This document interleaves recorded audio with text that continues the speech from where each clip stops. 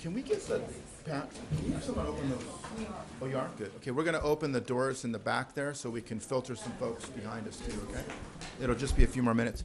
Can you guys hear me in the back when I talk? Something's really wrong with these mics. All right, we're all going to have to talk closer to the mic than we're used to. So if we're really close, I'm not yelling, okay? All right. So it's really important tonight. We have a long-standing request and regulation, which is those wishing to address the city council on any item on the agenda or under public appearances to please complete a speaker card. They look like this, and they're available at the entrance of the city council chambers. Submit it to the staff member as early as you can in the meeting as possible. The other process we have is everybody gets to speak for 2 minutes. Our city clerk, Annette Hapona, keeps time here. When you're at the podium there's a little timer, so you'll know how much time you have. When you reach the end of your time, it'll ring a buzzer. We ask you then to conclude your remarks and cease addressing the council. And given the number of items we have tonight, we do have to ask your indulgence, please, to cooperate and get those 2 minutes in for us, okay? Thank you. I'll just give it a minute for that to happen so nobody loses what we're doing here.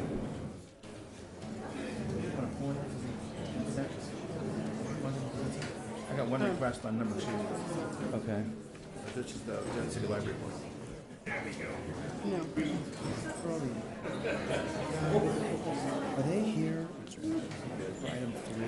I'm assuming they're here for number 3, probably right? pull It's it. the only thing here that's... Yeah, we should probably pull it. So we should probably pull it just Yeah. so they can... Wasn't the Yeah, you might want to pull 3.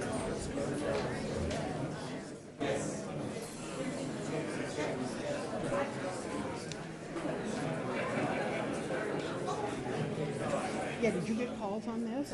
Yeah. Number 3. I actually got calls on this. That's going to be a long meeting, okay. Number 11.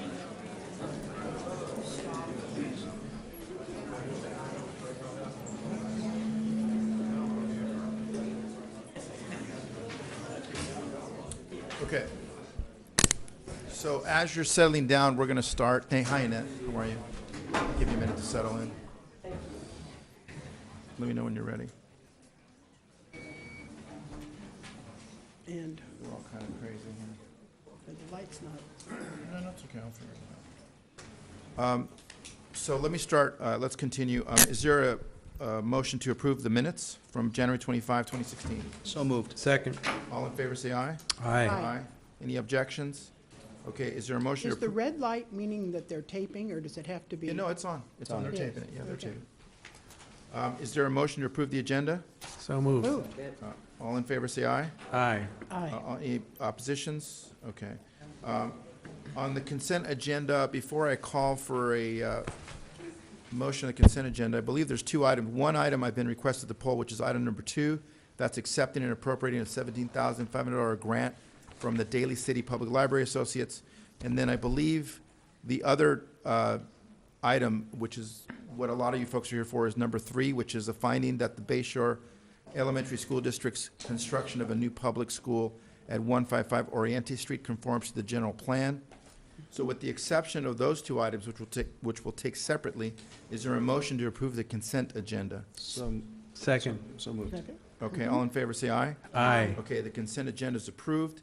Let's start with number 2. At this time, I'd like to call one of our trustees, Tom Norris, from the Daly City Library Partnership. Associates. Hi, Tom. Mr. Mayor, members of the City Council, it's a pleasure to be before you today to present the check for $17,500, which I gave to our library director, Joseph Curran. The library associates have previously given a check for $15,000 this year that funded one of our other needs. This $17,500 check is made possible by a $5,000 from Woodlawn Foundation, $2,500 from the Carl Geller and Cecilia Better Foundation, the Danford Foundation for $2,500, the Town of Colma for $1,000, Kaiser Permanente for $1,000, and the balance came from the membership of the association. Since 2012, when this public nonprofit company, corporation, which is made up of citizens of Daly City and the area, was formed. We've been able to give to the city of Daly City approximately $97,000 to be used with our libraries. I hope the next time I come before you, which will be probably by summertime, we will have at least another $3,000 to get it up to $100,000. That is our goal for at least this year.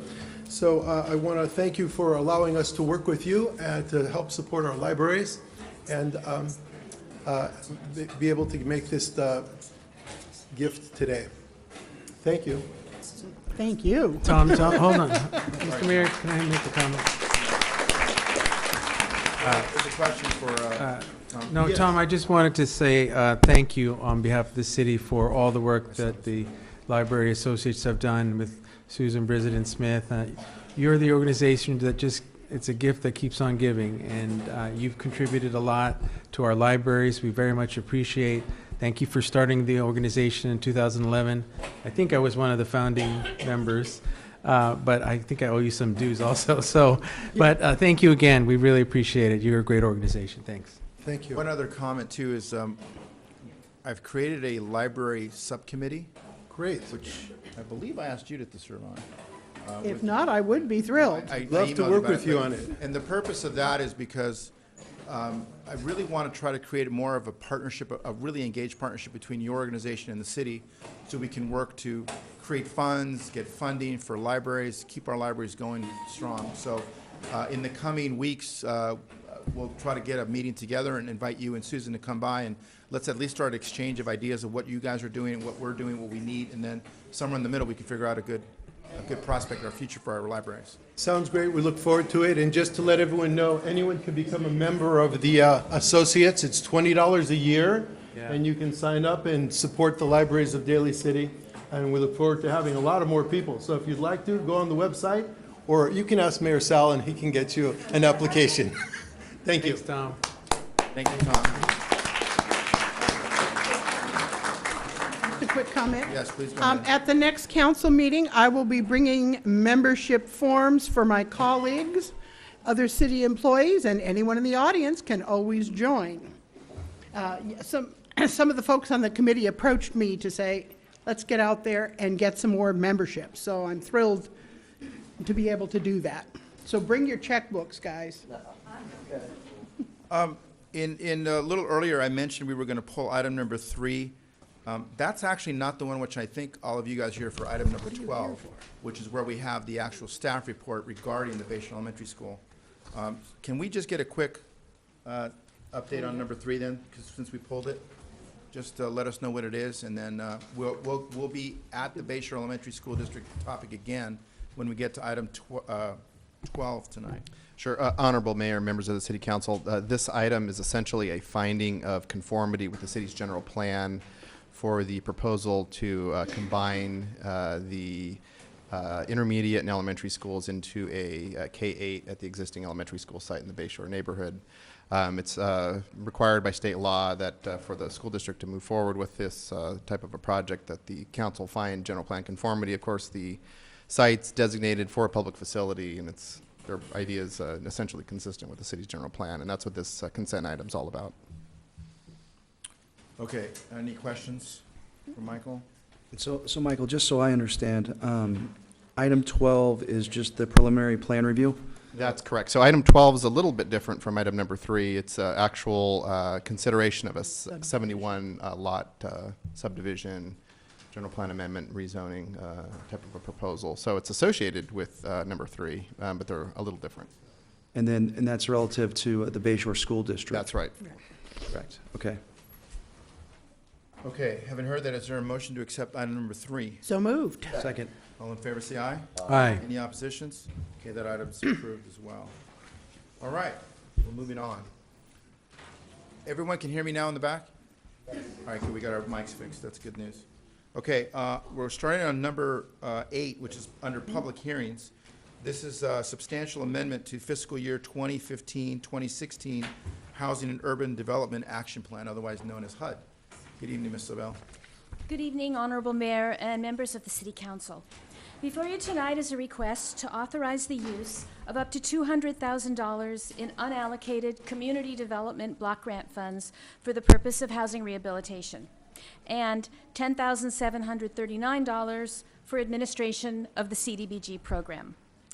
Based on some unanticipated program revenue in the Community Development Block Grant Program, we find that we have unallocated funds of about $230,000. At the same time, demand for our housing rehab program is very, very high, and our existing budgeted funds will enable us to complete only 2 of the 6 loans we currently have in the pipeline, and it's only February. Therefore, we are requesting the additional $200,000 for the housing rehab program, enabling us to carry out at least 3 of the requested loans that are in our pipeline.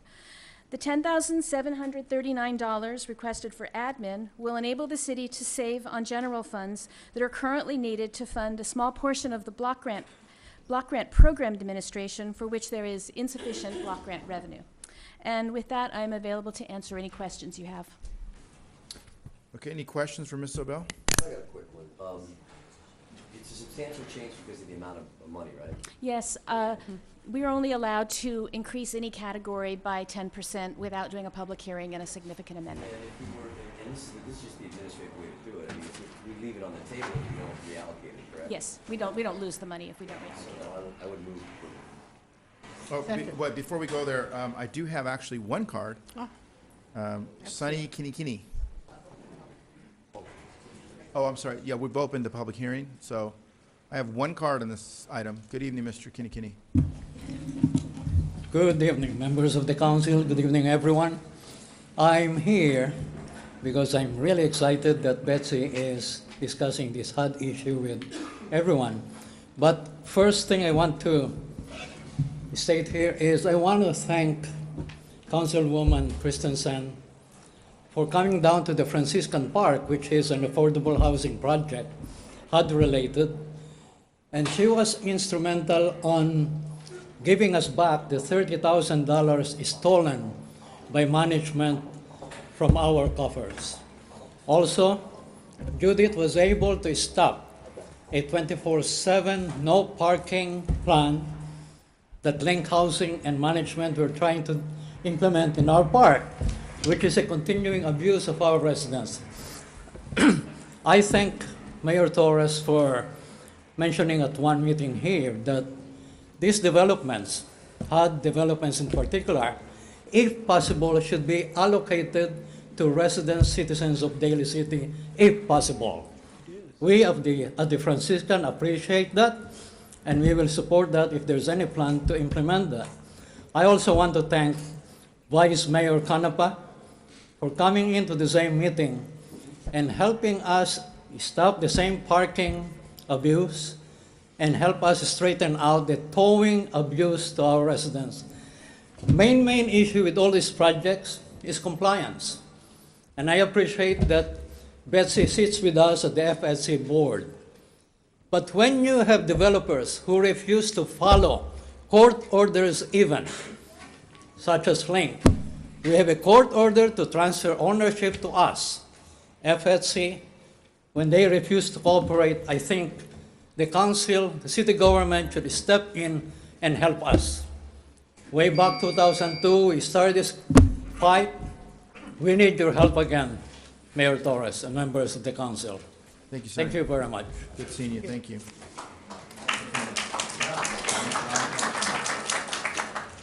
Okay, I had a motion, is there a motion to close the public hearing? So moved. All in favor, say aye. Aye. Aye, the public hearing's closed. Is there a motion to adopt the resolution? Second? Let's have a roll call, please. Ms. Christensen? Yes. Mr. Canepa? Aye. Mr. Gingona? yes. Mr. Buenaventura? Aye. Mr. Torres? Aye. Thank you, Ms. Sobel. All right, we're on to item number 9. Item number 9, this is a review and consideration of a proposal from the County of San Mateo to assume responsibility for providing police 911 dispatch services to the city of Daly City through a 5-year contract. We'll have a presentation from Ms. Martell. I do have a number of cards. If you do want to speak on this item, again, remind you, fill out one of these cards It's at the entrance, and you will have 2 minutes to address the council tonight, and I do appreciate your willingness to cooperate with that. Okay, let's get started. Ms. Martell, go ahead.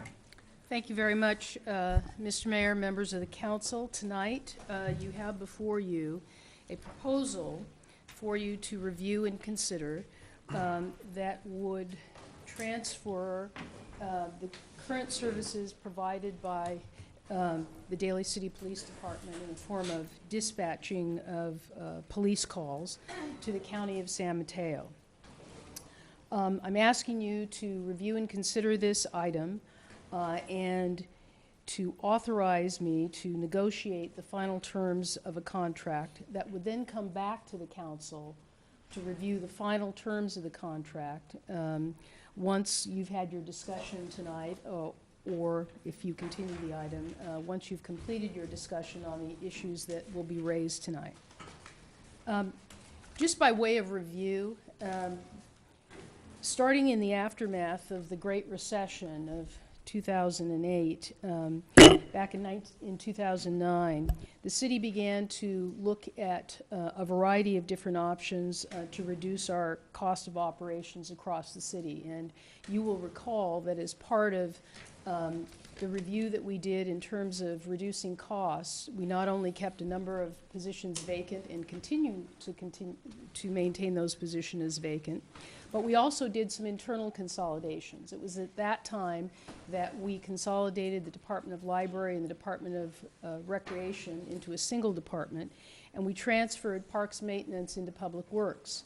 The sole purpose for doing that was to achieve cost savings and to become more efficient and to be able to maintain services to the public. At the same time, there have been a number of different opportunities that we have had to examine the potential for consolidating police dispatch services with other public agencies that provide similar services. And the reason for that is to achieve a greater economy of scale that would produce enhanced efficiency, reduce our costs, and forego the need to invest significant resources in future technology upgrades that are required to maintain state-of-the-art police dispatch services. And I really want to emphasize the latter of all of those objectives in looking at alternative models for police dispatch, because the investments in technology that we face to upgrade our communications center are significant. The known costs for short-term upgrades are several $100,000. The longer-term investment that we would have to make to move to a digital system is somewhere in the area of about $500,000 to over $1 million. And we can't really quantify those costs, but we know that it's substantially more than anything that we could afford to provide at the present time. So we looked at police dispatch as a potential consolidated service because it really has become, across the country, a best practice to consolidate in jurisdictions like San Mateo County that have multiple smaller cities at the county level to achieve an economy of scale. As the council knows, I've had an opportunity over the last 18 months to travel extensively across the country as the president of the International City-County Management Association. And I have visited communities where they have consolidated police dispatch services and fire emergency medical services, which we already have consolidated with the county, and all of which has been done with great success. So it is considered a best practice in the local government management field. Right now in San Mateo County, the county is delivering police dispatch services for the cities of East Palo Alto, Half Moon Bay, Woodside, Portola Valley, San Carlos, Millbrae, and in the unincorporated area of Daly City known as Broadmoor Village, as well as providing dispatch services for the Sheriff's Department of San Mateo County. The public safety communication services that are offered by San Mateo County have a proven track record of success throughout the peninsula. And as I mentioned, that holds true for the city of Daly City. because for over 20 years, the county has been providing fire and emergency medical services dispatch. So when people call 911 here in Daly City and they need a fire engine because they have a fire or they have a medical emergency, that call is then routed to San Mateo County. And it is the San Mateo County Dispatch Center, or their communications center, that dispatches the fire equipment necessary to address that call. That has been successfully implemented since the time we introduced the paramedic program in San Mateo County. I was here at that time when we introduced paramedics, and I know that fire and emergency medical services have been implemented in a seamless way in this county and have been successful for many, many years for every single city in the county, not just Daly City. With respect to the consolidated police dispatch studies that we have conducted in the past, we looked at several different models working with the County of San Mateo. We looked at a regional dispatch center model, which would have consolidated North County cities into a regional communications center that would have been operated by the County of San Mateo. We started looking at that back in 2010, and in May of 2011, we got the final report. Unfortunately, at that time, it was determined that a potential move to a consolidated regional dispatch model, as was proposed by the County of San Mateo at that time, did not produce significant cost savings. And so it was determined by the group of city managers that was looking at that regional communications center that that would not be something that we would be advocating for and that we would move forward with. Subsequent to that, we also looked at the potential for consolidating with one of our neighboring cities, the city of South San Francisco, which indicated to us that they had capacity to take on dispatch services for Daly City as well as for the city of Pacifica. We did the requisite study, and it was determined at that time that dispatch services provided by South San Francisco would not be a cost-effective model for Daly City, but ultimately the city of Pacifica, which had a much smaller operation, did go to South San Francisco, and in fact they are providing dispatch services for them. Historically, the studies that we've done did not provide the potential that the current proposal we have from San Mateo County provides for a number of reasons, but primarily because of the lack of significant cost savings. And that stemmed from the fact that our law enforcement dispatchers' compensation packages have been historically markedly different than other agencies. So in order to assume responsibility for Daly City's dispatch services, it would have incurred an increased cost for personnel. And that's why the various studies that we have undertaken, while they have indicated that from a feasibility of actually delivering the services, that could be done, the cost effectiveness was not what we were looking for until now.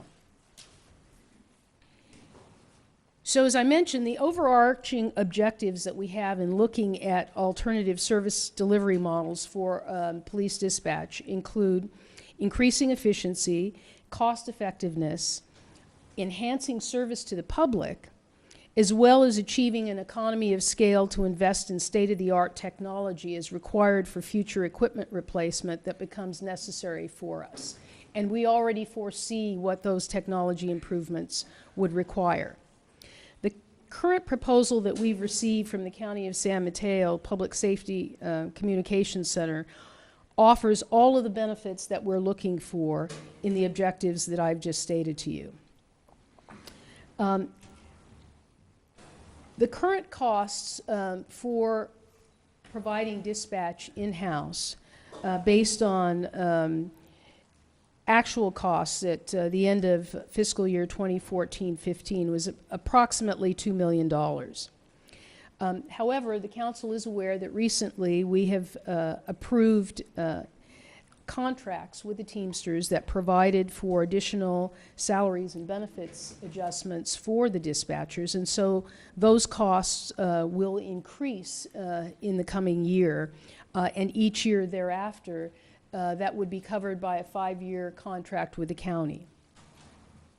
The costs for providing dispatch services in-house are among the most expensive in the city. It is one of our greatest cost centers. The police department budget is the largest budget in the city, and police dispatch is one of the largest cost centers in that department, aside from sworn police personnel. In addition, as I mentioned, the real concern for us is in the area of investing in technology. And we know that our short-term costs for technology improvements in police dispatch are estimated at about $325,000. And those are just very minor upgrades that we need just in the physical configuration of the communications center and some technology improvements. The longer term and more costly technology improvements, as I mentioned earlier, that range in the area of about $500,000 to in excess of $1 million, is something that will affect the ability of our department to provide for emergency, next generation emergency 911 services, which is technology enhancement for the public that we absolutely will need to have. And so it is those additional costs of investing in future technology, and then once we do make the investments, of maintaining them on an ongoing basis, and then incurring future costs, that number just increases and increases over time. And that's the dilemma that we face in terms of our ability to be able to deal with those changes. All of this is of the utmost importance right now, particularly because, as the council knows, we have studied over the last several months the issues regarding the city's budget. The fiscal resource challenge that we continue to face that results in a structural budget deficit of about $3 million annually and grows over time once we begin to pay the increased CalPERS rates effective July 1, really is driving not just our examination of an alternative service model for police dispatch, but it's also driving us to look in every single department to areas that we will be forced to cut in order to provide a balanced budget to the council by June 30th of this year. So this particular proposal that you have before you is a very important piece of the puzzle that will be necessary to balance the budget. And in addition to that, unlike other areas of the city's budget where we will actually have to reduce services to the public in order to make cuts, this allows us to enhance services to the public and at the same time achieve cost savings that will be beneficial to the city's budget overall, but also over time would allow us to allocate resources to more critical police functions like police services on the street. The county's proposal offers an enhanced service delivery model at less cost to the city. The proposal that you have attached with your staff report provides a summary in which the county has indicated that they could provide upwards of $3 million in savings over the 5-year term of the contract. That's based on the $2 million, approximate $2 million a year that we spend on police dispatch.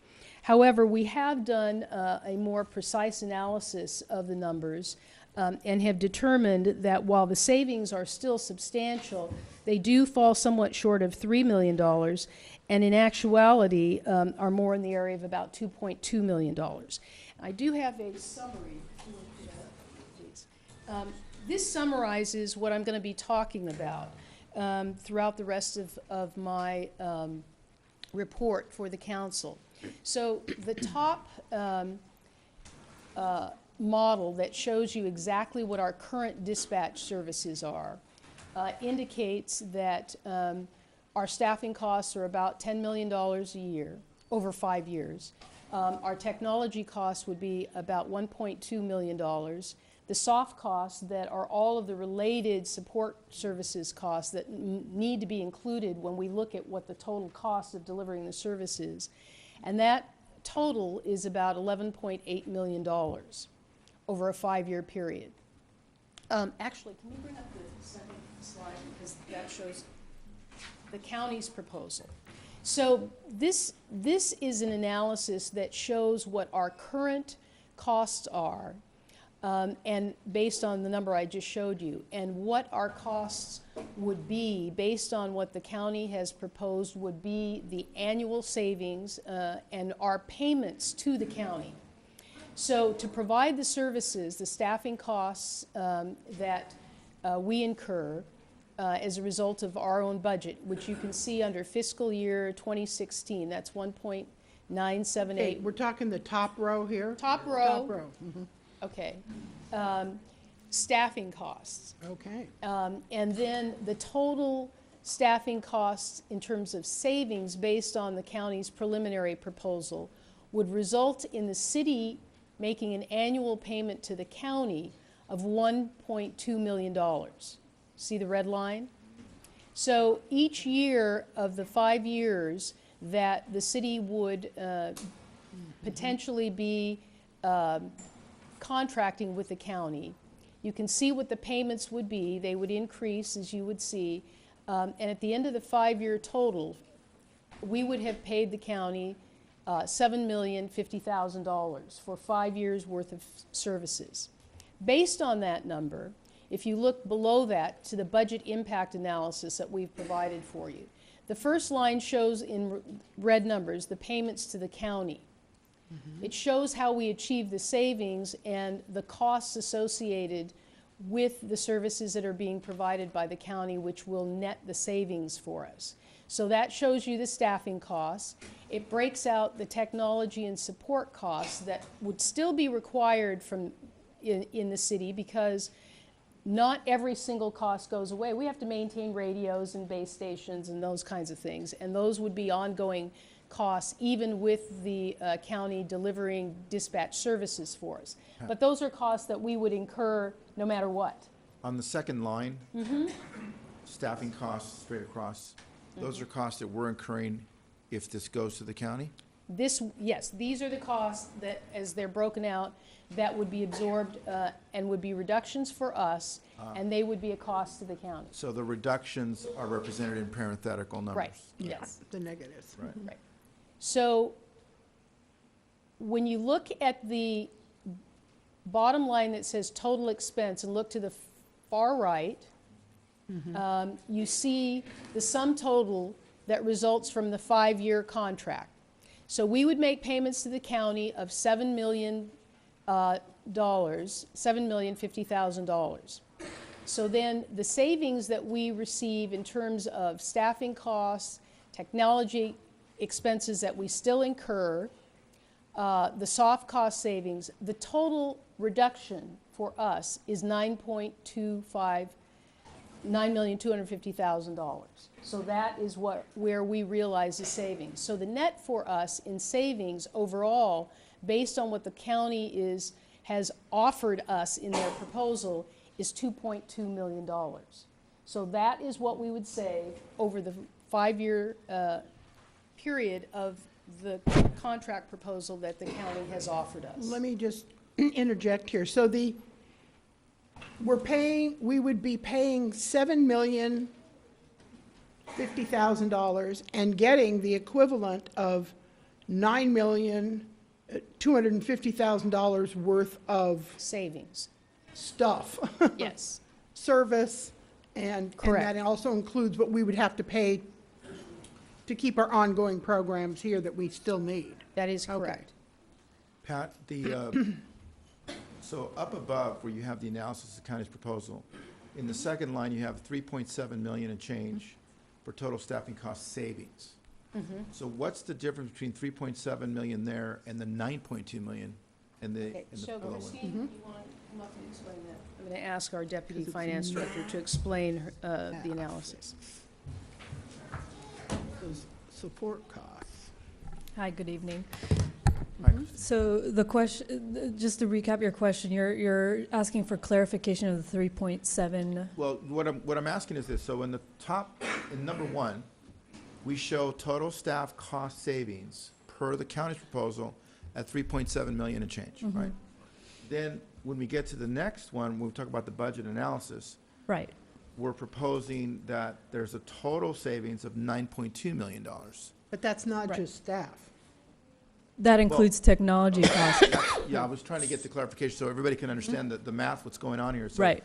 If I'm correct, the top part shows a savings of 3.7 on staff costs alone. Staff costs alone. Add the ancillary things that go with running it. That's where you get to the 9. We're adding the additional savings, so we actually have a realized, complete, comprehensive, all-in savings of $9.2 million over 5 years. That's correct. That includes a $1.3 million technology investment and also eliminating additional non-salary costs, fixed charges of $429,000. Okay. Okay. Thank you.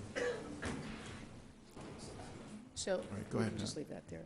So, in addition to the potential overall savings that would stem from this proposal from the county, if the city of Daly City were to enter into a contract with them, there are also a variety of other benefits that we receive. Excuse me. We would have the potential for moving staff out of Daly City's public dispatch, police dispatch center to a state-of-the-art facility that the county is about to begin construction on, that will provide a greatly enhanced and state-of-the-art, thank you very much, facility. It is proposed that the county is going to start construction on that new facility sometime in May of this year. That $46 million facility is going to be funded by county Measure A sales tax funds. So Daly City receives the benefit of this dedicated project funding. In the past, this was an area that really had an impact on our ability to contract with the county, because in the midst of the recession, when the county was looking at constructing a new communication center, the cost would have been allocated among all of the various partners that were going to enter into a potential regional center. At this point in time, the county's proposal covers those costs, because that is dedicated funding that has come out of Measure A, and so there would not be a cost that we would be paying into in order to join the communication center and to build that facility. Obviously, beyond 5 years, there would be certain costs to maintain the facility that would be a part of any future contract, but the actual construction cost itself would not be part of it. The technology upgrades in the facility that is being proposed also are, again, outside of the realm of anything that we could provide in-house in Daly City. And we would get the benefit at some point in time if we were to migrate our current analog system to the county's digital system. We would have the potential, as noted by county representatives in our discussions with them, to gain the benefit of already being in the county's system. And migration costs at that point, while they would be substantial to go to a digital system, we talked about the possibilities related to the county helping to finance those over time, which would be a huge benefit to Daly City, as opposed to us having to absorb the full cost right up front to migrate from an analog system to a digital system. So that provides another long-term benefit for us in terms of potential upgrades to our system, benefits in service to our residents, and, as I mentioned, with the new communications center, providing a much better work environment for the dispatchers if they were to move over to San Mateo County.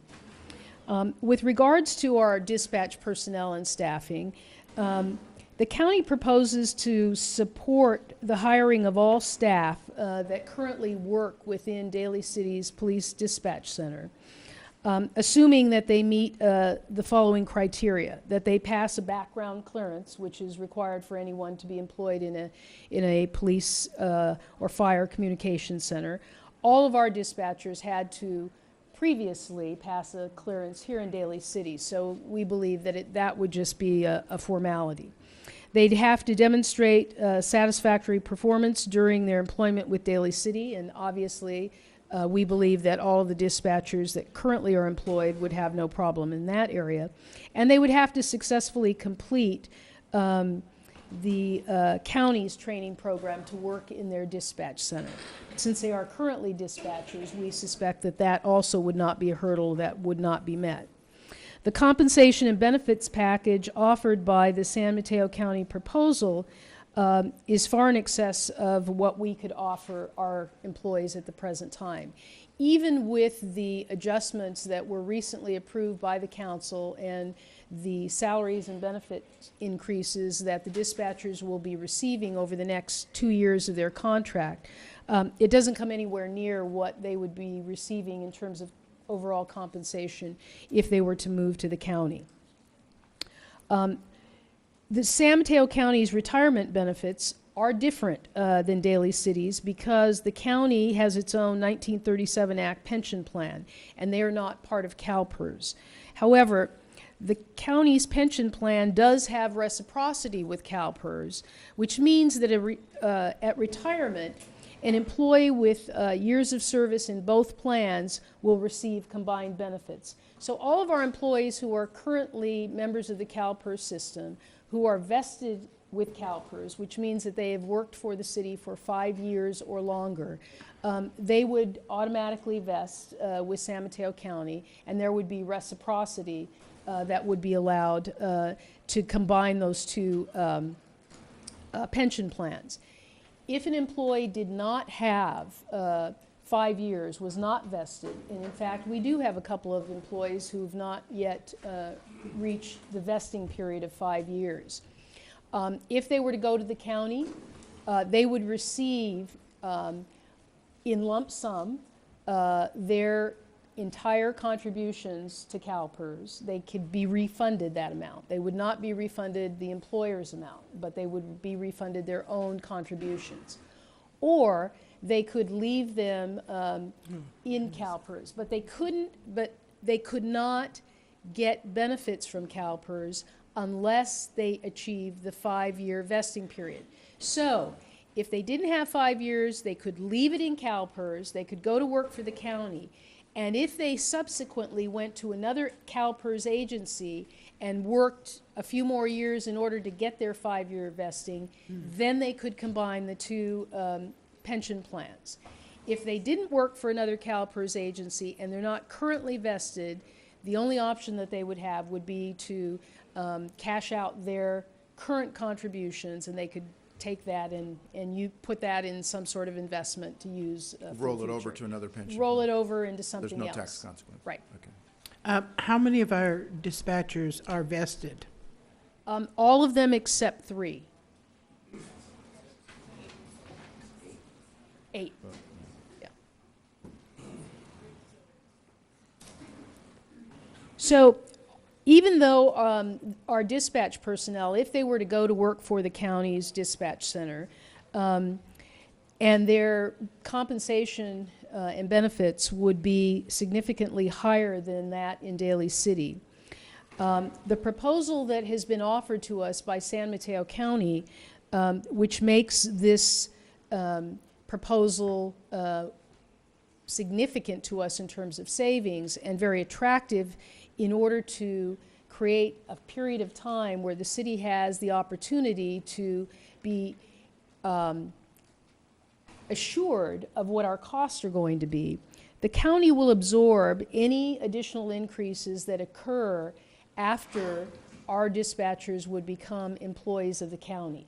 So for a 5-year period of time, we would be assured about what our costs are, and there would not be any additional increases in personnel costs, even if those were negotiated with members of the bargaining unit that represents the dispatchers in San Mateo County. That is a significant benefit for us in terms of helping to maintain our costs over that 5-year period of time. The San Mateo County proposal also offers Daly City much greater capacity in the delivery of law enforcement dispatch services. Currently, our communications center is understaffed because of budgetary constraints. So we have not filled 2 vacant positions. The result of that has been a great deal of overtime. So we have had a very high rate of overtime in order to cover the staffing requirements when people are out sick, when they're on vacation, and that kind of thing. So the operational requirements that we would have in order to maintain the kind of capacity would substantially increase our costs. If we go to the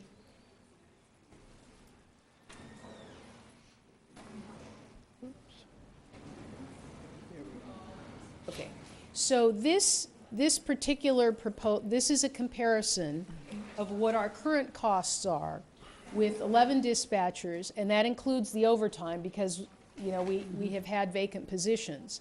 So this shows you what our total cost is. It compares the proposal that you have received from the dispatchers themselves. They provided the city with a proposed modified staffing model that would allow for the city to achieve savings and maintain dispatch in-house. There were a few problems with the proposal that you received. The initial proposal that you received indicated that the cost for their modified staffing to allow for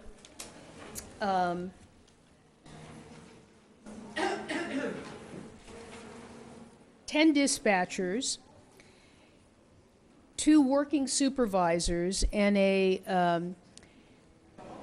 part-time civilian manager totaled $1.5 million in proposed costs.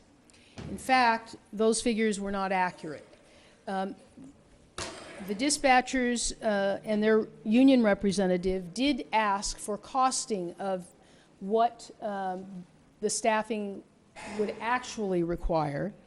And based on our costing of staffing for the number of dispatchers, supervisors, and a civilian manager, the cost of the proposal that they originally presented to you of $1.5 million has increased substantially from that. In addition, as of today, I believe, or maybe yesterday, they provided you with a revised proposal that indicated that there were additional costs based on their staffing that they had not provided for you. They had not included the actual cost of staffing. They had not included other associated costs with keeping dispatch in place. And in fact, those numbers have proven not to be accurate as well, because in their calculations, they left out a significant portion of the cost of delivery of this particular service by not including the 5-year total of training and support costs, which are an ongoing cost, which you see in the top number that the city has provided as the actual cost of delivering the service. So, Second, Peter, hold on. So you're talking about the 429,000. this 429,000 are soft part of that. costs, which were not included in their proposal. And the 1.2 million in tech costs were also not included in their proposal. So we've added those in to their staffing costs. And so the new total for, on a 5-year basis, which they indicated in the proposal they provided you, was $9,176,272, in fact, is $10,469,373. Now, it does indicate, as you can see in this proposal, that what they are offering in terms of the staffing model of adding 2 working supervisors to the staffing model, it does still achieve savings for us. So the difference between what we're currently providing in our current model, using overtime to fill the staffing gap. Hold on a second, Pat. Folks in the back who are conducting conversations, it's getting harder and harder to listen, even for me. So if you have, can you please just keep it to a whisper? I appreciate it. Thank you. Go ahead, Pat. So the difference between the two is actually a cost savings of $1.3 million. So if you compare what the union has proposed with the true costs included versus the model that we are currently using, which relies on a substantial amount of overtime, there is still savings that could be achieved. Now, the problem with this is that You can't do that. Peter, can you please, Peter, 2 minutes. I'm going to start taking your time off if you want, okay? Please wait your turn, okay? Please wait your turn, Peter, all right? Thank you. Let's go. okay, so there is a savings. The problem is that it's not equivalent to the kind of savings that we could get by going to the county. And one of the things that it also doesn't recognize is what I talked about earlier. The county proposal offers us capacity because at any given time there are 14 dispatchers in the county's communications center and 1 full-time supervisor. So at any given time, if there was an emergency, if there was a critical incident, there's the capacity there to provide support to the dedicated dispatch station that would be a part of the county's proposal. In the union's proposal to you, that capacity doesn't exist. There is no contingency plan for any of those dispatchers or the working supervisors being gone for any extended period of time due to illness, vacation, workers' comp, which has been one of the primary causes of extensive overtime for us in recent years is because we've had people out on workers' comp. So it doesn't take into consideration any of that and doesn't build in any capacity. So unless the staffing model works precisely with the staffing schedules that they have indicated in what they provided to you as a proposal, it would incur additional overtime. So that savings could actually be eaten away with additional overtime if anything changes in that staffing model. I have a question, because in the union proposal, does it include the inclusion of people that were supervisors now actually staffing the phones or staffing the calls, right? It does. So if that's the case, Then they're not who's doing the supervisor role? Well, that's one of the problems, and that's why I'm saying this is not the same Not apples and model apples, because yeah. you're not providing the full-time supervision. Right now, those supervising dispatchers provide supervision. In this model, it relies on those supervisors to also be plugged in and answering calls. So it then provides a reduced level of supervision. And the supervising dispatchers are also required to fulfill administrative responsibilities. So by including them as working dispatchers, it reduces the amount of time that they are actually supervising, and it reduces the amount of time that they have allocated for administrative responsibilities currently. Okay. Mr. Canup has So I have a question. Go ahead. So, give me a little background. I know you mentioned it. So right now, we're currently staffed at what level? And then give me the staffing, and then give me the. It says right there. Yep. Right there. It says 11 dispatchers, 2 supervisors. That's the current model. Okay, so you have it says 2 supervisors, 2 supervisors, 11 dispatchers. And then is there someone who manages those 2 supervisors? And who are they? We have a lieutenant that provides overall supervision for the communication center and property and records. So there is a portion of that lieutenant's time that is allocated to overseeing the supervisors. But the 2 supervisors are actually supervisors. They supervise what's going on. In addition, those supervisors are only available for 12 hours. They are not there on a 24-hour basis. So with the model that you're showing with the union's proposal, where they show 2 supervisors who are actually also being plugged in and answering the phone, that's only on a 12-hour shift. That's not 24 hours. So you're not providing exactly. Peter, They are. Peter, That's good. Peter, They plugged in? Peter, You can't. next time I'm gonna start cutting your time, okay? I'll just start cutting the time. Can't do it. Thank you for your She got a lot more cooperation. time than we do. Peter, we've got children in the audience, okay? Let's give a good example. Please, just wait, okay? Thank you. So I have a question for you. Is Mr. Jones here tonight? Because, I don't know. Darrell Jones? is Darrell Jones here? I don't So- think so. Okay, so Darrell Jones, who is Darrell Jones? Darrell Jones was the one, He's an analog guy. yeah. Darrell Jones is a contractor with the city. He provides contract maintenance of our radios and our communications equipment. That's who Darrell Jones is. He is the principal of a company, TEA. He provides analog systems with maintenance and support for a number of cities throughout the county. Do we contract with Darrell Jones on this proposal, and in what capacity? What was the work that he was instructed to do on this? Or- Darrell Jones reviewed for us in a report that they provided, and I have included it in your packet. He took a look at what the county was proposing at our request to see if there were any costs that he could identify in what we currently provide that were not going to be provided under the county proposal. And so he took a look at that. He analyzed what our current dispatch operation provides.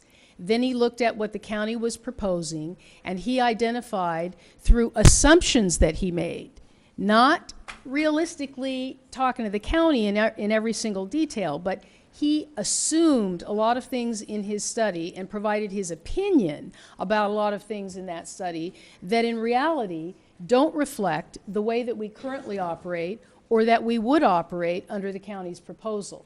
And so the city, you paid him, right? The city paid, We did pay him to provide some analysis for us, yes, we and so did. I'm just trying to get into the weeds here. And so the analysis that he provided you didn't think that was the best analysis? Well, it was not the most accurate analysis, I can tell you that, because he didn't include accurate staffing costs. He didn't provide accurate technical costs that would be recurring. So, yes, there were things that resulted from that study that we identified when we went back and looked at them and compared that against the current model and what we expend and what he said we expended and what the county was proposing to do. There were a number of discrepancies in the report that Mr. Jones provided for us. How much did we pay Mr. Jones? Just curious.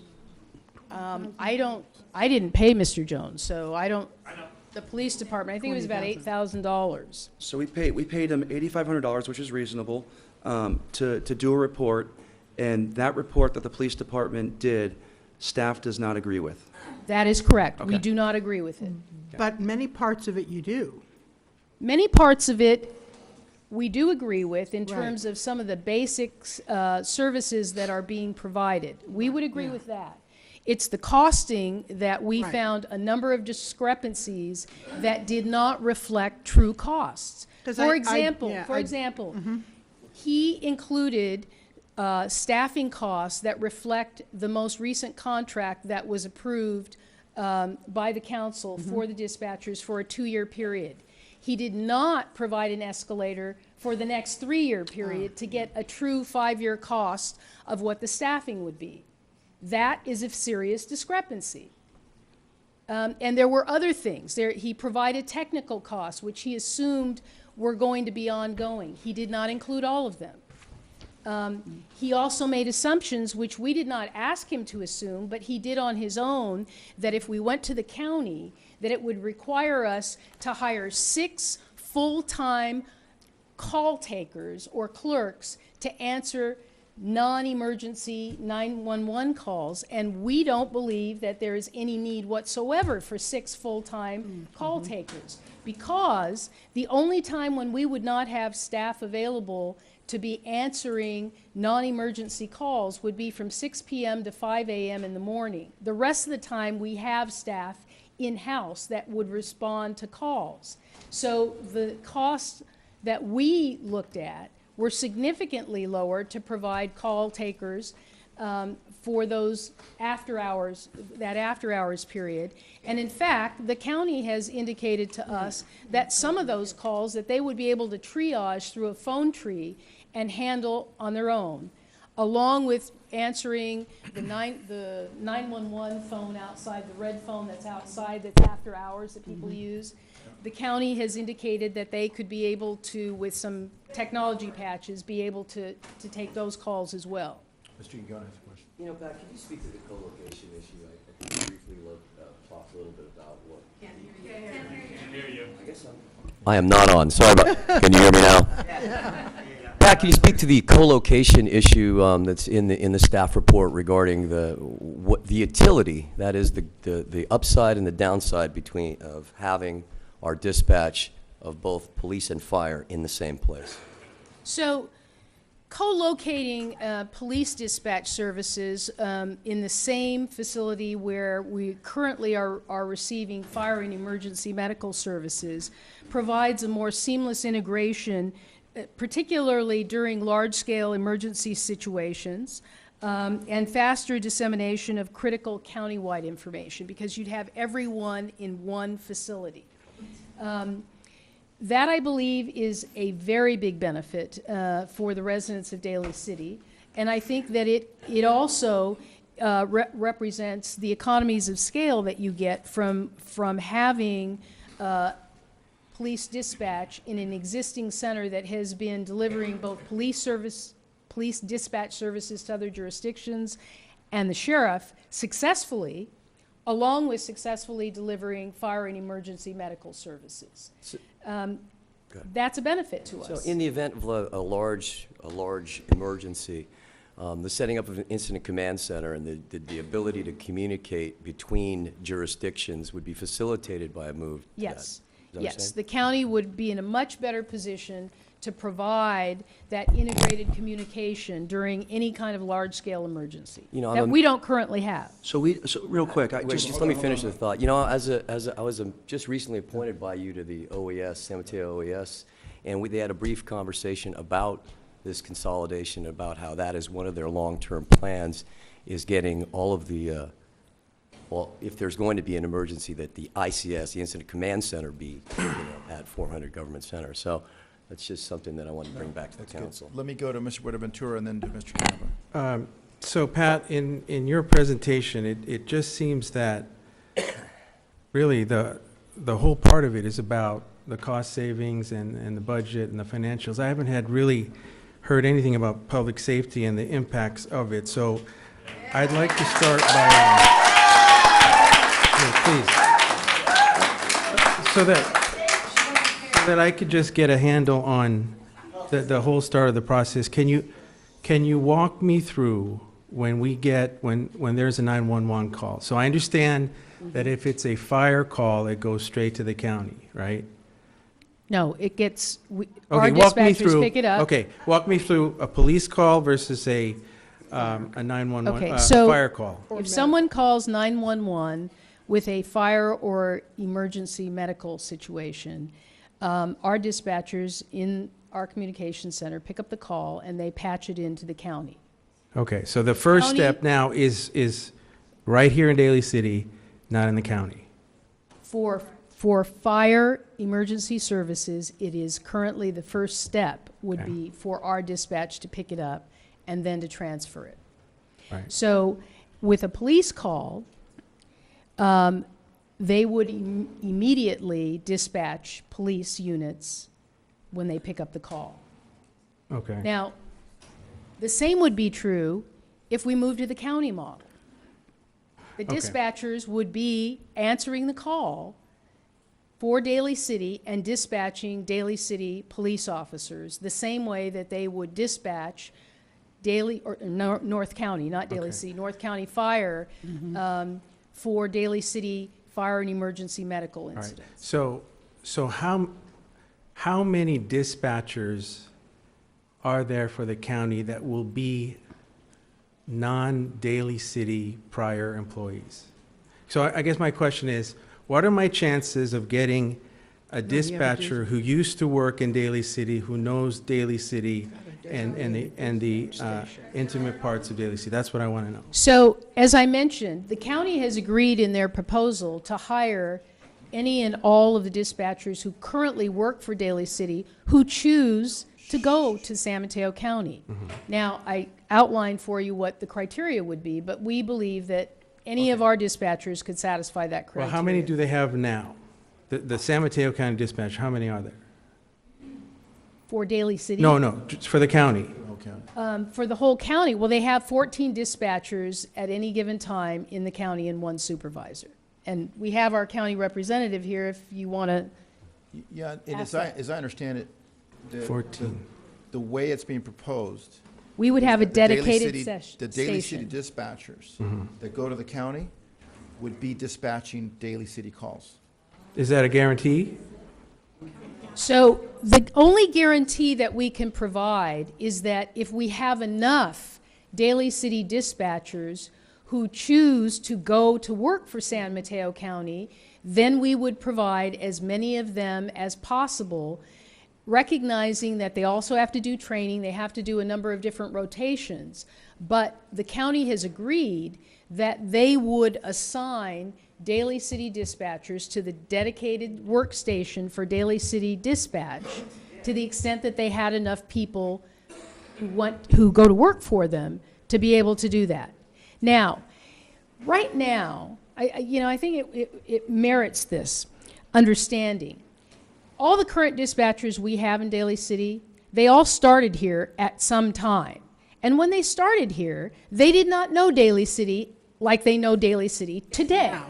They did not know Daly City the way that they do today. Yeah, they learned it on the job. They learned everything that they needed to know about dispatching for Daly City on the job. And the same would be true for people, for people, for people who would go to work for San Mateo County. They would be working side by side with other people, and that knowledge transfer, that 121 years, whatever it was just stated, that knowledge transfer would occur in the same way that it occurs when we hire a new dispatcher in our department and they learn from the people that they're working with. It's the same principle. Everyone has to be trained when they come to work in a new place. And those people who are already familiar with it help to train people so that they gain the knowledge in order to be able to do their job effectively.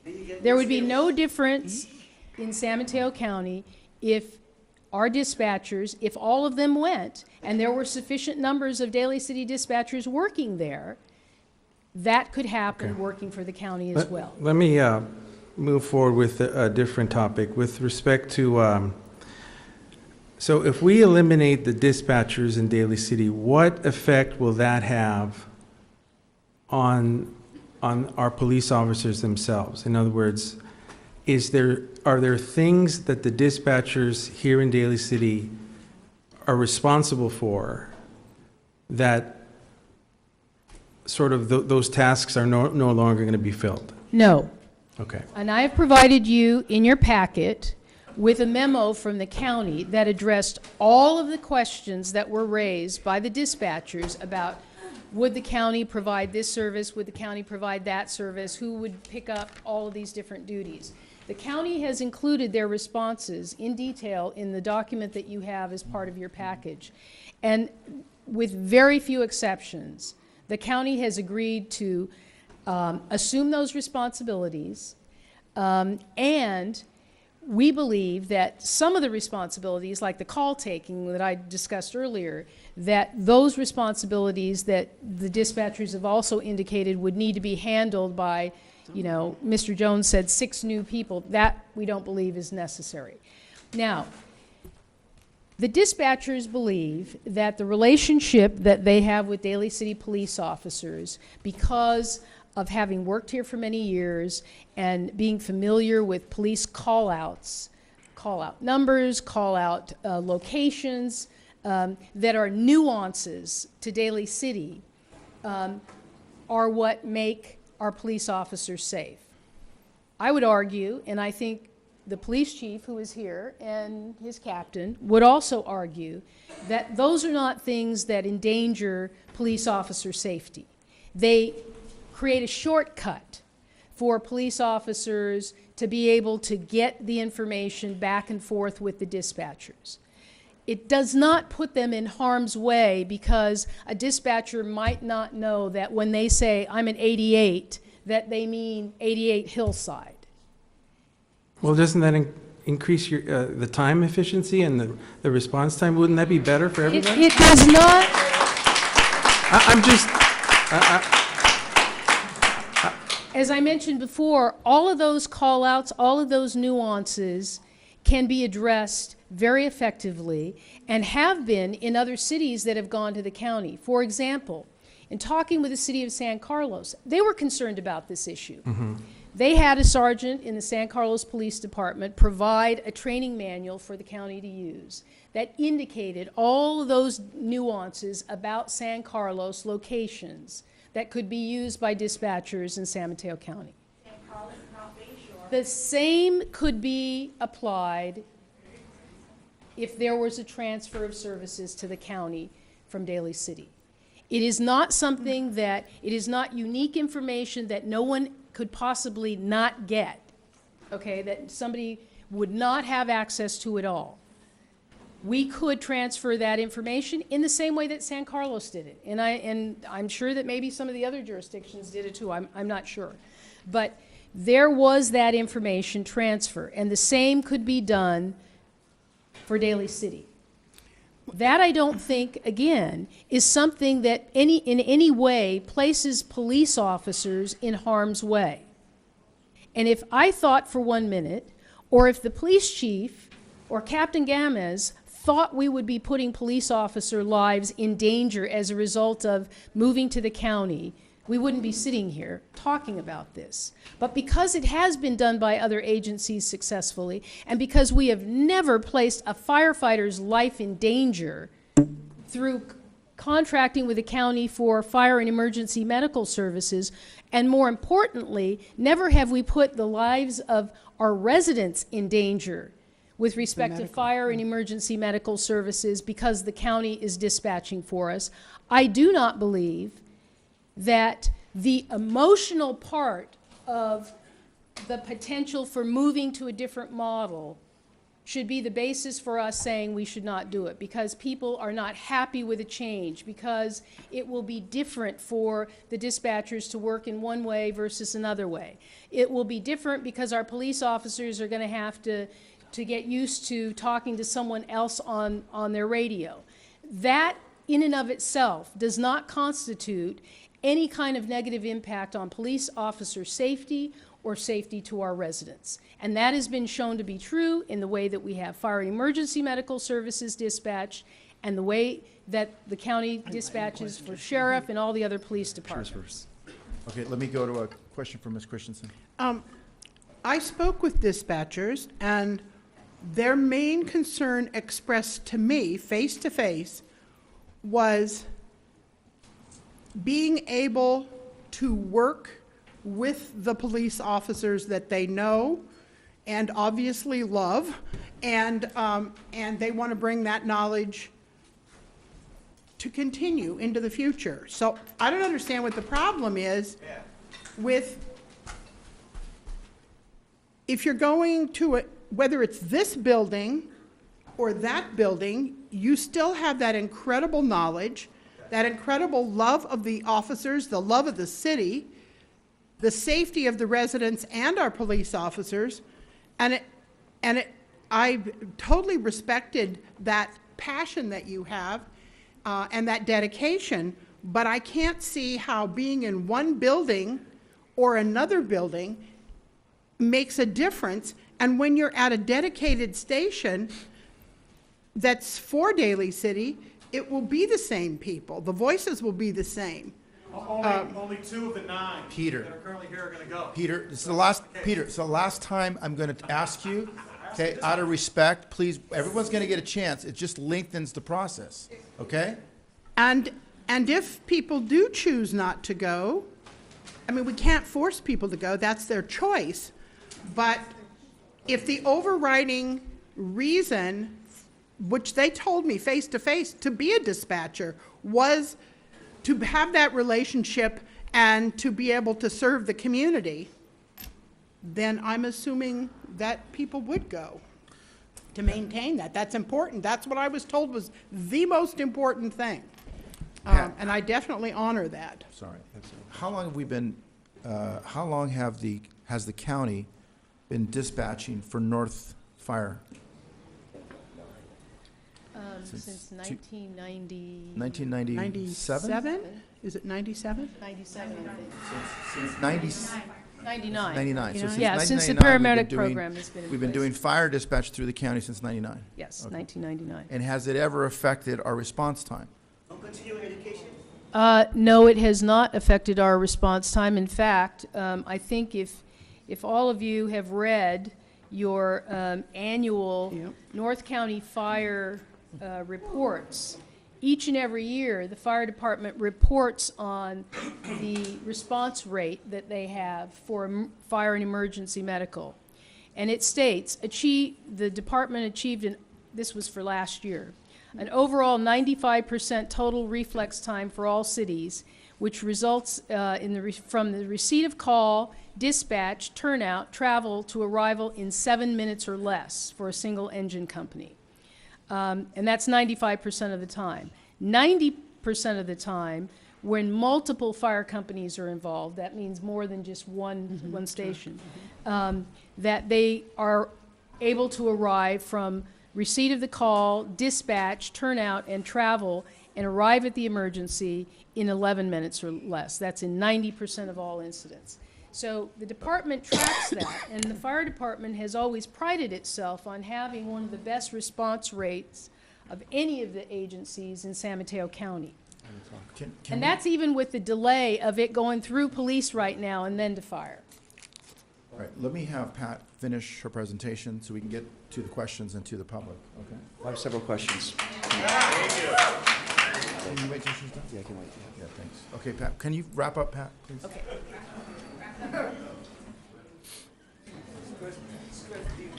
Okay, so the last thing I want to point out, because I know that that's going to be the subject of a number of comments, and it already has been by Councilmember Canepa. This particular slide shows a comparison between the existing model and what would be transferred to San Mateo County through the proposal that we have received to them. So the top one is the current model. All of that, the expenses related to the current model would be transferred to San Mateo County. The net expense reduction, as I mentioned earlier on the previous screen, is $9.2 million. And it results, after our payment to the county, of a savings over that 5-year period of $2.2 million. Now, beneath that, you see the TEA analysis of the county proposal. Now, the reason why there's a difference in what Mr. Jones outlined was because of the staffing costs. That was a significant difference because he did not build in the escalators necessary to show the true costs for staffing over a 5-year period. He only accounted for increases in the first 2 years. In addition, he included costs for 6 new positions, which is the 6 call takers, and that, along with the half-time lieutenant, resulted in substantially higher staffing costs than was reflected in his proposal. So the net expense reduction under his proposal, once it was recalculated and shown the true cost, if you add those 6 positions, it's only $5.3 million, which then increases our cost after that to $1.7 million. So it's those additional positions that he referred to and the fact that his staffing costs were off. and his technical costs were off, and the soft costs were not included. I guess the hard thing for me to sort of wrap my head around is that we've paid someone to move forward with a proposal for us. And I don't know if I did not pay him for a proposal. This is not a proposal. This is an analysis Well, that excuse he me. conducted independently. Excuse me. So, real quick. So, it's an analysis. You said it was an analysis. That's It's not a fine. proposal, though. You said it was. Well, let me clarify. It's an analysis. So you asked someone for an analysis, correct? That is correct. Were you communicating with them through this analysis, or did you just take? I was not communicating with them. The police department engaged Mr. Jones to conduct this analysis. And it was after we received the analysis and we looked at the numbers, and I challenged the numbers on this, that I then had the finance department recalculate all of this, and we found out that there were errors in Mr. Jones' analysis. But I was not overseeing Mr. Jones in the preparation of his analysis. Police department. Okay? All right. So there were errors in the analysis. There were errors, and we have accounted for those errors here. Now, with respect to what we may have already paid Mr. Jones or not, if we haven't paid him, I would argue that he's going to give us a discount because we had to redo his work. All right. Pat, can I have you, at this point, that's pretty much it for you, right? Can I start with the, thanks. All right. Peter, can you give, out of, hold on a second. Out of deference, as you being the head of the union representative, I'm going to give you 5 minutes, okay? I appreciate that, Sal. Please keep your, Peter, please keep your address to us, to the council, please. Absolutely. So I'm going to give, again, for those of you who didn't hear, because Peter represents the union, I'm going to give him 5 minutes. Everyone else will get 2 minutes. So I want to. Okay? Go ahead, Peter. We're happy, Sal, appreciate the 5 minutes, obviously. The advantage of having 45 minutes to do a presentation. Let me just, I want to, hour and 20 minutes. Okay, the longer we have interruptions, the longer you're taking away So from his time. I want to talk about a couple things. One is, with all due respect to the city manager, the numbers that she has on the board right there are not correct. We received numbers from finance, updated numbers just today. This $1.286 million, that is the first time that we've ever seen that number, and there's zero details behind that there are zero details. Can we turn this up? How do we? Just lean him towards you. I'm happy to talk loud. I'm known for that a little bit. The 1.286 million, that's the first time we've seen that number. We got numbers from finance just So today. you're talking the and, tech costs? yeah, we haven't seen what those tech costs are. And I'm going to let others that are here tonight talk about public safety. We're going to talk about the experience, 120 years of experience as dispatchers, how important it is to the police officers. All the police officers signed a petition saying they want to keep local 911 dispatch here in Daly City. But let me focus on the numbers because I know some of you are concerned about the fiscal crisis that sometimes we hear about. There's some irony in that you just gave 10 to 12% raises to the entire city, including the police department. And when recently announced you were going to cut the police department budget by $3 million, we think in retribution for the police officers and the dispatchers sharing their views on this issue. There were 5 officers slated to be hired in that moment, Pat, when that came down. Up here. So let's get to the numbers. I passed out this document earlier, and this is a report from Daryl Jones. And we passed it out throughout the building tonight.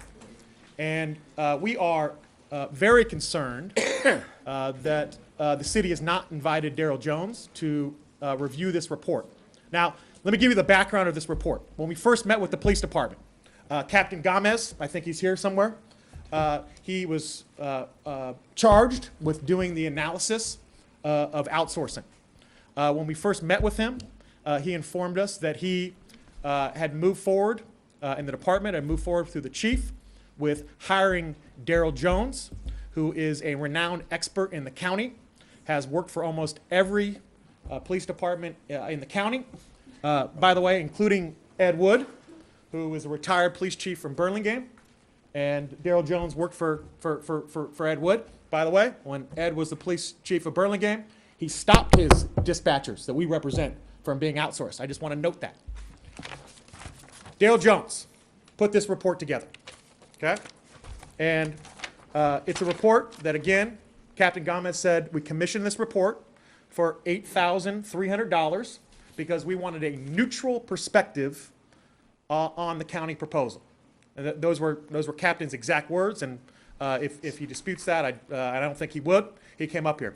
In a February 1st meeting with the dispatchers, with Captain Gomez, with the police chief, with Shauna Maltby, the HR director, the police chief, I quote, said, "I am a big fan of Daryl Jones." This report, and I know this from an email string that I received only via a Public Records Act request, and your city attorney knows this, Rose. The report was completed on February 9th. The dispatchers and myself, we met with Captain Gomez and Shauna Maltby on February 10th. At that meeting, Captain Gomez said, we'll get you the report. I just got to get it cleared with the police chief and the city manager. Next thing you know, it was reported back that he's not allowed us to give us the report. And we only got the report that I passed out today at 5 o'clock last Thursday at the exact same time it was included in the staff report. What are you guys hiding? In Daryl Jones's report. You can answer that, Pat. In Daryl Jones' report, let me note this here. There's numbers up here that are saying the current staffing numbers are $11 million. Page 1 of the report. Does anyone have the report? And if you need the report, can I refer you to it? Go ahead. Keep going. Go. Page 1? Talk, or All you're right. losing your time. 5-year total.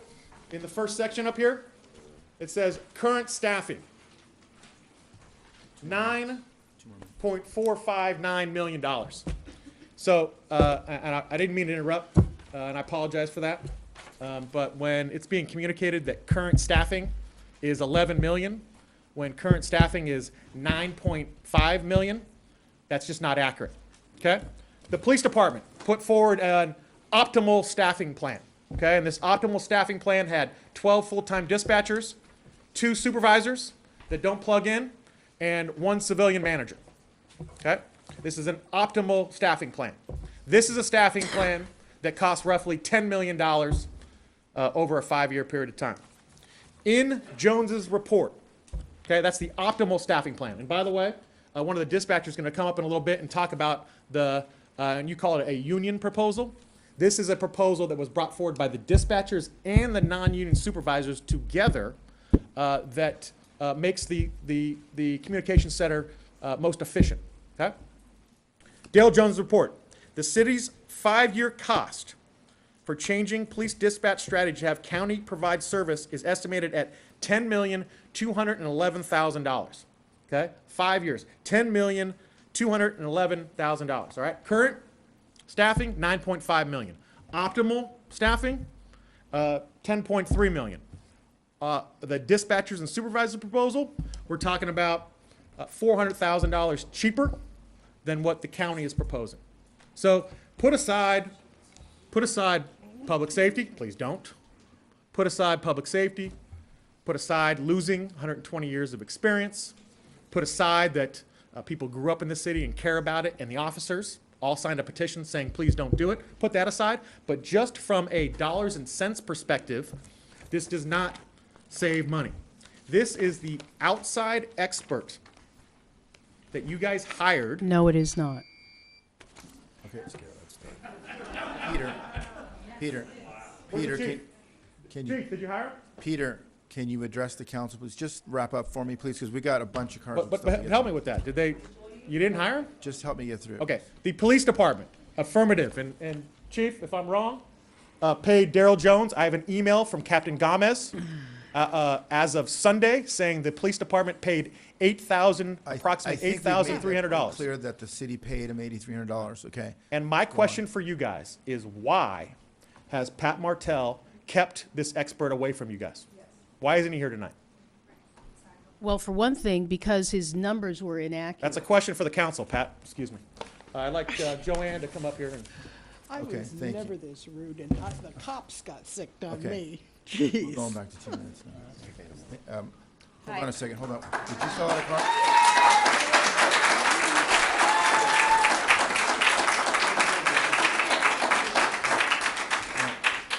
Hi, go ahead.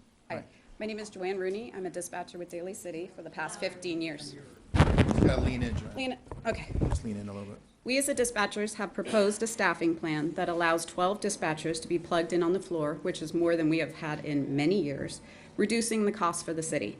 It should be noted that we have tried to propose this plan numerous times as far as having the supervisors plug in internally, and it has been refused every time. So we want to point out we have offered this for about 5 years now. Optimal staffing, which is what everybody's talking about, is proposed by the department, and it would have 15 employees, and with 12 dispatchers plugged in at a time.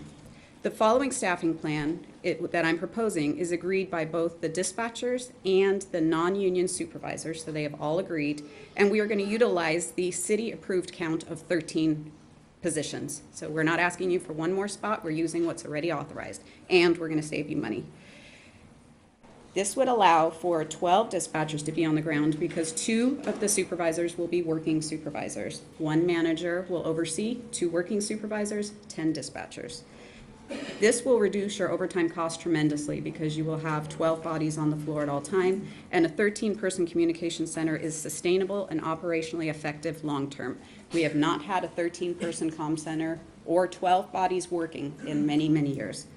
The following numbers were provided to me by finance and are contingent on the staffing of 10 dispatchers, 2 supervisors, and 1 civilian manager. It also included the 10% overtime estimate that was put in there and enhancement for over 5 years for any pay increases. And I was also advised I needed to add in $151,000 a year for equipment upgrades, training costs. So we placed that in there, and on the paperwork you should be able to see. Our plan was costed out at $9,792,000, which is $419,000 less than what Daryl Jones costed out, and they costed out at $10,211,000. Just be advised when they say you do not need more staff to answer or you do not need to hire more crew, that is a lie. Because of the fact that county is not answering non-emergency calls, it is in their proposal. We receive 100,000 calls a year. Somebody has to answer them. We're willing as a comm center to work with the city to reduce costs to maintain our comm center. Us and our supervisors have all agreed to make concessions and have offered these concessions to stay here. I also want to just make a note that if you outsource us, we have approximately $300,000 in accrued comp and vacation time that you will have to pay us to get rid of us. So right away, you're paying us $300,000 to get rid of us because that is time that is owed to us. Just wanted to point that out. I hope you take the time to read our plan, and I hope you look through Daryl Jones's notes thoroughly and break down the true finances of it. Okay, thanks, Joanne.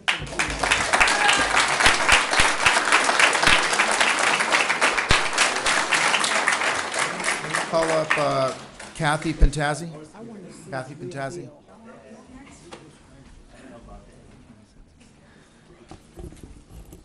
Well, the decision. Get a deal. Hello, Kathy. Vote it down if you don't like it. Can you hear me? Yes, go Yes, ahead. because you can't hear back there. For some reason, the phrase, when I hear about this proposal, saying if it's too good to be true, if you think it's too good to be true, it probably is, came to mind. Anyway, I work for Chief Sims, Reese, Rice, and McLean, and I can tell you that each of these chiefs knew that they were ultimately responsible to keep our city safe and our officers safe. They always had one ear listening to the comm center, and they would head towards the comm center when any unfolding major incident, they could hear it, just hear the tone of voice. Outsourcing the comm center would take away a major tool of the chiefs of their control, but they would still carry the responsibility if things went wrong, which they usually do. One of the things you were talking about was a dedicated dispatch desk at the PSC, but the answer here from the memo from Ed Woods to Gammas says that initially the DCPD dispatchers would use the channel as often as possible, but they don't say anything about a dedicated desk for the DCPD dispatchers at the PSC. The PSC has 7 cities that use them now, but all of these cities added together don't have the population of Daly City. So we're over 100,000. All of them combined are about 70,000. So this is a great big major confluence of new dispatchers and new assignments that they would have. So if you read the Darrell Jones report, you'll see there are many risk factors in this. And one of them is that the RIM system is not included and could be a big expense if having to be done in-house. Uh-oh, I'm all finished already. I have a lot more to go. You want to hear it? Or? Why don't you leave us the transcript you have? Just leave it with us. We can. Oh, read it. it's kind of all messed up. Okay, but you can see it if you want. Yeah. Thanks, Kathy. Appreciate Okay, it. thank you. Appreciate your words.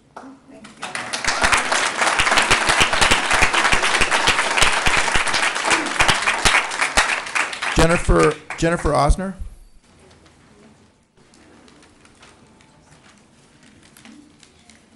Jennifer, we also got your letter, and it was passed to the council earlier, too. Thank you very much. Thank you for reading my letter, all of you. I want to add a few things since I wrote that letter.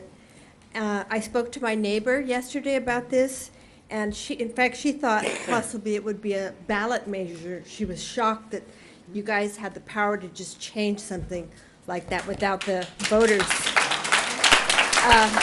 She was very, as I am, she was very worried about public safety. That's my big concern. Even though, I mean, I told her, well, they'll just probably say that the workers here, the dispatchers here, will just go down to Redwood City. But let's say they don't all go, or let's say over time they start to quit. Well, who are they going to hire? Are they going to hire other Redwood City workers? Instead, most likely they would. So I don't feel like there's a guarantee at all that we would keep Daly City workers. And so that's my main concern is I believe that this is an issue of public safety and that the council should never cut corners on public safety, even if you do think you're going to save money. And it seems fishy to me because this report is completely different.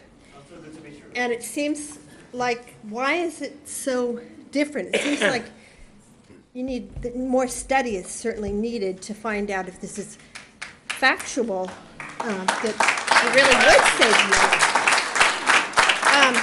And I also feel like it really seems terribly unfair that the police dispatcher representative gets 5 minutes while the manager gets an hour and a half. I realize it's a different position, but it seems like this report I feel like this report is just as important as her report. This is just me as a layman. I understand that, but I don't get that.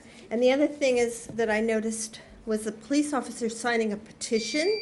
That seems really important to me, that they must feel safe for themselves as well. Thank you. I appreciate your time.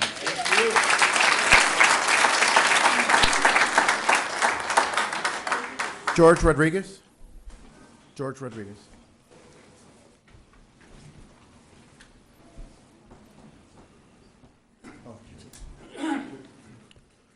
Good evening, Mr. Rodriguez. Honorable Mayor, City Council.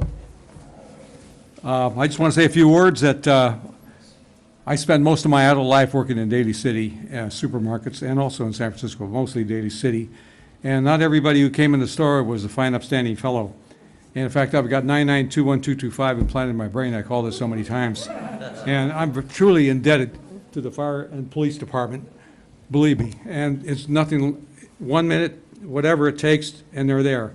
And they are second to none, I'll tell you that, believe me. And I speak from experience. And a few years ago, my wife fell and broke her arm. And I no sooner got off the phone and the fire department was out front. Now, I know it's a money issue that the people always talk about, but I think the response time and the safety of the community should come first. And all I can say is to the fire, police, and the dispatchers, God bless you. Thank you.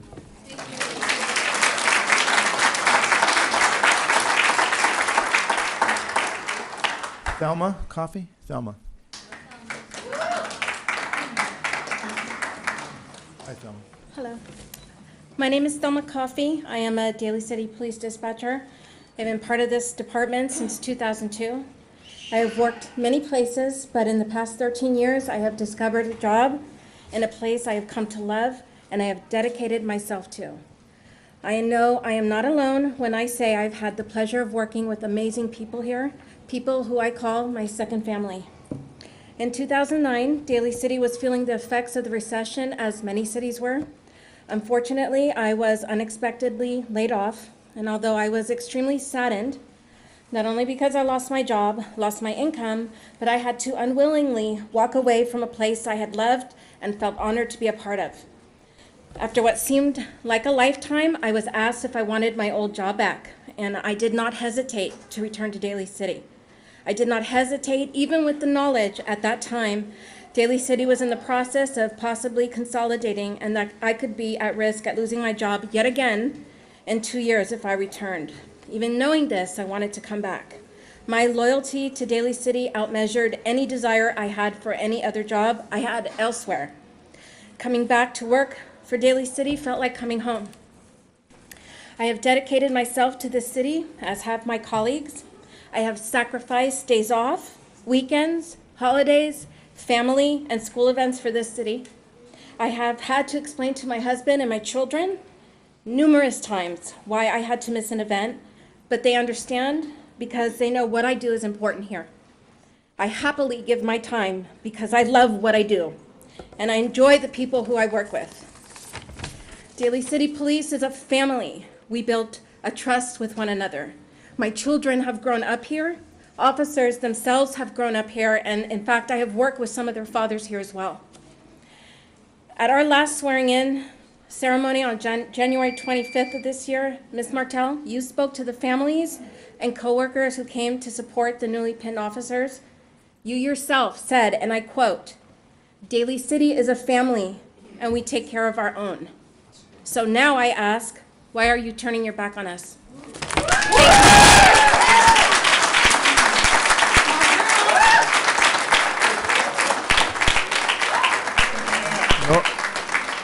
Norman Gordon. Norman Gordon.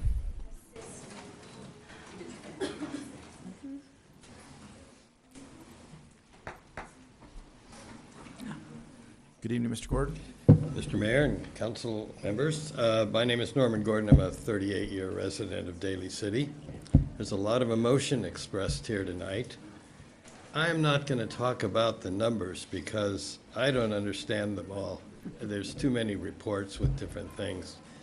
But it seems to me that if the numbers come out that there's substantial savings, and if it comes out that the services to Daly City would be equally effective if run out of consolidated facilities, that the council has an obligation to the citizens of Daly City that supersedes any obligation to the 11 employees of that department, and both financially and in services. But whether or not the numbers come out, you're going to have to decide that.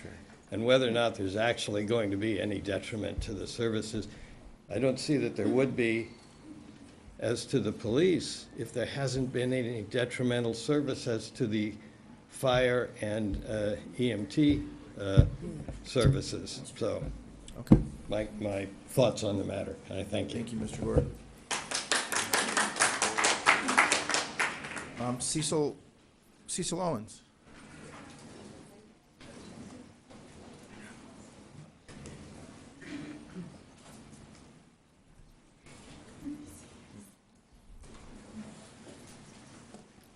Good evening, Cecil. Good Does a senior who can't speak as fast get a few more seconds more than the regular people? Go ahead, start. Great, thank you. Thank you very much. My name is Cecil Owens, and I reside in the Bayshore community here in Daly City. I'm here to express my concern over the possibility of losing our police 911 dispatchers.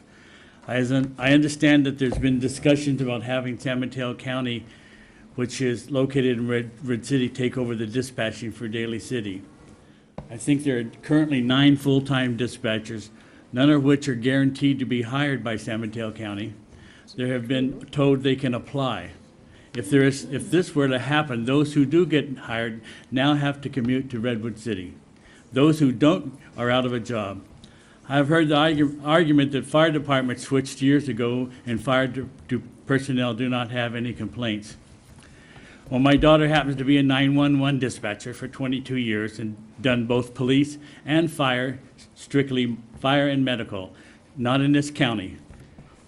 Thank goodness. She explained to me that like this: fire and medical calls are generally located at one location. The dispatcher gets the address, sends the appropriate units, and things go relatively routinely. When you have a police incident, locations change quite often. You want your dispatchers to know the area. If the officer begins a traffic stop at one location but the driver takes off, you now are sending additional officers and constantly updating locations. If that officer is getting shot at and is able to only yell out, "I'm a Jeff," a local dispatcher would know he or she means Jefferson High School. It is my understanding that Daly City police officers don't want this dispatch center to leave either. We are at a time where police officers are being targeted simply for doing their job. Is this small saving worth our officers' safety and our dispatchers' job? I don't. Thank you. Thank you for your time. Cecil?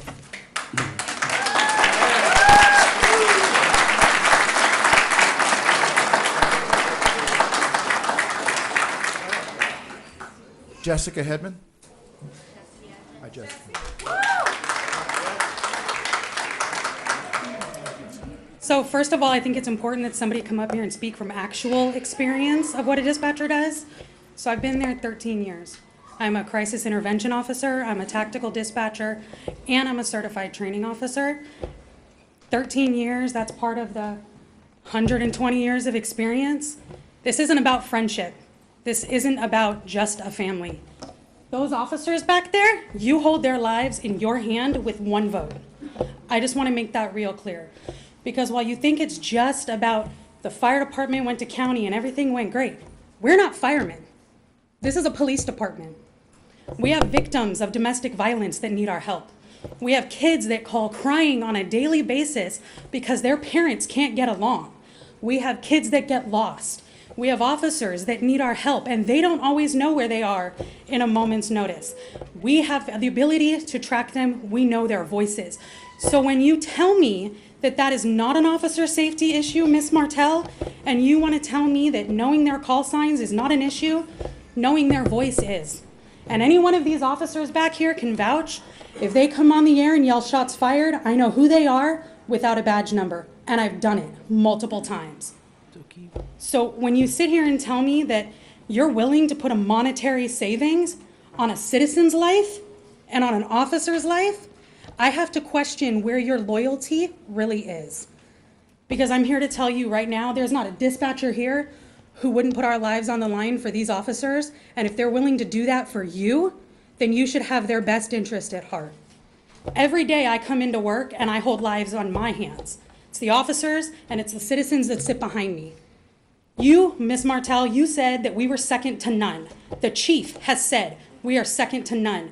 That is because your dispatch center works their behinds off and they do everything they can to make sure that that second to none remains. Without us, you won't have that.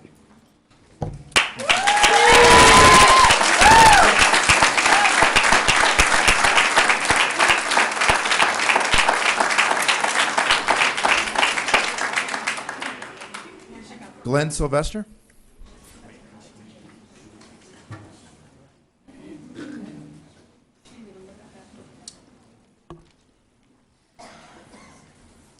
Morning, Mayor, council members.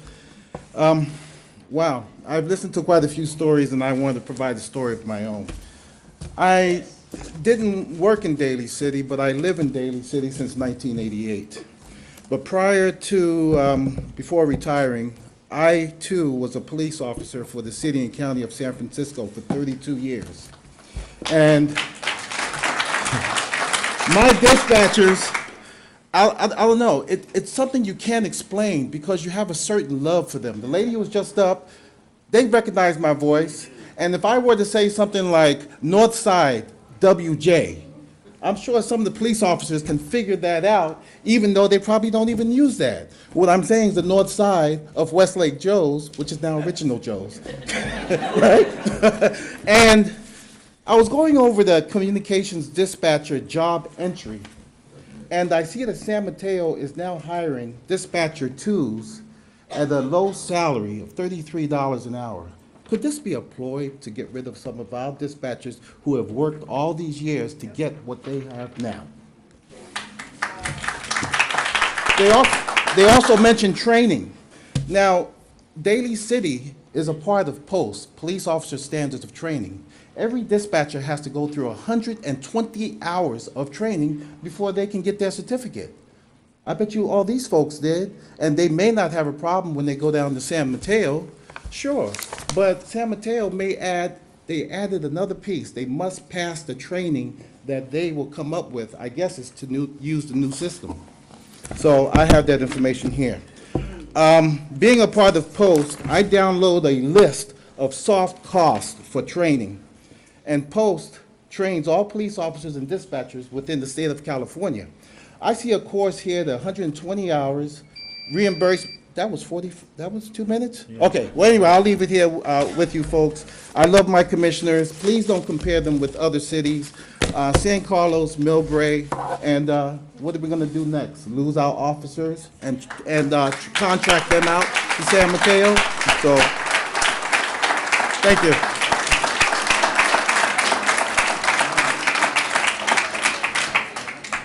Ronnie Miller?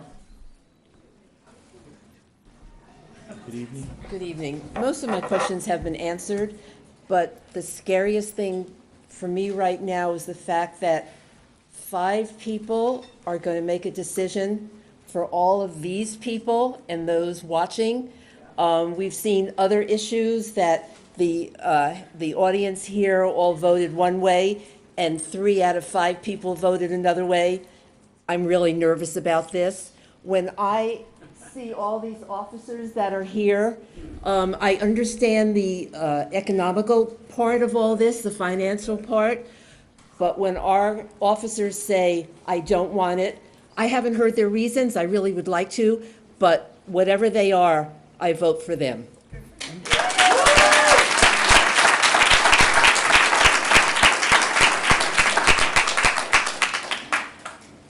Chris Martin? Chris Martin?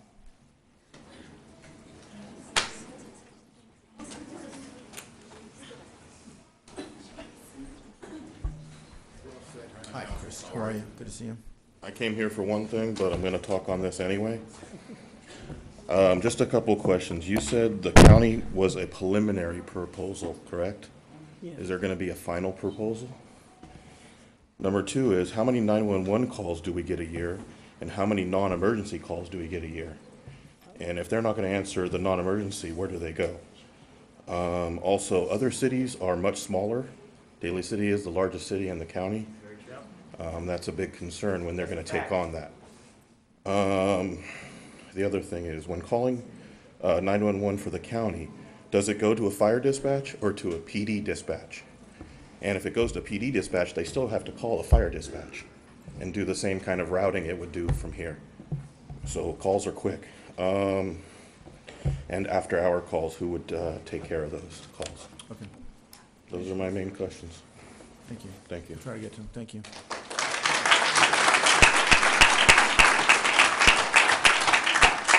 Pamela DiGiovanni? Pamela?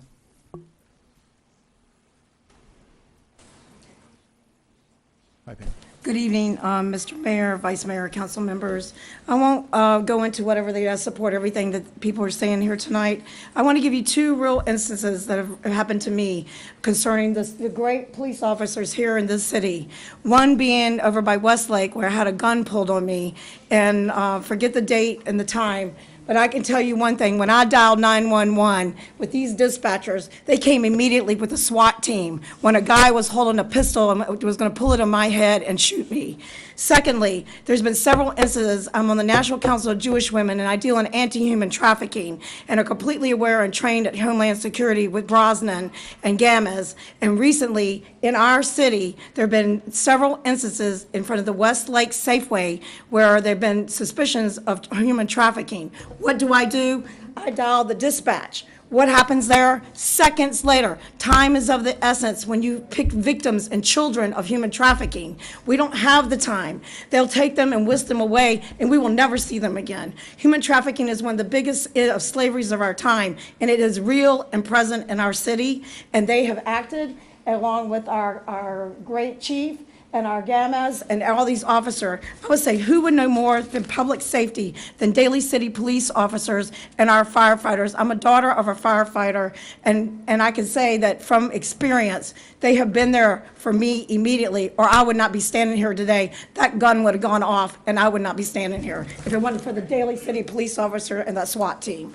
And I would take that in consideration, and you'll have to, in your vote, look at the families in their faces of those officers and tell them why you didn't protect their safety and the families of the firefighters, and that would be pretty tragic. It's not an easy thing to do, to sit down with someone when they have lost an officer and they don't get the support they need. But I'm here to support them, and I say support Daly City police officers, 911 dispatch, and our firefighters and our citizens.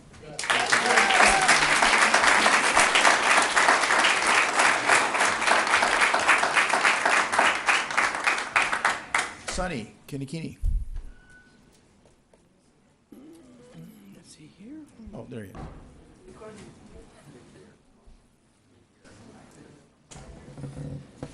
Good evening again. Thank you for calling me back, Mayor. I am compelled to speak here for this issue, not only as a concerned citizen, but because I represent 500 homes at the Franciscan Park, 90% of which are seniors, 55% are handicapped, and any time, any day of the week, they use 911. Personally, I'm very grateful that we have this crew here in Daly City. My brother had used 911 for at least 10 times. Unfortunately, she died just last month. And Vice Mayor Canepa can testify to this, that he is a witness to the attention, the smart dispatch ability, I think is the key here. And I'm very concerned with this process here. I don't think this should even be happening. Why are you targeting this police dispatch group? They've proven their worth. They're doing a great job. Why break it? You don't break something that's running well. And I'm really concerned. I ride with Councilman Benaventura when he expressed his concern on that period when these newcomers, if ever this happen, take over the job. They don't know what Daly City is all about. They don't know the family situation. They don't know the neighbors. So we are putting everyone at risk here.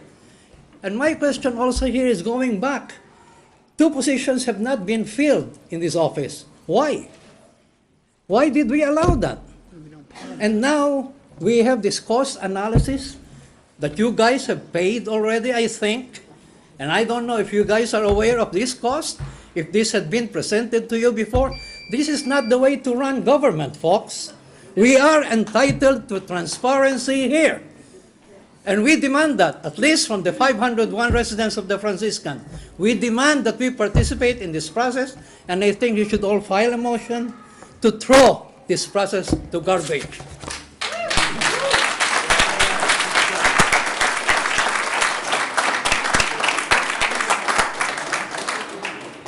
David Cruz.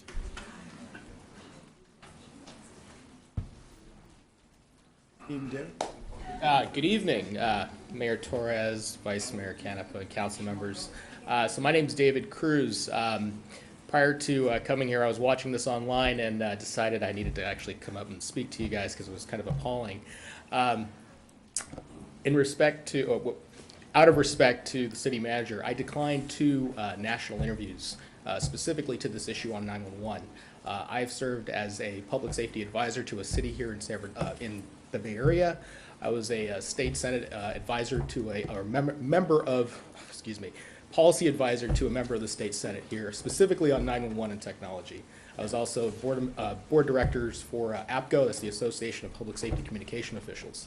And I gotta say, you guys are about to make a decision, and you're not equipped with all the facts. I think you've got some interesting information here with numbers. There's some dispute between what your consultant has prepared and what your city manager's office has prepared, and that's okay. But 911, at the end of the day, is not a 5-year plan. It is a 30-year to 50-year outlook, and you're going to make a decision based on some financials that are being presented to you for 5 years. But 911 as a state is in trouble. This is a national problem. Next Gen 911, FirstNet, all these things are coming at you. You guys have probably been hearing some of these things. I got to tell you, there's a lot more information you're not being prepared with. I think it's great that the county is presenting to you guys with a proposal for 5 years. But things are going to change. Things are going to change very dramatically. You're not looking at the full outlook of what's happening. Further, I guess Daryl Jones, who is an incredibly respected professional in this field, is not here, and I find that really troubling. He has saved cities across the peninsula and San Mateo County hundreds of millions of dollars, including across the nation. He definitely knows what he's doing. He didn't ask me to come here. Nobody in this audience has asked me to come here today. I'm just imploring you guys, before you take any action, get into the facts. You don't have all this information in front of you right now. You've got a nice little proposal. It's not complete. And if you're going to make a decision, make a 30-year decision, not a 5-year decision.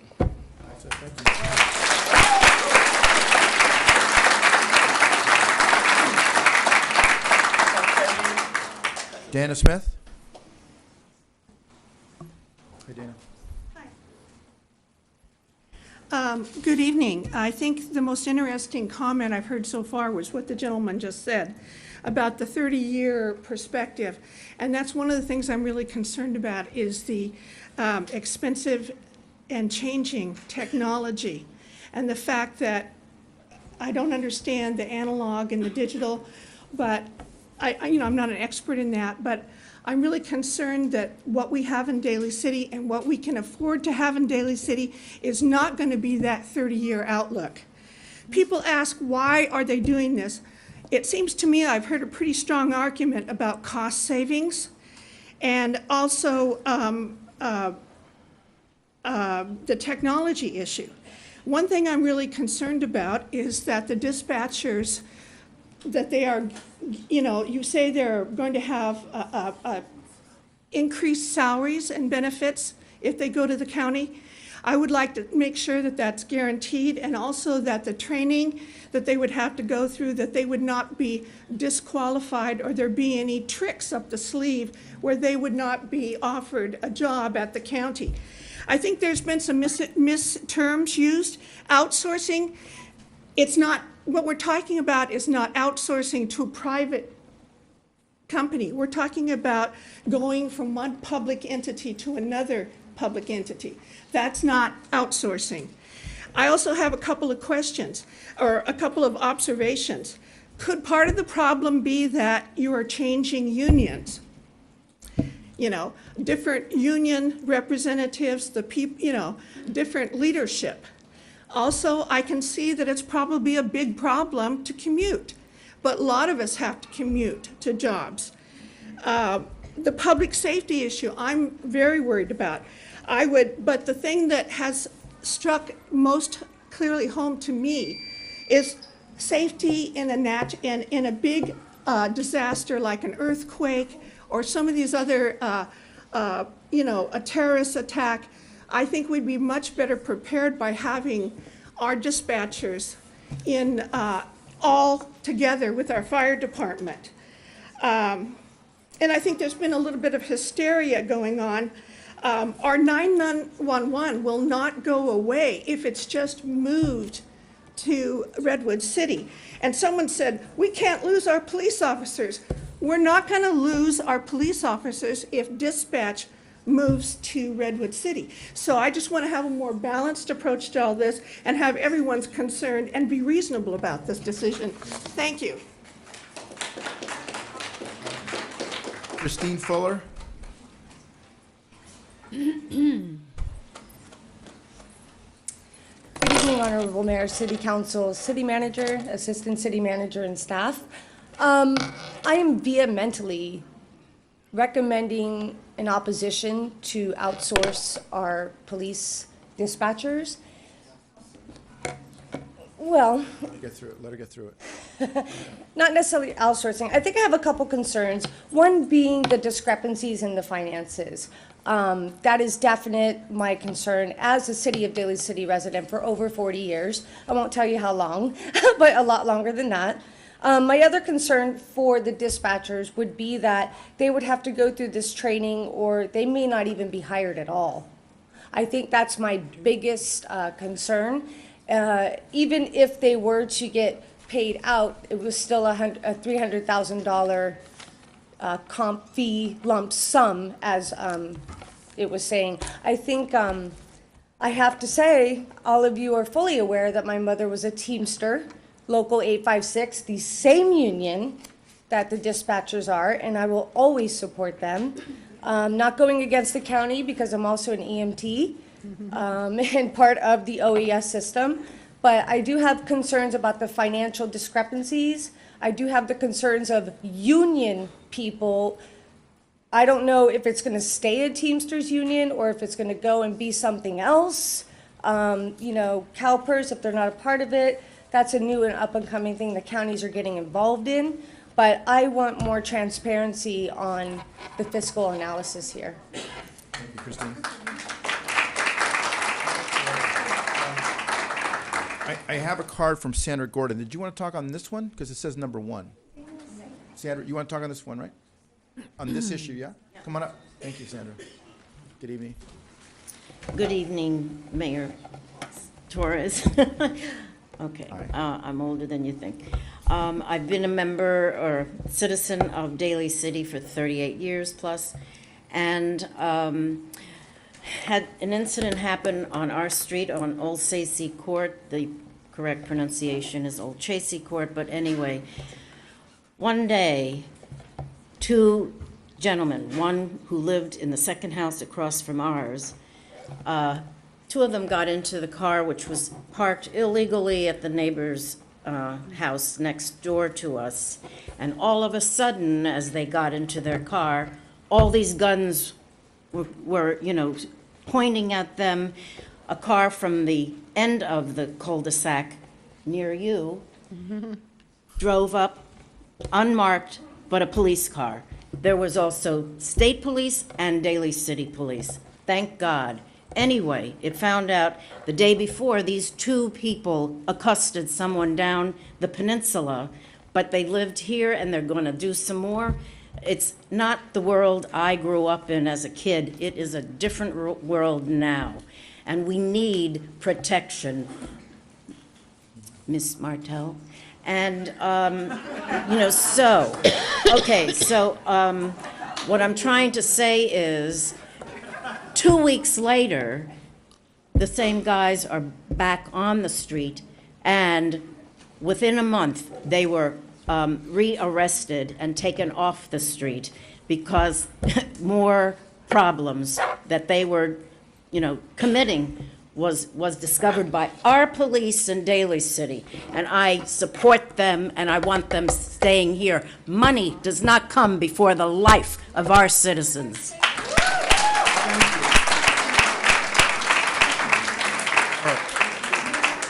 I have no further cards at this moment. Is there anyone else who needs to speak on this? Because I'm about to close the public hearing. One more person? Hey, come on up. Fill out a card. Long time no see. You got to fill out a card. Everybody else has, I might as well. Hello, council members, Mayor Torres. I appreciate the opportunity to speak to you on this. I was a dispatcher for PG&E for a very long time. I was a relief service operator and a gas serviceman. And I know that these dispatchers, They're highly trained, they're really professional people, they know the city really well. When PG&E changed the dispatch, it was the worst thing that ever happened. They lost a lot of good people because they did not want to commute to either Sacramento or San Jose. And it just blew the whole thing. And they did this 10 years ago, more than 10 years ago. And it's taken all this time, it's still not right. There's been a lot of problems, and there's going to be a lot of problems that you're not aware of. You really need to study this a lot better. And I'm telling you, there is no way that it's going to be safe right off the bat when this happens, when you move this dispatch. There's going to be problems. So you should really rethink it. They need a lot of training, and they need a lot of support. This is not the end of it. Okay. Thank you.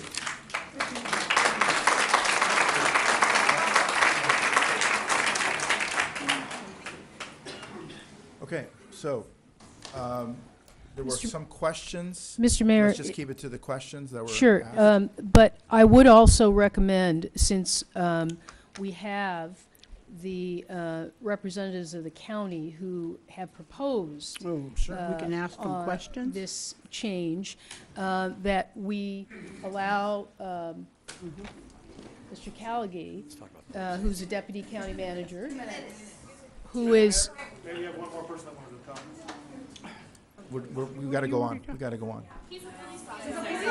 So, Let me have him, okay, here's what I'm gonna do, okay? The more we do this disruption, Peter, the longer it's gonna take. I got other people, got other issues, okay? So let's try to do it in order, okay? Let me have the county come up. Can you address us, please, for 5 minutes and let us know your proposal? Sure. And Good evening, we'll have the Honorable. opportunity Yeah, to ask him we're gonna ask you questions. Sure. Since you're, Yeah. Good evening, Honorable Mayor, council members, Ms. Martell. I really appreciate being here tonight, representing the county. Clearly, this is an emotional issue. I was a career police officer, retired deputy police chief from San Mateo. I went through this when we took over dispatch services for Brisbane. So I understand the emotional issue, and we've done this with other cities in the county. Let me just hit on a couple of issues. Ms. Martell talked about the financial side of this, so I'm going to stay away from that. Clearly, there's errors in that report that we can address at any time, but let me stay away from that. And let me talk about the non-tangible issues here. You guys have wonderful dispatchers. You really do. We also have wonderful dispatchers. And we heard about some of those dispatchers tonight who dispatched to medical calls to these individuals in the audience. They are terrific, terrific dispatchers. We welcome every single one of your dispatchers to our center. Clearly, they're going to have to go through the county process, the background, the same background that I went through, and Chief Wood and Chief Lottie when they came to the county. It's the same background that the county requires everyone to go through, the application background process. There is no reason to believe that any one of them won't pass that and become a great dispatcher for the county. We welcome every single one of them and encourage every single one of them to come. We believe that they're going to receive a higher pay by going there, and we want them to come to our dispatch center. Councilmember Gagona talked about the large-scale incidents. Very important that we have the ability to dispatch both police and fire. In fact, we have the ability, because of our structure, to send someone to that scene in the command structure from dispatch services to make sure that everything runs well at the scene and they coordinate at the center. Very unusual, but we have the ability because we can leverage the resources. 14 dispatchers on at any one time. 14. As many calls that come in regarding a Daly City incident, we can handle. We can throw resources out. This is something that we do daily. We have taken over dispatch services for San Carlos, for Half Moon Bay, for Millbrae, for East Palo Alto, busy cities at times. And we do a fantastic job. They all went through the same process, and there was a lot of emotion about this. In the end, I think every single one of them would tell you it was a great choice for their cities and the economies of scale that they reach in the services that they receive now. Talking about officer safety is very important to me. This is what I did for 30 years. Nothing is more paramount to us than officer safety, and I'm proud of how our dispatchers care about every single officer they dispatch for. And yes, it does take time, but we have dispatchers now that are per diem dispatchers here. And we have a plan in place on how to address the dispatching for Daly City until every dispatcher can become that expert on Daly City. We're going to rotate people through ride-alongs, sit-alongs in the dispatch center like we do with any new city or any new dispatcher for that matter that comes on. We're going to put our per diem dispatchers that have worked in Daly City on the radio to begin with. We're going to try to get those Daly City dispatchers trained up as quickly as possible and put them back on the radio. We have supervision throughout the day and throughout the evening shifts, 24 hours a day. We have supervision. We have a hierarchy of co-directors, assistant directors, all the way down. Accountability, customer service is paramount to us. This is what we talk about every day, customer service. We want to be the best in the state. Technology-wise, we want to be the very best. We want to not only, we're looking at a new CAD system that can be fully integrated for today, but for tomorrow, what we ever go to down in the future. That's what's important to us. We have a single goal of being the best dispatch center in this state. And we're well on our way to that. We are one of the few accredited EMS dispatch in the entire state, service in the entire state. We have a goal of being the best, and we've got the dispatchers to do that. Technology-wise, we want to look at some of our opportunities to enhance officer safety through our dispatch services. There's products out there right now that will give us an opportunity to look in depth on every call that is being dispatched to an officer, to give them more information as they go to that call. Intelligence-led dispatching is what we want to be at in the future so that we can give those officers the very best, whether it's the Daly City officers or the officers the many, many officers and sheriff's deputies that we dispatch for right now. We dispatch now in Daly City Police Department, but also on the gang task force. We're up here. We are up here all the time. And when the gang task force is together, it's the largest single police agency in the county. And I think every single officer in Daly City or otherwise will tell you that we do an outstanding job in dispatching during that time frame. Many of those incidents are in Daly City. Many of those activities that we were responding to are in Daly City. In the end, it's an emotional decision, I understand. But I am very confident, 100% confident, that we can provide you with the very best service and also reach those economies of scale. Thank you very much. Yeah, absolutely. Let me start with Ms. Christensen. Mr. Mayor, I think it would warrant also, Mike, can you introduce yes. Your associates at the county who are responsible and tell a little bit about their background? Right. So co-director of the center who runs the day-to-day operations is Ed Wood. He's a former chief of the Burlingame Police Department. The assistant director is Bob Lottie. He was the chief of the Acoma Police Department. We have Sue Anderson, been there 34 years. She is a co-assistant manager of the dispatch center, 34 years of experience. Jamie Young, one of the most renowned directors in the state, knows more about dispatch services than almost anyone in the state, sits on boards for dispatch services throughout the state, makes decisions on boards for the state. Robert, our technical guru, genius. This guy's incredible on our day-to-day operations of keeping the computer systems integrated, functioning, and working. Am I forgetting anyone? Tom Myers on our radio systems. Incredible job integrating the digital radio system in the county. Am I missing anyone? That's a small fraction of our team. Let's start. Mayor, do we get to ask questions too? Hold on a second, No, Peter. you don't. Let's go. Judith. I have a couple of questions.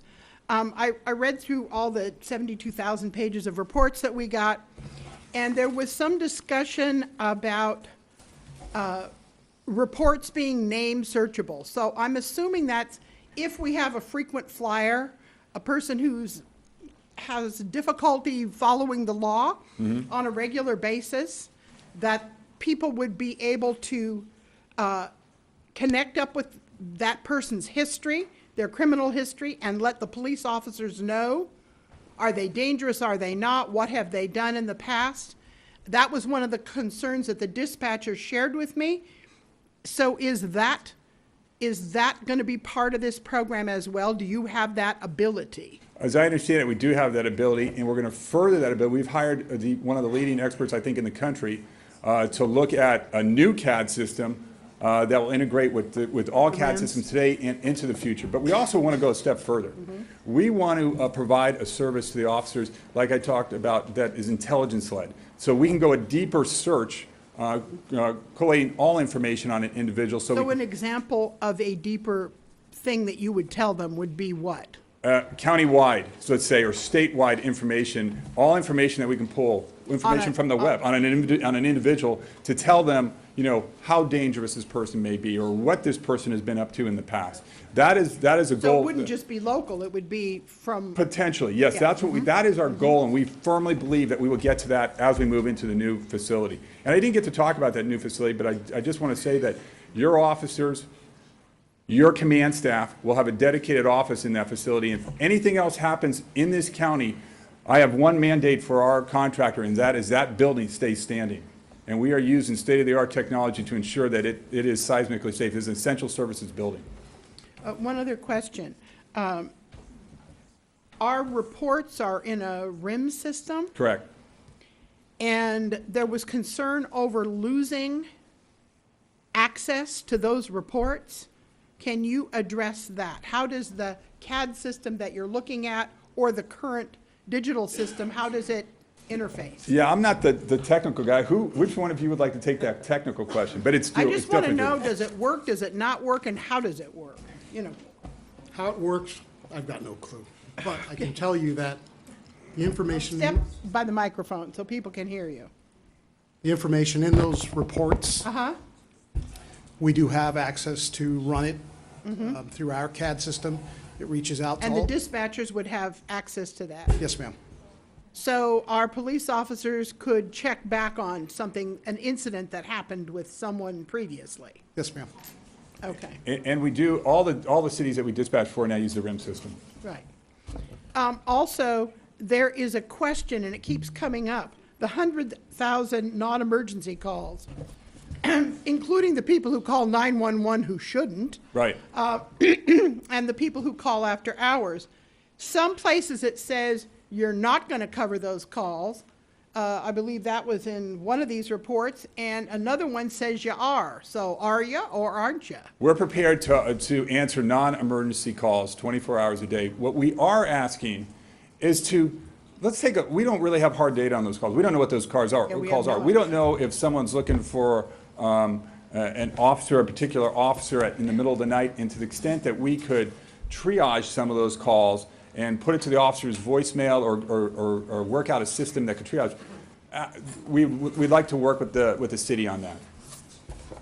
Okay, so the answer is yes, you would answer those calls. We are prepared to answer those and- after-hours calls. And then send them to wherever they need to go. If it Right. actually sounds like it might be an emergency, then it goes that way. Clearly, or if it's an emergency, it's coming to us, and we're going to Or answer if it I right lost a dog or whatever, you know, I mean, it would be an emergency for me. Right.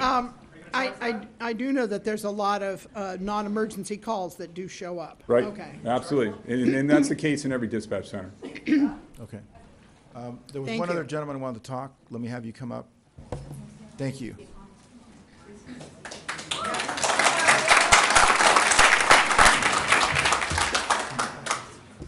How you doing? Good. How you doing? Good. Thank you for your time. First, I just wanted to commend everyone as a sworn police officer, someone who's sworn to protect and serve the city twice. I just have to say that these dispatchers, I love them. They're part of my family, and this is definitely an emotional issue that everyone's going to have. They know our voices, we know their voices, they know how we work, we know how they work. We know where they're at, and they usually know where we're going to be at within the city. Secondly, I wanted to come at you guys as a previous employee of a law enforcement agency that outsourced their dispatch, and as a current resident of a city that outsources their dispatch. And I have to say, from a resident standpoint, I don't like it at all. As a police officer standpoint, it's not there.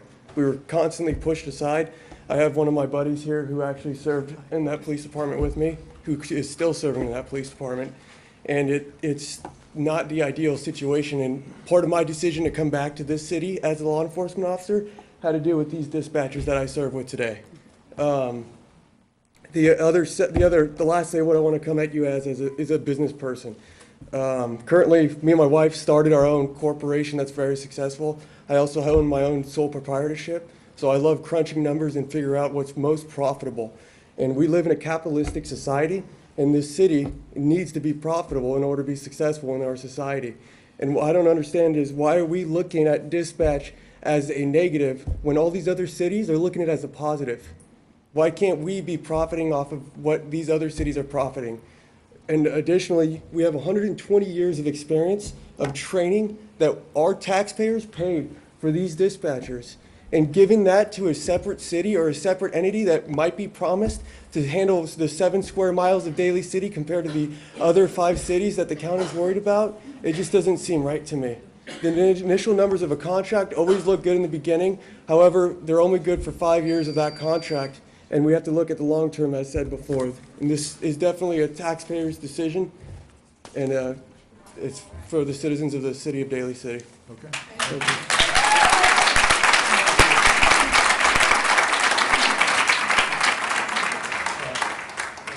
That's all the cards I have. What's the pleasure of the council? Mr. Any other questions for Pat, for the staff? There is no public It's not a hearing. public hearing. Just communications.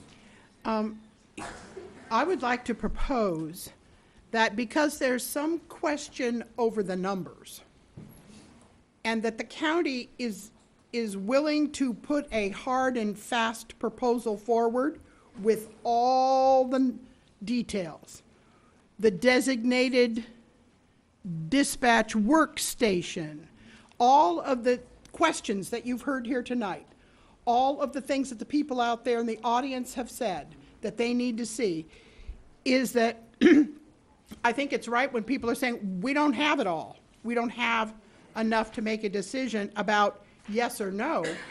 But I think we have enough information to say, I want to know exactly what the numbers are and what the details are. So I would propose that we move forward with the county to say, if you want us to even consider a proposal, that you actually write a proposal that has hard and fast things in it that we can then consider for an up and down vote. 30-year plan. Mr. Mayor, Well, Wait, no, excuse me, but nobody will negotiate a 30-year contract. A union won't, and neither will, no entity will. So while a 30-year vision is a good idea, a 30-year contract is impossible. It's not possible. Hold on, hey, Excuse me. David, listen, we're not taking any shouting, okay? You can So shout you've when had you're your up time. here. So listen, okay, Get elected. let's do this, okay? In the interest of time, I think there's been a lot, first of all, let me thank everybody who came out. Yes, absolutely. It is a really emotional issue. For my part, I will tell you, nobody's targeting anybody. We are responsible for the fiscal challenges we have, but also for the fiduciary responsibility of the taxpayer dollars. We look at these things in terms of what are we doing today that's going to help us later, okay? I know it's an emotional issue, that's not lost on me, but we've had enough information presented on both sides that I feel personally, I don't know how you guys feel, you can comment if you want, that I need to study this more. I'd like to get, what's his name, David, Cruz? David, no, not that one. Darrell Jones. Darrell Jones, Mr. sorry. Jones. Darrell Jones, have us talk to him, have us talk to the staff along with him, and let's get these numbers ferreted out, talk with the county. I don't think we're saying no, but what we're saying is we need more information. And, yeah, and so what I would like to do is to make a motion that we move forward, direct the county to make a solid, black and white, all the i's dotted, all the t's crossed proposal, so that we know what we're talking about. Second. Mr. Mayor. Well, no, Mr. Mayor, is that about to talk? I'd like Motion to, and a second. Now you can talk. yeah, I'd like to discuss it first. I mean, Absolutely. so, the way I see it is, you know, we set all this in motion today, okay? So, we were prepared, they were prepared, everybody's here. If what was presented doesn't rise to the level of acceptance by this council, then we should vote on it as a no. Because what's been proposed, let me finish. Everybody had their chance to get their act together and to get the numbers done, and we hired a consultant, and we had discussions, and we debated the issue. So it's clear to me that there is no comfort level in accepting this plan. And it's clear to me, for me to vote yes on something like this, I think we have to cross two thresholds. The first being the public safety issue. And if the public safety, for me, it hasn't even passed that test. So if this proposal results in even a 1 second delay in a call, Yeah. to me, it's a non-starter. Because when I hear things like the familiarity with the lingo and the knowledge, the experience, that's not lost on me. That to me is crucial. And you can, I don't see how you can argue your way out of that. That to me is already impacting public safety, and to me that does it for me. Now, even if that weren't the case, if you go to the second level of the proposal, no one here is comfortable with the numbers being thrown out. There is no consensus. That's why we want the But proposal. so it was the responsibility of us, having been presented with these materials. We had reviewed the materials. We had these before. We had study sessions on it. It's been discussed. I mean, and so now what we're going to do is hire a different consultant to give us a different result. I No, mean, that's not what we're doing. or we're going to clean it up even more. To me, that doesn't sound legitimate. Let me finish. No, let me finish. Okay, So I just want to review my I don't motion. think that if we are presented with this kind of data, with this kind of information, and we are asked to make a decision, then we make a decision. And if it's a no, it's a no. If it's a yes, it's a yes. But it's been presented. The people are here. The data's been exposed. So let's get to it. Let me go to Mr. Gincona. then to Mr. I just want to review what my motion was. You heard it continuance. I think Ray misunderstood. My proposal was not to accept what we've been given, but to direct the county to come back with a specific proposal that's actually a contract. But that's what they did. No, That's this what- is not a They contract. came up with a proposal. No, but it's not a contract. But It's not a You have to get contract. to the proposal anyway. So you're asking for another proposal. Mr. Mayor, Mr. Mayor, can I just provide one piece One of clarification? So, Hold on. Guys are just dragging it out. Come on. Go ahead. So the problem is that the reason why there is a misunderstanding and confusion around all these numbers is because we got the proposal from the county. We knew what the numbers were. Mr. Jones was asked some very specific questions about technology costs, and he opined in areas that we did not ask him to opine on in his report. Those assumptions he made were inaccurate. And then we had the Teamsters come forward with a proposal last week that was included in your report, and the numbers changed from when you got your report till today. So we tried all day to clarify those numbers so that the council would understand what the true costs are of dispatch in this city, what Mr. Jones looked at, and then what the Teamsters looked at. That's why there are all those proposals. a If headache. we had just come here with the proposal that the county had, there would have been one set of numbers. But because there were multiple sets of numbers, we had to provide clarification for you about what those differences were, and that's what we've Let done. me stop you there. Let me go to Mr. Gincona, then Mr. Canepa, and then we're going to take a vote. Well, okay, I just want to talk a little bit about this proposal that Mr. Buenaventura is talking about voting on this now. There's been a long-standing tradition on the city council that if one person on this council needs more information, that we give it to them. I'm going to give you one example of a time where we hired a consultant for a lot of money. He came up with an opinion, and we didn't continue it for 1 day. We didn't continue it for 2 days. We continued it for 3 days for people to talk about how they didn't want their garbage picked up by one company or another. So if it was important enough for us to talk about our garbage for 3 days, I think that we could take a little bit of time to talk about this issue. Okay, so let me end with Mr. Canepa, and then we're going to So there are a couple things I just want to clarify my position. First of all, when it comes to the recommended action, I'm not interested in authorizing the city manager to negotiate final terms of the contract for approval by the city council. This decision that we are making today is a very, very important decision. There have been various numbers thrown out by different groups. And I think what we need to do as a council is we need to take a step back. And taking a step back means is, and I'm going to offer a counter motion to Judith's motion, and I'd like to continue this item so that we can really, really look at Mr. Jones's analysis, look at the Teamsters analysis, look at look at what city managers, and really just take a step back. So I'm not in agreement with Judith's motion. I'm in agreement of continuing this item so we can have a full-on discussion with the various stakeholders. So Yours was in the form of a continuance. continuance, yep. I have a motion on the floor. Yeah, and I got in a second, too. So there's a. And, yeah, and. There's a motion, your motion, okay, so here's where it gets a little hairy, sorry, Mm-hmm. folks. Yep.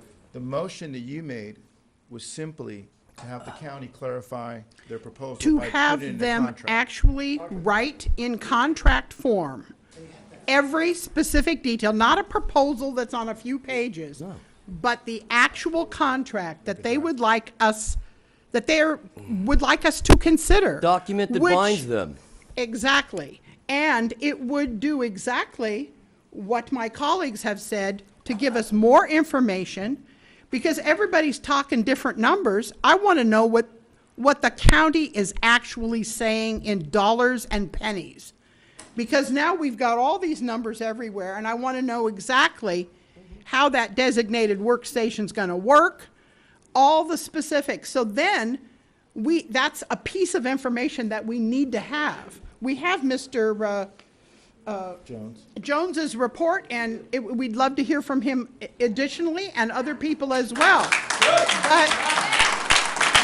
But to leave the county proposal out of that, it doesn't make sense. We have to have the county step up and give Okay. us a real proposal. So, hold on a second. So in order to do that, Mm-hmm. it's fine, when do you want it by? Because that would dictate how long we have to continue this. Because I Right. don't think they're gonna do it within a month. How long do you think it's going to take you? Like, As soon as possible.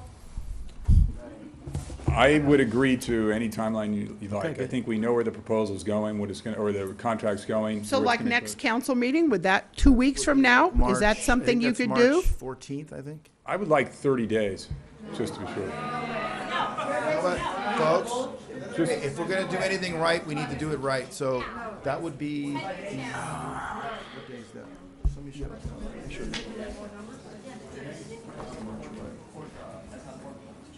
It'll be March 28th. March 28th? We continue it to March 28th.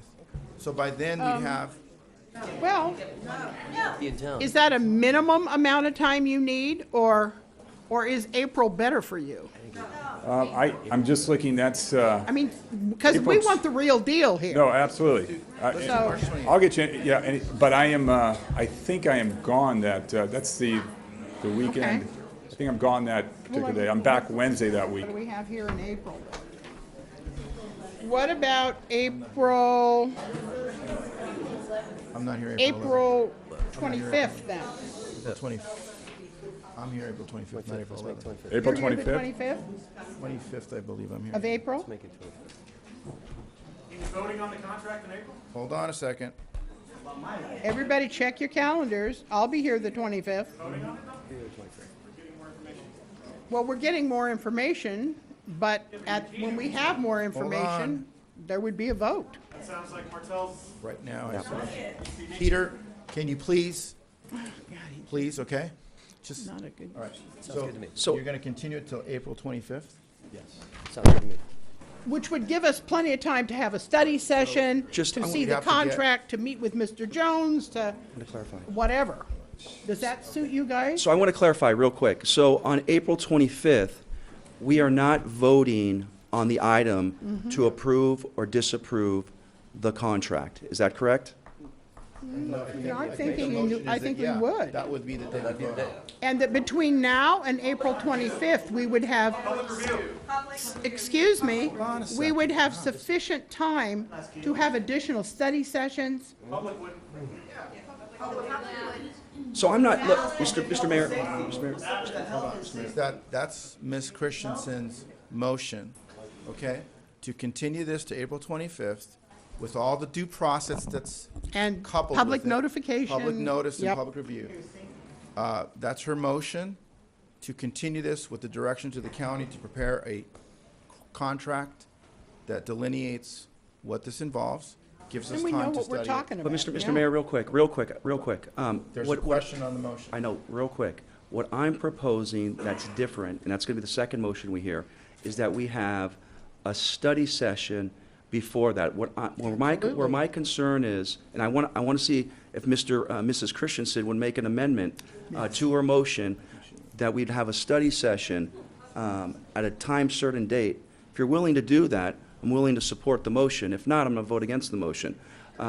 So. Let me stop you there for a minute. Yep. So the amendment he's asking for is a study session sometime between now and April 25th when we vote on it. So we can say like March 28th? That gives them plenty of time to get a draft in? And we still have time? Yeah, I won't be here March 28th. Well, we don't have to have it on that Monday per se. Right, we can have it any day of We the can have it week. any day, get public notice out, have people come here. Well, So what I like, you, but you won't be here April 11th, so we April do it 11th, some I other won't be here. day. So we could do it, it doesn't have to be on a Monday, is what I'm saying. You can do it on a day when the whole council's here. We'd have a public study session here in this chambers. We can invite everybody to come like we do now, so they can hear the ongoing Right. development. But that's the amendment you're making? so the agreement is that we're going to have a study session before the April 25th meeting. Correct. And we'll take all those proposals, right? Right. Okay. Well, yeah. I'm Okay. fine Let with me it. see the Does that make sense? calendar Yep. again. And we haven't picked a date yet because we probably need to get together with calendars. Right. April 4th. We could do April 4th. So it doesn't have to be on a gonna be council there. Monday, it could be on a non-council Monday. So this is the motion, and correct me if I'm wrong, because, and it sounds like, Judith, you're going to agree to the amendment, is That if the amendment is that we would have a study session between. prior Yes, to the April 25th meeting? correct. Yeah, That's the maybe amendment. more Okay. than one. Okay. So the motion on the floor now is to continue this with the direction of the county to prepare a draft contract that delineates the services they're proposing to offer and that we are going to negotiate with you, to be decided by this council on April 25th. But in between and before then, we'd have a study session, which would be notified to the whole public, so that we have ongoing clarity, just transparency, what have you, Right. before then, which we would notify the public about, in order to achieve the results we're looking for, one way or the other. Okay? So that's the motion on the floor. Is there a second? Second. Okay. Let's do a roll call, please.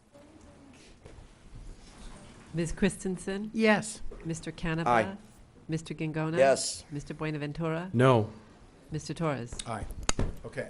So that's what we're going to do. We'll have to select dates with all 5 council members when we can meet on, number 1, a study session. We'll coordinate with the county, but we'll do it probably within a week after we get a draft, so time is of the essence.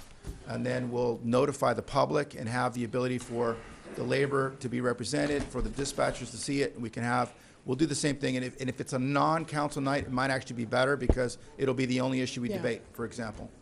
Does that make sense? Yeah. Okay. Thank you, everyone. I appreciate your cooperation. Mr. Mayor, I want to ask your indulgence on one thing. No, not on this issue. Okay, go ahead. Yeah. This is on the other item. I'd like to move item 12. We have a lot of families, and I see a lot of young students here. It's about Need to go to bed. 9:45. If we can move that agenda item forward and hear that. Okay, so what we're going to do, as people start exiting out, we're going to move item number 12 to be the next item instead of item 10. Yes. Okay? So if you want to speak on item 12 and you have not filled out a card, please do so now and hand it to me.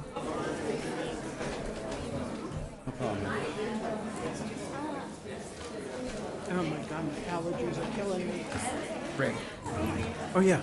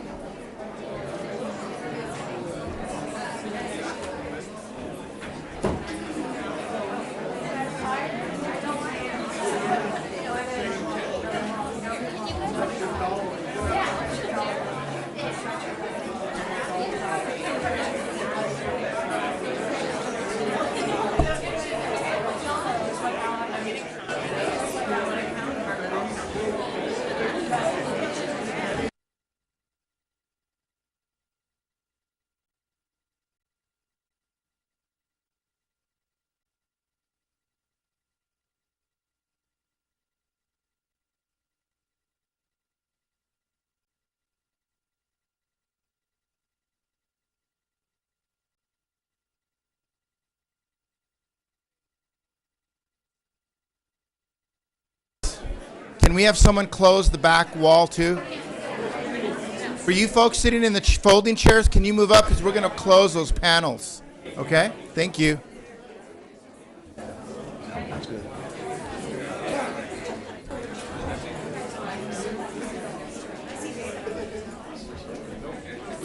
Okay. Can we have someone please close the panels for us too?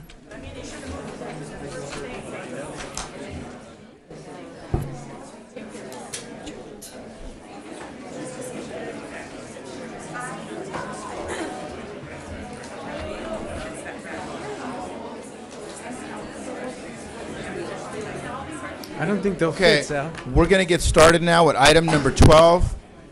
This is a plan development, preliminary plan review of subdivision of a 6.9 acre site at 1 Martin Street for 71 residential lots. Let me point out the obvious. When it says preliminary plan review, nothing is going to happen except us approving a preliminary plan. Okay? So nothing's going to happen, but happy you're here, but just so you know, we're just approving a preliminary plan. Doesn't mean we're actually going to build anything yet. Okay? So just wanted to make sure that that's clear in everybody's mind. Okay? And with that, let me kick it off with Tatum. Go ahead.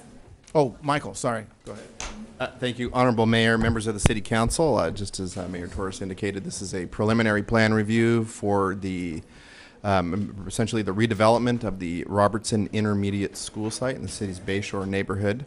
The Bayshore Elementary School District has made an application to the city to rezone and amend the general plan to allow for a 71 lot subdivision on a development site located where the Robertson Elementary School or Intermediate School site is presently located. As many of you may be familiar with the site, essentially is located at the southerly end of Martin Street, and that's indicated in the yellow in the slide. This is a site photo looking to the south, shows the intermediate school's existing location. Of course, this building would be removed and replaced with a 71 lot subdivision.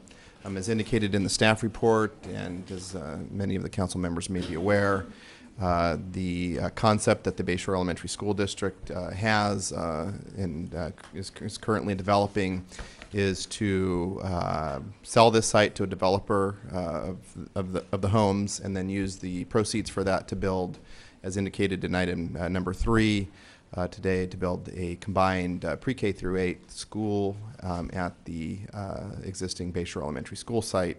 That site would also be reconstructed with a pre-K through 8 facility. So that's the concept that the school districts approach the city with, and this is part of that, to redevelop this site and use the proceeds for that. This slide shows some existing site context. This is looking to the north at the Midway Village project, just to provide the council and the public with an idea of what's around the site. This is looking to the south, near the intersection of Schwerin and Martin Street. So this is the road leading to the project. Linda Vista Drive. As part of the subdivision, Linda Vista Drive would be connected to the subdivision essentially here. We'll see that in one of the future slides of the site plan. So the plan development process overview is on the slide now. As the mayor indicated, this is part of a process. The sketch plans combined with a preliminary plan. The Planning Commission reviewed the preliminary plan on February 22nd. The City Council is doing so tonight.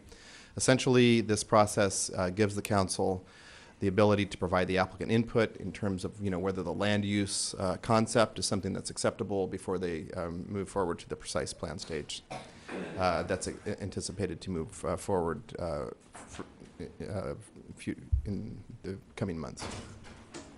Project overview is this is essentially a 7-acre site proposed for 71 single-family detached homes. Lot sizes ranging between 2,000 and 4,200 square feet. As I indicated previously, Martin Street would be extended through to Linda Vista Drive from its current location. There would be 5 private driveways that serve units in a clustered courtyard arrangement. There would be a total of 162 off-street parking spaces. So this slide shows the site plan overview. This is existing Martin Street, and the intermediate school building is located right now, for any of you familiar with the site, about here. And these are the 5 private drives that would lead from the public street. So Martin Street would be a public street. This is its current terminus. It would be extended through to Linda Vista Drive in this fashion here. And this is called small. Is this the project that we had before us a couple months ago when they were going to take the affordable housing and put it across the street in the Midway Village? Yes. This is the one, right? Yeah. Yes. Okay. So is that still part of this preliminary plan? They're still going to take the affordable housing units and put them separate and apart from these? Yeah, and we will be talking about that right after this presentation. We'll go into a little more detail on the affordability. Can I ask you something? Just to expand on your question. How far is it from that location to Midway Village? It's Midway Village right across the It's street. directly across. So It's like 25 feet, the width of a street. So it's 25 feet? Okay. No, I was just- Roughly. I thought. Maybe 30? It's across the street. Is it less than 25? Well, they touch, actually. When you're on the road, the Uh-huh. side of the road is right there. Yeah. Let's go on. I'm just measuring the road. Come on, let's go on. So this just zooms in, showing the clustered courtyard arrangement, Martin Street and Public Street. Just to provide an example, these are private drive lanes that would provide access to essentially single-family detached homes. They're on very small lots. Plan development zoning would be required to allow this. More zoomed-in views of the proposal. We've provided a slide to show the parking overview. Of course, parking is always something that's a quintessential sort of a review item for us. Each one of the homes would provide a 2-car garage, 142 spaces total. Some of the homes provided 2 additional driveway spaces, 20 spaces, and then there's 35 on-street parking spaces in the public street for a total of 197 parking spaces. So the required entitlements are rezoning to the plan development zone. As it indicated, the size of these lots requires plan development zoning. The current general plan designations require some amendments from the public facilities designation to allow the residential project at the 10.2 dwelling unit per acre general density limit. Amendment of the general plan designation to residential low density would be required. And then the design review committee would actually review the ultimate design of the homes. So as it indicated, the City Council has an opportunity to review the land use, the circulation, and the overall site design. That's what we've presented tonight. The project would be subject to CEQA, of course, and we anticipate a mitigated negative declaration is likely, covering traffic, biological impacts, for example. This would be developed and presented to the City Council at the time of precise plan. The Planning Commission's reviewed this, as it indicated, and is recommending the City Council approve the preliminary plan for plan development number 71. So if there's any questions council members have, answer that. And the city manager would like to present an update on the affordable housing plan as well. Mr. Mayor, in response to the question that you asked earlier about where we are with regards to the construction of affordable housing units, which are considered a part of a development like this, just wanted to give you an update. I know there was an article in the paper a couple of weeks ago about this particular issue, the affordable housing plan, and whether or not it was impacting the ability or the desire of the city to have this project built. So, as we have said over and over again to people who have called me, to people who have written to me, to people who have come to the council meetings, the city is not in any way opposed to this project. We support the project. We want the school to be built. So we're trying to work with the school district to have these homes built. The problem is the fact that what we normally do with housing projects is that the affordable units are built on site with the homes that are being built. What's proposed here is that the affordable units would be built across the way. And I recognize it's 25 feet, but it's still not included as part of the housing development that is being looked at today, and that will receive entitlements at a future date. So in order to do that, we have to have an affordable housing plan that meets the requirements of the city of our housing ordinance. So we've been working with the school district for over a year now. We have, I think, finally come to a point where we might be able to strike an agreement, but not just with the school district. It involves the county of San Mateo, who owns Midway Village.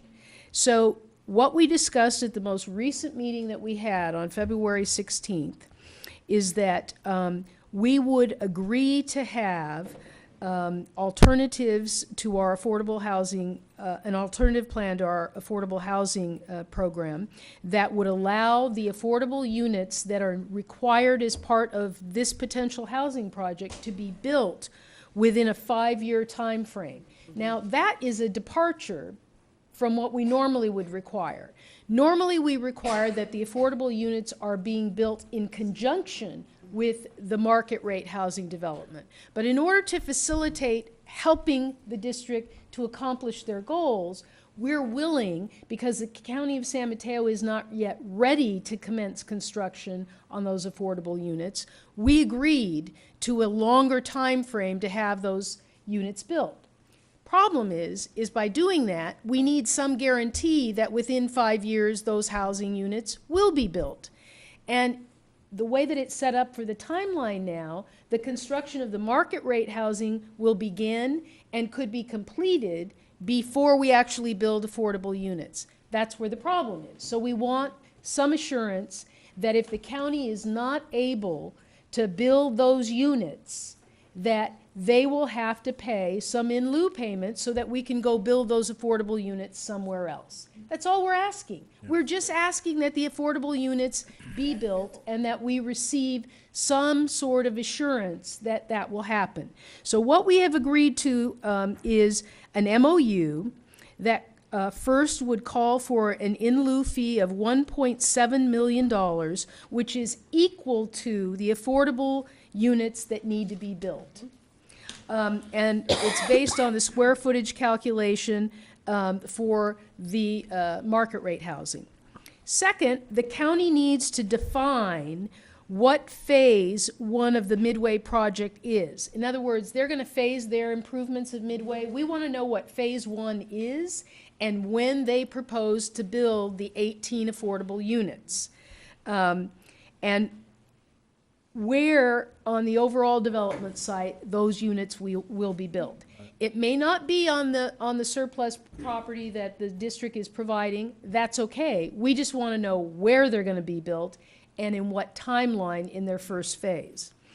Assuming that we're satisfied that the phase one completion satisfies our requirement for the total number of units to be built, then the city would propose that by March of 2018, or when all building permits have been issued for the market rate development, that's on the Robertson School site, whichever comes later, that Midway Village would have land use entitlements approved. That means the county would have gone forward with their, their renovation, and that they would have the entitlements necessary, including approved plans, the map, the design review, CEQA, all of that. And if not, then the city would get a deposit of $435,000. By January of 2019, or when all the building permits are finalized for the market rate project, whichever is later, then a permit package for Phase 1 of Midway Village must have been submitted, or then we take a deposit of another $435,000. If the Midway Village Phase 1 has not obtained all building permits by December of 2019, or within 6 months completion of the market rate project, as they envision on their timeline for construction, whichever is later, then the city would collect the remainder of the fee of the $1.7 million. So we're only taking it in phases as good faith that they're going to go forward and build the affordable units on the Midway site. But if at the end of 5 years they haven't done that, then we get the $1.7 million, and then we would build those affordable units somewhere else. As long as we can satisfy these terms, if the county can meet these terms and provide this assurance, then I will accept the affordable housing plan alternative, and then the project would move forward. Yeah, I'll reserve my comments on why I'm not too crazy about that, but let me ask Mr. Canada Just some a comments. couple questions. So, what are they mandated to provide in terms of affordable housing? What are those units? For the units based on the market rate, it's 14 units. 14 units, but you had just said that they are proposing 18 units. They're proposing 18 units because they're giving the county a surplus property site in Midway Village, and they have a requirement for that as well. So they're adding in total, it would be 18. So they're adding 4 additional units. Right, because they have a requirement for the surplus site that they're giving to the county. Got it. What leads you to believe, and I'm just curious, why do you, we're telling them, the district or the county, that you owe, we want $1.4 million. What leads you to believe that the county? I didn't tell them I wanted 1.4 million. What I did said the calculation of what an in lieu fee for those units would be is 1.7 million. 1.7 million. What leads you to believe that the county won't build that housing? And why are we, I mean, I guess the question is why are we holding them to that standard? Because I find it hard to believe, considering, and I'm on the, the county task force on housing. They would love to have this additional affordable housing. There are conversations taking place right now where they're saying, look, we need this sort of housing. And the thing that where my thought is, we have a school district that is not, I mean, some of the buildings are very dilapidated. We have a. I would agree with you on that. You've been there. We've been there. We've been to Robertson. Many times I've been there. We've been to Bayshore, and there's a desire and need. They passed a bond. I think it was the highest in the state. It was 80%. I think we all supported it. And my point is this. I don't believe that the county's going to walk away. I find that hard to believe. And we have a community that wants a state-of-the-art facility. I think some of us have met with staff. We've seen the designs. We have to have some sort of trust that this is going to happen. They're not going to just walk away. The county's not going to walk away from the housing. And for me, as a policymaker, sometimes the Bayshore feels neglected. Let's just call it. I hear it from various people. They feel. I'd like to see what we can do to find a way to work with them so they can get this project done in the most expeditious manner. And I feel right now. Mr. Vice Mayor, we have been working on that plan for over 12 months. We have been working in earnest to achieve exactly what you would like to do and what I would like to see. But we have legal requirements for affordable units to be built. Yeah, and so let me ask you, let's talk about the legal requirement. Can you lay that out for me? Because the legal requirement, my understanding and reading of it, is it's at the discretion of the city manager. No, that is not correct. The only discretion the city manager has under the housing ordinance is to accept an alternative housing plan, which means if a developer doesn't want to build the affordable units, then they can write a check to us for the amount that would be due for those units, and we can take that and put it in the housing trust fund and build them somewhere else.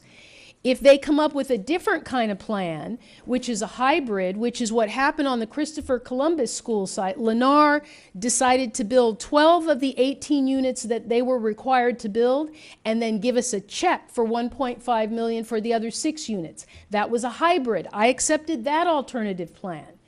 The alternative plan that has been discussed with the Bayshore School District and the county potentially is a very acceptable alternative, but for the fact that we need a guarantee that if for whatever reason those homes do not get built, that we have a payment that we can then go build them somewhere else. So we need that in lieu fee in the event that the county does not fulfill the obligation to build the units. And the county themselves, in the discussions with them, they're very earnest in their desire to build them. But they can't give us a solid timeline when that would happen. Can't we bind them through language as opposed to $1.7 million? Can't we We say- would be binding them through language. That is what the But MOU without is the going to 1.7 do. million, why do we need, I understand why we need the $1.7 million. Because if they don't fulfill the requirements of the MOU, then we actually get a cash payment that allows us to build the unit. And I'll just end with this, Mr. Mayor. I just think with the school district, I understand, I get the money issue. My point is clearly this. I think there's always exceptions to the rule. And I don't believe that the Bayshore School District in the county, because I believe they're true partners, should be held to a standard of having to pay that $1.7 million. I think what we should do is we should work with the school district and say, look, We have a legal requirement, Mr. Vice Mayor. That's why we are asking for it. Because in every other housing development that we have had that has been subject to our affordable housing ordinance, we have had to either have the units built as part of that project or have an in lieu payment. The school district has indicated to us they don't want the units built in their market rate development because they want to maximize the sales price and the proceeds to be applied to the school. I get that part. And so I accepted that we would have to find an alternative. They cannot pay an in lieu payment. I get that. So I said, we'll have to find an alternative. So the alternative is with the county. But then that transfers the school district's responsibility to a totally different agency that doesn't have that responsibility. And therefore, we need a legal assurance that the requirement will be fulfilled and they will build the units. And so the plan we have come up with allows them, if they do meet the timelines that have been laid out, then there would be no exchange of money. But if they don't, then they have a legally binding requirement to pay the in lieu fee to the city of Daly City so we can build those units. And what's their, Is the county. The county. what's their position, last question, what's the school district's position on this?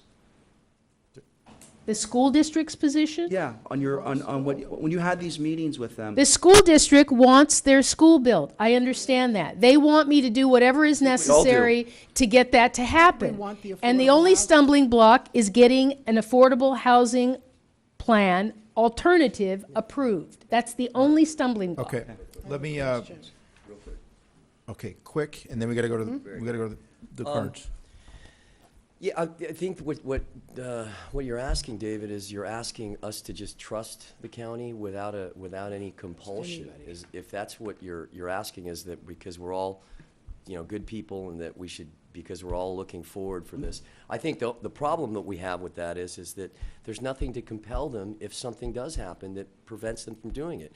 And I think to protect ourselves and to vouchsafe our legal requirement to provide affordable housing, that it's just, all it is it's a placeholder. It's not meant to be punitive. It's not meant to be, all it's meant to do is to say that if for one reason or another you're not able to build these, we will build them ourselves. Because everybody at the table is agreeing to the building. The only thing that we can't agree on is how do we assure that they're going to do it. There's nothing that compels them to do it if they don't do it. Because if they don't do it in 5 years, then we say, hey, come on, do it, will you? And they say, well, we didn't do it, sorry. Then what do we have to do? We have to sue to ensure our legal obligation to provide affordable housing. So we're trying to avoid something down the road. is what we're trying to do. That's what contracts are for, to avoid what happens down the road and to provide for taking care of that uncertainty. But if you and I were elected to the Board of Supervisors and we'd be at the county, we would hold them accountable. Let's. That's the difference. Let's not go I through have a that. question. Hold on, let me start with the card, okay? Can I just start with the public Yeah, hearing part? yeah. I just have a. Let me start calling some folks up. The school more? district actually has a presentation, a brief one. that they Who's here from the passed school to- district? Actually- I didn't have a card. Can I just ask my quick question first? Okay. go It's ahead. that what we're voting on is this. That's We're that's not right. voting on the affordable housing Absolutely thing. right. Preliminary plan. This So is a I review just of want the to make land that use clear. What concept. we're voting on is the plan for the housing Just the that's going to preliminary pay plan. for the school. That's Okay. right. Okay. Let me have the Let her school rip. district representative come up. I didn't have a card from you, so I didn't know you were here. Well, just to inform us. Hi there. Hi. Do you want to introduce me, or I can introduce myself? You can Yes, introduce yourself. go ahead. Hi, my name is Dr. Audra Pittman. I'm the superintendent for the Bay Shore Elementary School District. I want to thank Mr. Mayor as well as council members for allowing me and my team an opportunity to speak in front of you this evening. I would like to comment that I'd like to thank the staff for allowing us this opportunity. We know this is not a normal procedure, but we also recognize that it's not a normal procedure for a school district to present a plan to the city to entitle a piece of property. And so that's why we're here, to tell you what our big vision is. As you may know, we are a very small school district, currently with 2 schools, 368 students. We might be small in number, but as you can see from tonight, we are big in heart and we are big in family when it comes to what we want for the kids in the community of Bay Shore. I want to publicly thank my families and my staff for being here tonight for over 3 hours to talk about our needs for our community for tonight. So I do want to publicly thank you all for being here this evening. I do know that some had to go home because they had young children that needed a good night's sleep before school tomorrow. I did want to introduce my team in terms of my board president, Joy Gutierrez Pilari is here. She will say a few words. I have Paul Button, our architect, who will present, as well as I have Jerry Suick, our consultant, and Dan Schaefer, our engineer, that are available should you have questions. You want to go to the next one? Actually, go 2. Thank you. So why are we here? As I said, we are a very small school district. When I started in 2013, we went to the community to look at our facilities and say, you know what, we need to do some improvements. As many of you have been on our campus, you can see they haven't been modernized in well over 50 years. So when we went to our community, we put up a bond for $6 million, which is the most that we could get from our community. And it passed overwhelmingly at 82.1%, the highest in the state of California at that time. We took that money and we said, okay, what can we do with it? Unfortunately, we can't do much with $6 million in this day and age. And it would fix things that definitely need to be fixed, but it would not bring our facilities to the 21st century that our students not only need, but deserve to have as they are educated in the state of California. So we decided to think outside the box and take these proceeds and couple them with the sale of one of our properties. So we did research on which properties we wanted to look at selling and what would we get the most out of it. And we said with that $6 million in the sale of our Robertson site, we would be able to provide not only a 21st century learning environment for our students and for our community, we'd be able to offer a center for the community of Bay Shore to come and use outside of school hours. We'd be able to provide new homes in our community, and we'd be able to provide affordable homes for the area. 70% of our students qualify for free and reduced lunch, and 80% of our students either are free and reduced lunch, are students as English as a second language, or are participants in the foster youth program. So we have a need for our students to have a 21st century learning environment as well as new homes in our area. This school will actually provide more classroom space for an additional 164 students and provide the Bay Shore community with an important community resource. So I'm going to hand it over to our architect. Do this, Mr. Mayor and members of the council, Paul Bunton, BC Architects. I'll be very brief in my presentation. That just to kind of bring it together, I think staff's done a good job of framing this for you in the sense that this little district is creating not just a school, a community in residential, but they're also exceeding their state mandated requirements for affordable housing in this requirement. So I'll go over that in a few more minutes. Michael, if you could go. We talked about the condition of the schools. As we did the evaluation and presented to the board the conditions of these 1940s era schools, it was very clear that any bond measure that we did was just going to be Band-Aids on these facilities. And so the district embarked on this big vision to sell a site and leverage $6 million into a $25 million new state-of-the-art school. Mike? So what we came up with was a 1940s era school. Thank you. What we came up with was an urban style school, something that really is going to be very unique in Daly City. 2-story urban style school, metal panel systems, sustainable design, low drip irrigation systems, safety and security features throughout the school. Very unique features and something we really need in today's society. Next slide, Michael. Other things we're doing is creating a, oh, you've got a video for us. Creating a parking lot on the site. So right now the residents have to drop their kids off See why we need on new the streets. technology in this? Yeah. What we're talking about. So we're creating a drop-off pickup lane. So we only have a 2.17 acre site, but we're putting a lot in there. And it is just an incredible facility with a full gymnasium that's going to be a great community asset for the residents. Outdoor learning environments. The school is an absolute tech savvy school with 21st century learning environments throughout the facility so that we can provide a digital environment in every classroom. Makers labs, STEAM labs, all kinds of engineering opportunities for the students of Bayshore.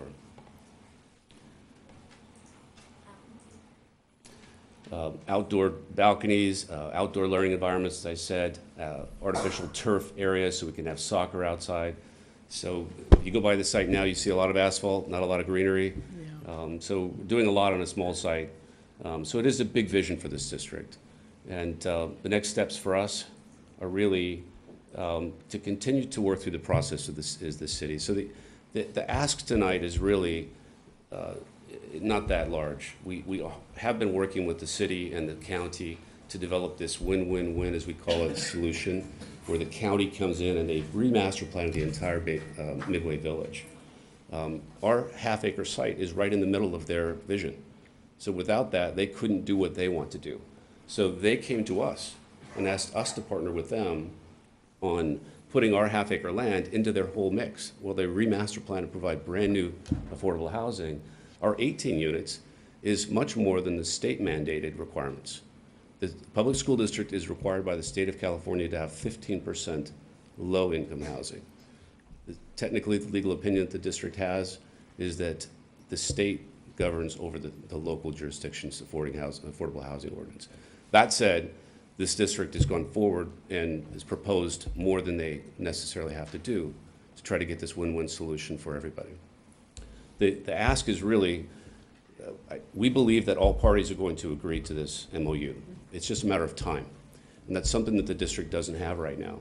What we're asking to do is for staff to deem our application that you're seeing tonight, the preliminary application, ask the staff to deem it conditionally complete so that our precise plan can proceed to an agenda on the council, April 11th, roughly, to be able to keep. We're not, you're overreaching already. That we're not here to do a conditional completion of anything yet. I'm Preliminary just answering the approval. questions that came up earlier, Mr. Mayor. Preliminary approval. Okay, Let's understand. keep remembering that, okay? Okay. Other steps for us, the RFP for the development community is out on the street. And once it's been determined that these funds are adequate to build the new schools, we're receiving bids within the next couple of months, get the proposals on the sale of Robertson site, balance the budget, and we can award it. The issue is just the time, Mr. Mayor. Okay. Thank you. Thank you. The President of the Board would like to say a few things. You, Joy? Yes, I'm Hi, Joy. Joy, I was right about to call you. Thank Joy you. Gutierrez Pilar. Good evening, Mayor Torres, Vice Mayor Canepa, and members of the City Council. My name is Joy Gutierrez Pilari, and I am the President of the Bayshore Elementary School District Board of Education. You can undoubtedly see that our district may be small in numbers, but we have a big vision for the future of our students and our community. On behalf of the Board of Education, we would like to thank you for supporting our district. We look forward to working with the City of Daly City and bringing this innovative new school to our community, as well as the 71 single-family homes and 18 affordable housing units. Thank you. Thank you, Joy. Okay, let's do 2 minutes now. Okay, next to speak is Amanda Sterner. Hi, Amanda. You have 2 minutes, okay? Excuse me, One if of I you could is just. This is Merle Sabato, she asked if she could go first. My name is Merle Salvador, and I've been in the Bay Shore School District for many, many years. I don't want to say because then I'll tell you how old I am. I'm the organizer of this call to action by our district. My remarks will provide council with an overview of our community's specific request tonight. I'm very proud to be associated with this great little district that is fighting so hard for the students and staff who have set a big vision for our community to have a state-of-the-art new school. It's the right thing to do. We're here as a community tonight, as you can see, because your city manager refuses to deem our application conditionally complete and move our project forward into the final public hearings. The precise plan approval for our Robertson residential subdivision until she has a financial guarantee from the San Mateo County Housing Authority that they will actually build the affordable housing project. This inaction is delaying our new school construction and threatens to miss our only window of opportunity to bring this great asset to our community. These delays are also increasing our construction costs by $117,000 per month that could price our precious project to our ability to pay for it. It is my understanding that the County Board of Supervisors has committed to build this affordable housing project and that a resolution stating this commitment is on their March 8th agenda. It is also my understanding that the county has committed to rebuilding the entire Midway Village to include much more affordable housing in our city that will benefit all of us. The city is requesting that the county pay $1.7 million if they do not complete the first phase of the affordable housing project within the next 5 years. While this request is being considered by the county, time is of the utmost essence for our little district. If we are to get our community into their new school by August 2017, the Robertson residential subdivision precise plan needs to be approved by the City Council by April 11th, 2016. To maintain this schedule, we request that the City Council take action immediately. Okay, thank you. Thank you. Thank you. Amanda Sterner.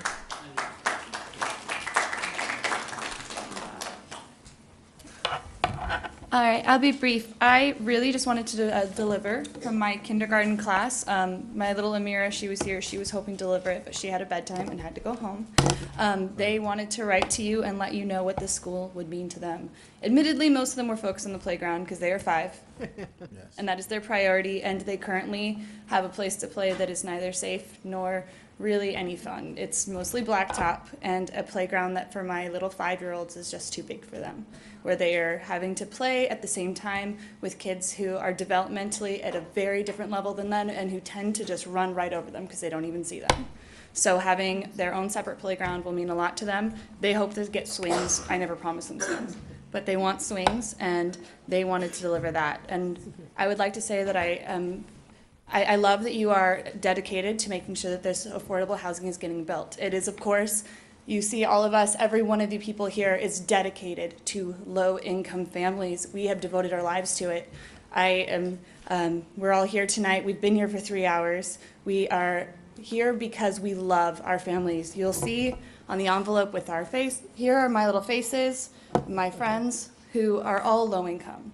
And we want to make sure that they get what they need, and of course, if we can make it happen for the housing too. So if I could who could I give this to? Who would be willing to? There's some fun in there, I promise. So thank you very much for your time, and we'll open it. Thank you. Thank you, ma'am.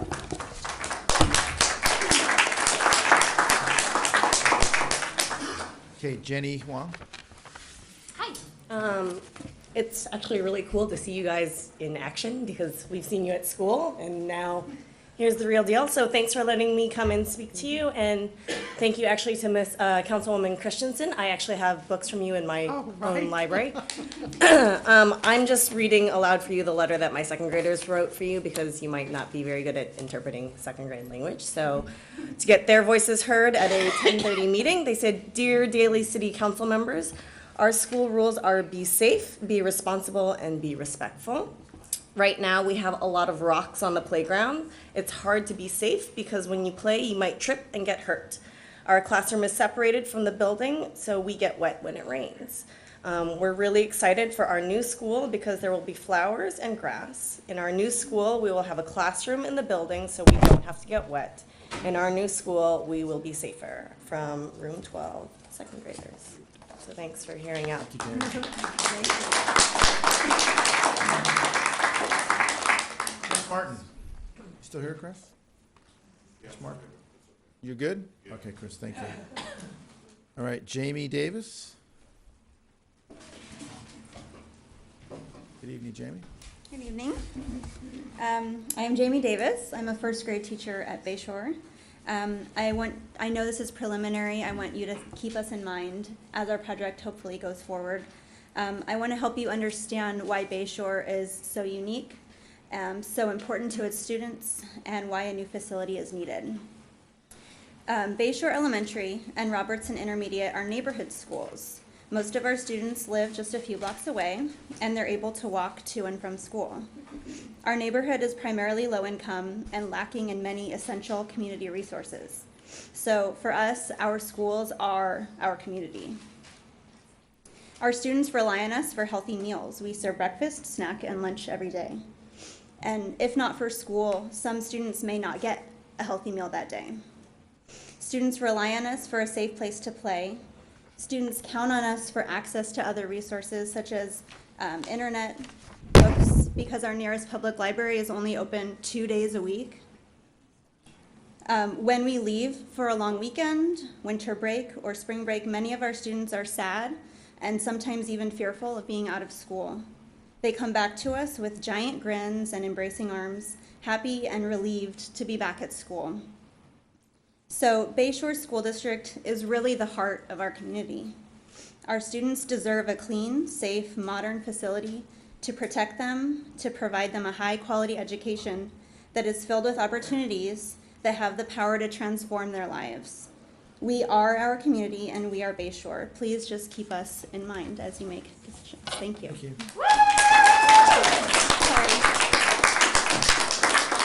Many more letters. Sergio Nesferov? Did I say that right? I hope so. Good evening. Good evening, members of the council. My name is Sergio Nesferov, and I'm the principal of Robertson Intermediate School. And the first thing I want to say thank you for providing me an opportunity to share my opinion. And also to tell you that I'm happy to hear that all of you seems to understand that we do need a new school. Especially some of you have been to my site more than once. I was also relieved to hear that there seems to be general understanding that this is a win-win situation for the city and for the school district. There's no anyone who's losing here. And I was also impressed with one of the thoughts expressed by members of your planning commission after the district presented our vision for the new school.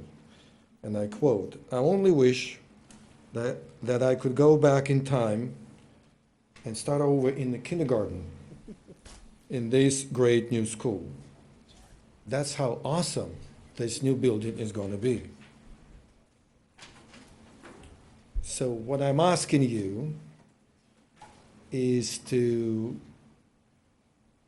let us work together and find a solution to the problem that now we're facing. I understand this is a preliminary, but the next one is really close, and we are on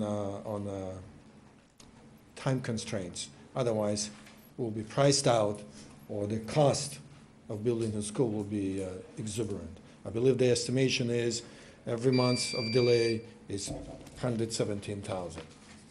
Thank you. Thank you. Thank you. Maya Baker? Oh, there you go. Hi. Good evening.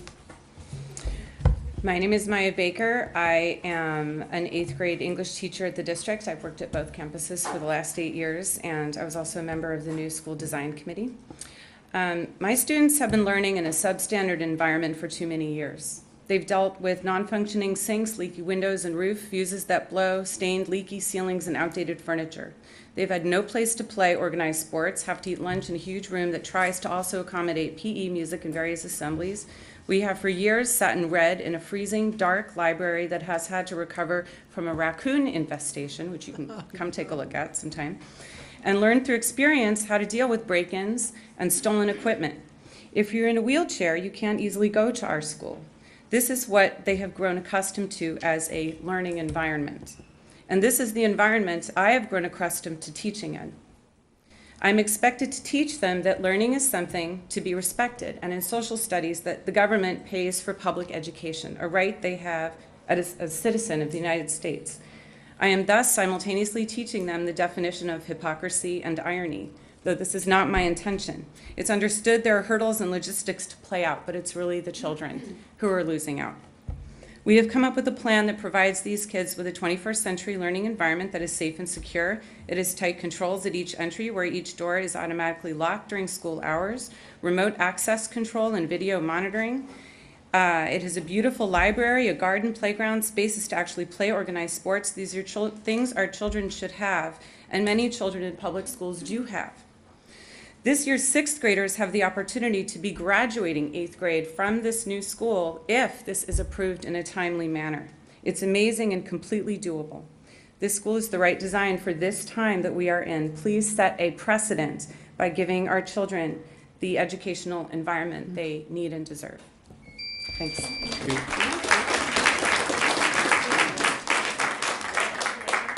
was well timed. Bridget Rudolph. Hi, Bridget. Honorable Mayor and members of the City Council, thank you for having us here. I know it's late, but this is important. My name is Bridget Rudolph, and I'm a parent at Bayshore, in the Bayshore community. Both of my children are currently enrolled at Bayshore Elementary School. The time is now to sell the land while the residential marketplace is hot. In doing this, the Bayshore District will obtain enough funds through the sale to build the new TK through 8 school. This project will not only bring 71 new single-family residents to the city, but it will bring many much-needed affordable housing to Daly City and a state-of-the-art school that will serve the children in our community for many more generations. Everybody wins. I urge each of you as the Daly City Council members to help champion this project that is beneficial not only for the city of Daly City, but for the children and community of Bayshore. Be a hero, make this a priority, put our children first, say yes to Bayshore. Yes. Thanks.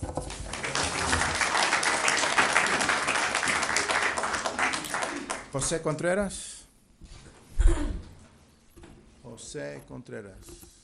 Bueller? Nobody's here. Okay. Gone. Tomas Gerdes.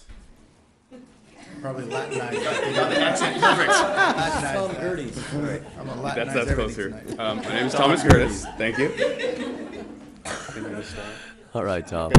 I'm the president of the Bayshore Teachers Association. And on behalf of the teachers of the Bayshore Elementary School District, I want to encourage you to act on our community's request to allow our application to proceed forward without more delay. This asset will be this school will be a huge asset to our community. As you've heard, we're teaching in outdated 1940s era classrooms right now, not the best way to teach our students. With this new facility, we'll bring our students into the 21st century with state-of-the-art learning environments, as well as facilities that the community can benefit from too, like a gymnasium.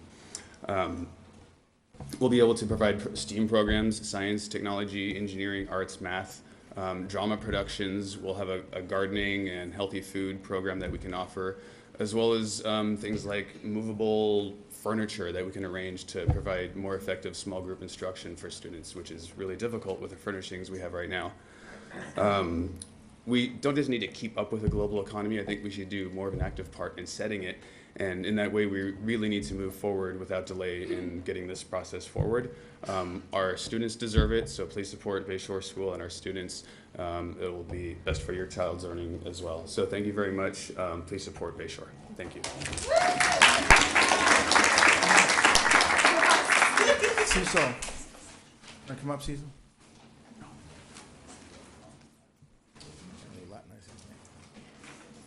Cecilio.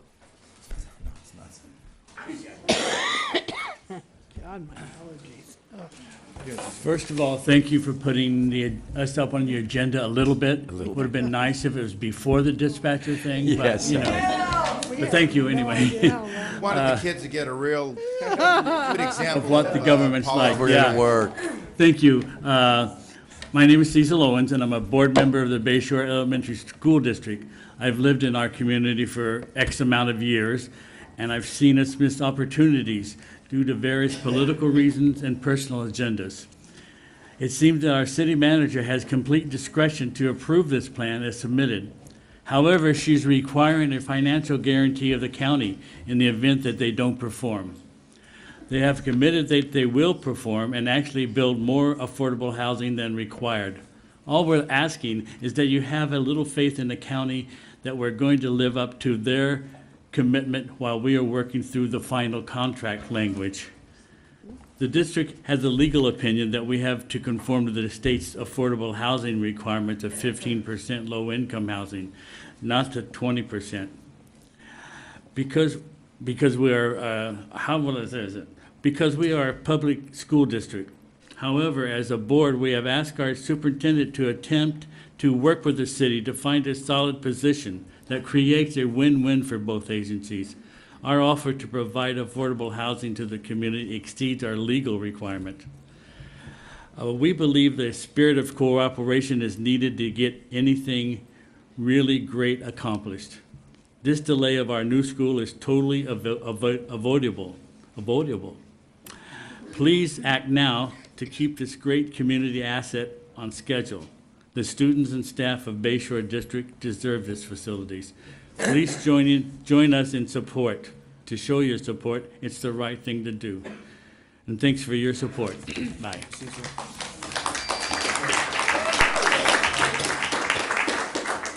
Before we go on, because I'm going to call for a vote, because I think we're all ready to vote on this, but let me just clarify a few. Just to find out, I'm sorry, you read my card first, and I was part of the presentation, so I had a card separately. Sorry. I gotta move forward. I really do. Okay. It's late, okay? I want to make this clear, okay? We're all in favor of this. Pat Martell, our city manager, expressed that we're in favor of this. And I've got to be honest, we're all talking win-win, win-win, except what we're not focusing on is that there is a real risk that the affordable housing will not be built. So you can't say it's win-win all the way through. I have a fundamental and pedagogical difference with the way this was presented, because had the affordable housing units been constructed along with the rest of the units as it's normally done, we wouldn't even be talking about going to the county, okay? For some reason, no one in the county board has a problem with separating the affordable from the non-affordable. Whatever that is, I'll reserve my commentary for that. But that's what's delaying this. We are doing what we have to do to make sure it gets built. I understand what you're saying is we're doing more than we're required to, we're doing more, but you're not doing it. The county's doing it. And I'm having a lot of trouble understanding how in one fell swoop, all these people come into the city here saying, don't trust the county. And you heard them for 2 hours saying, don't trust the county. And then all of you say, trust the county. Okay? Everybody, don't trust the county, but then you guys, and I'm not saying there's nothing wrong with what you're saying, but as we sit here today, we can't trust anybody. No. Except what we put in writing. So if we go on and we just say, let's just say we say we're going to trust the county, and 4 years comes around and you're done with your buildings and you got your school built, it's great. What about the affordable housing that's not being built? Resolution is great for the county, except resolution isn't worth the paper it's written on. You know why? It's a resolution. It's not an ordinance, which is a law. If it's an ordinance, then it's a law, which means they have to do it. Resolution just means, hey, today, we want to declare today February 22nd day in the county of San Mateo. That's it. It's the same thing if they say, today we want to say we're going to build housing in Midway and we're going to redo everything in Midway. That's all it means, because it doesn't obligate the county. It doesn't require the county to do anything. So we can have the greatest of intentions. And I've talked to people I don't know if it's you, Doctor, or Teresa. I think I talked to Teresa about the fact that was that you, Teresa? We had that conversation about, I don't understand, and we had this in January, how people, and I apologize, please indulge me, because this is really important to me. I grew up in a very poor neighborhood. very poor neighborhood, where we were stigmatized by, oh, you're in the poor section of town. I had to grow up with that. And we are having that same thing where we're just gonna put the affordable housing across the street. And I don't know why that doesn't seem to resonate with anyone who's purportedly educating our children, teaching them, let's not make differences. But be that as it may, if we didn't have that mix of, we're gonna throw them across the street while we build this one over here, we wouldn't be talking about whether we had to go to the county. So no one is stopping this. The city manager is not stopping it. The city manager is doing what we as a council tell her to do. It's our duty to make sure we're building the affordable housing. She's only doing what we're telling her to do. So no one is trying to stop it. We want to see this built probably more than you do, especially if 50 years it hasn't been touched. So let's keep that in mind, that nobody here is trying to stop anything.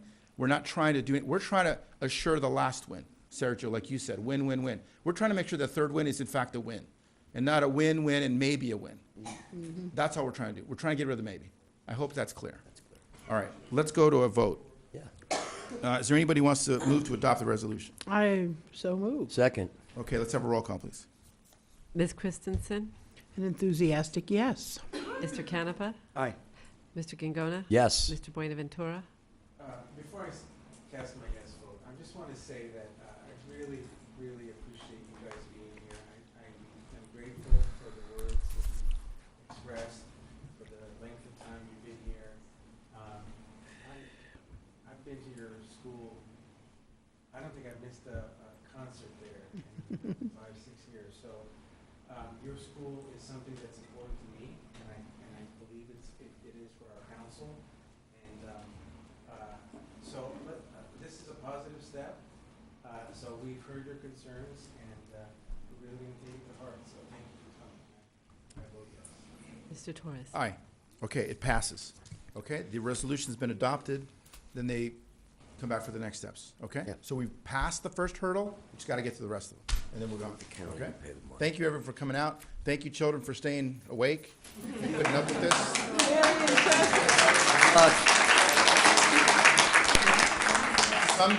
Someday, you guys are gonna be up here, right? That's right, they are. They sure are. All right, thank you, folks. All right, we're going back on the agenda. And I'm thrilled that you're still using my books. Oh my God, really? I donated 71 bank accounts full of books to them. Joseph, oh, there you are. Come on up, Joe. Thank you.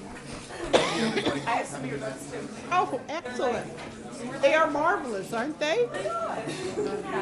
Hold it. Some people have.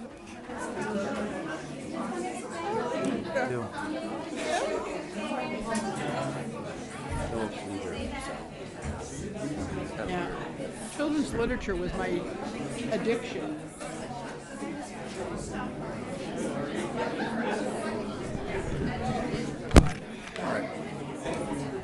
Okay, we're going on. We have other things Got to one finish cough now. drop left. It's 11:15. Let's try to get through this. Item number 10, this is adopting new fees for the Daly City After School Youth Recreation Program. Yeah, let's just do it. Thank you, Mr. Curran. Mayor, members of the City Council. About what? I don't know. I'm 14. Real She's on short. 14. All right, let's she's go. still here. Go ahead, Joe. The item before you this evening is an item that went before the Recreation Commission on January 26th.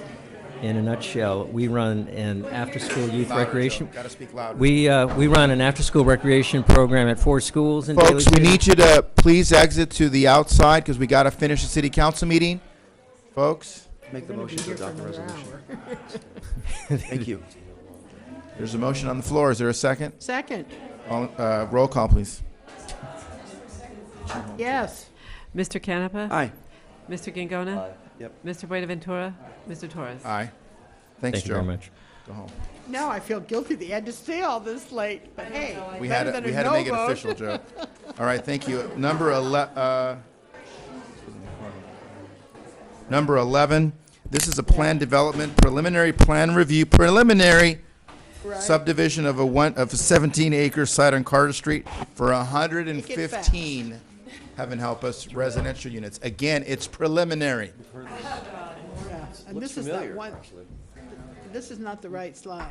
No, it's not the right one. This is that piece of property that had 75 owners and was gullywunkus, yeah. Yes. I think It's we've- been around from since for the years. first time I was here. Preliminary plan review. Let's get Okay. the executive summary Good. version, Michael, Yep. before we fall and faint. Where you at? I've been eating since 11:42. That's any help. Okay. Okay, go, kick it Honorable off. Mayors, members of the City Council, this is the preliminary plan review of the Point Martin 2 subdivision. The site location is essentially in between Summit Ridge neighborhood and the Saddleback condominiums on the west side of Carter Street. You may be familiar with where that is. This is the site in some context. This is a site photo looking to the southwest. Some of the more site context, single-family detached homes in the neighborhood. Saddleback. The other way, yeah. Yep. You're familiar with the plan development process overview. This is a preliminary plan. The project overview is that the request is the site be redesignated to residential low density and open space preservation, 17.82 acre site consisting of 48 existing lots and 29 property owners. The proposal is a 115 lot subdivision on a 7.93 acre site. The resulting density is 14.5 dwelling units per acre. There'd be approximately 10 acres left in open space after the 7.93 acres is developed as residential. There's a rezoning, and 3 tentative maps would be associated with this: 137 lot map, 239 lot maps. As required by the general plan, the City Council also needs to approve the master land use plan for the subdivision. And this is basically What's the assurance that open space is going to stay in open space? So the open space lot would be held by the HOA, and it would be permanently dedicated to open space And preservation. they're going to put anything in there, or is it just going to be open? It would be open. There would probably be some drainage controls that would be constructed there. The HOA would maintain it and own it in perpetuity. And are they planning any landscaping or just leaving it We have actually kind of wild grasses? Some of it may be hydro-seeded. We haven't really got to that level yet. This is just the preliminary land use concept we're looking at, but it would not be formally landscaped. Yeah. Wow. This is an over. 14 units per acre, huh? Mm-hmm. The average? Mm-hmm. That's the average. I was in Colorado where every house had an acre. It's kind of hard to consider. All right. So this is a site plan overview. Site plan And overview. how big are those lots, roughly? The lot sizes. 2,300? Yeah, it would be in 25 that by- range, 25 by 100. Some of them would be a little smaller than So that. substandard then? It would be No? plan development zoning to allow. That's the size of all of our lots. 33 by 100 was our regular size. Yeah, well, I'm the older Is neighborhoods. it substandard or not? It's, well, some of the lots would be smaller than 17, or the 2,500 square foot lot size. Right, Michael? Older sections of town all have 25-foot lots. Yes. And anywhere between 90 and 120 feet deep, depending on what street you're on. Mhm. All right. Hold on, I Great. got one card on this. I don't see him here, though. Is Chris Martin still here? Chris is going to speak on everything. He's not here. Okay. Okay. Is that it, Michael? Yes, that's fine. Okay. I'll make the motion to adopt. Questions, motions? Make the motion to adopt. Second. All right, roll call, please. Ms. Christensen, Yes, and I'm thrilled that something's going to happen on this property. Mr. Canepa, Yes, I'm extremely excited. Mr. Gingona, Yes. Mr. Buenaventura, Mr. Torres. Aye. All right. Item 11 is approved unanimously. Forever. We're on Great. to item 13. Oh, wow. Item 13, this is a use permit, design review for the In-N-Out Burger Restaurant drive-through at 372 Gellert Boulevard. Michael? Yes, so this is an application for a use permit for a drive-through restaurant. Again, it's an In-N-Out that would be constructed at 372 Gellert. There's an existing Sizzler at this location. This is a site photo of the Sizzler looking toward the west from across the street. To provide some context, this is the Alta Ceremony Shopping Center, which is adjacent to the proposed restaurant to the north. And And this that's- is the Chinese hospital Okay. that's located adjacent to the proposed restaurant to the south. This is a new hospital. It was actually remodeled from a previous fitness center. Okay. The Right. developments adjacent to the Cypress Point subdivision located to the project's west. The City Council's received quite a bit of correspondence. Most of the people who have written that correspondence live in the Cypress Point neighborhood. Project overview is that the restaurant itself would be 3,867 square foot. It's an in-and-out restaurant, replacing the Sizzler, of course. There's a 77-person seating capacity, a drive-through lane for 18 cars, and a parking lot for 60 cars. The parking lot actually exceeds the city's parking requirement. Hours of operation would be 10 a.m. to 1 a.m. on Sunday through Thursday, and 10 a.m. to 1:30 a.m. on Friday and Saturday. This slide shows the project site plan. The project's driveways are shared with the Alta Ceremony Shopping Center to the north and the Chinese Hospital to the south. This is the general location of the proposed in-and-out restaurant and the parking field that would serve it. On the west side of the site is the 18Q drive-through lane.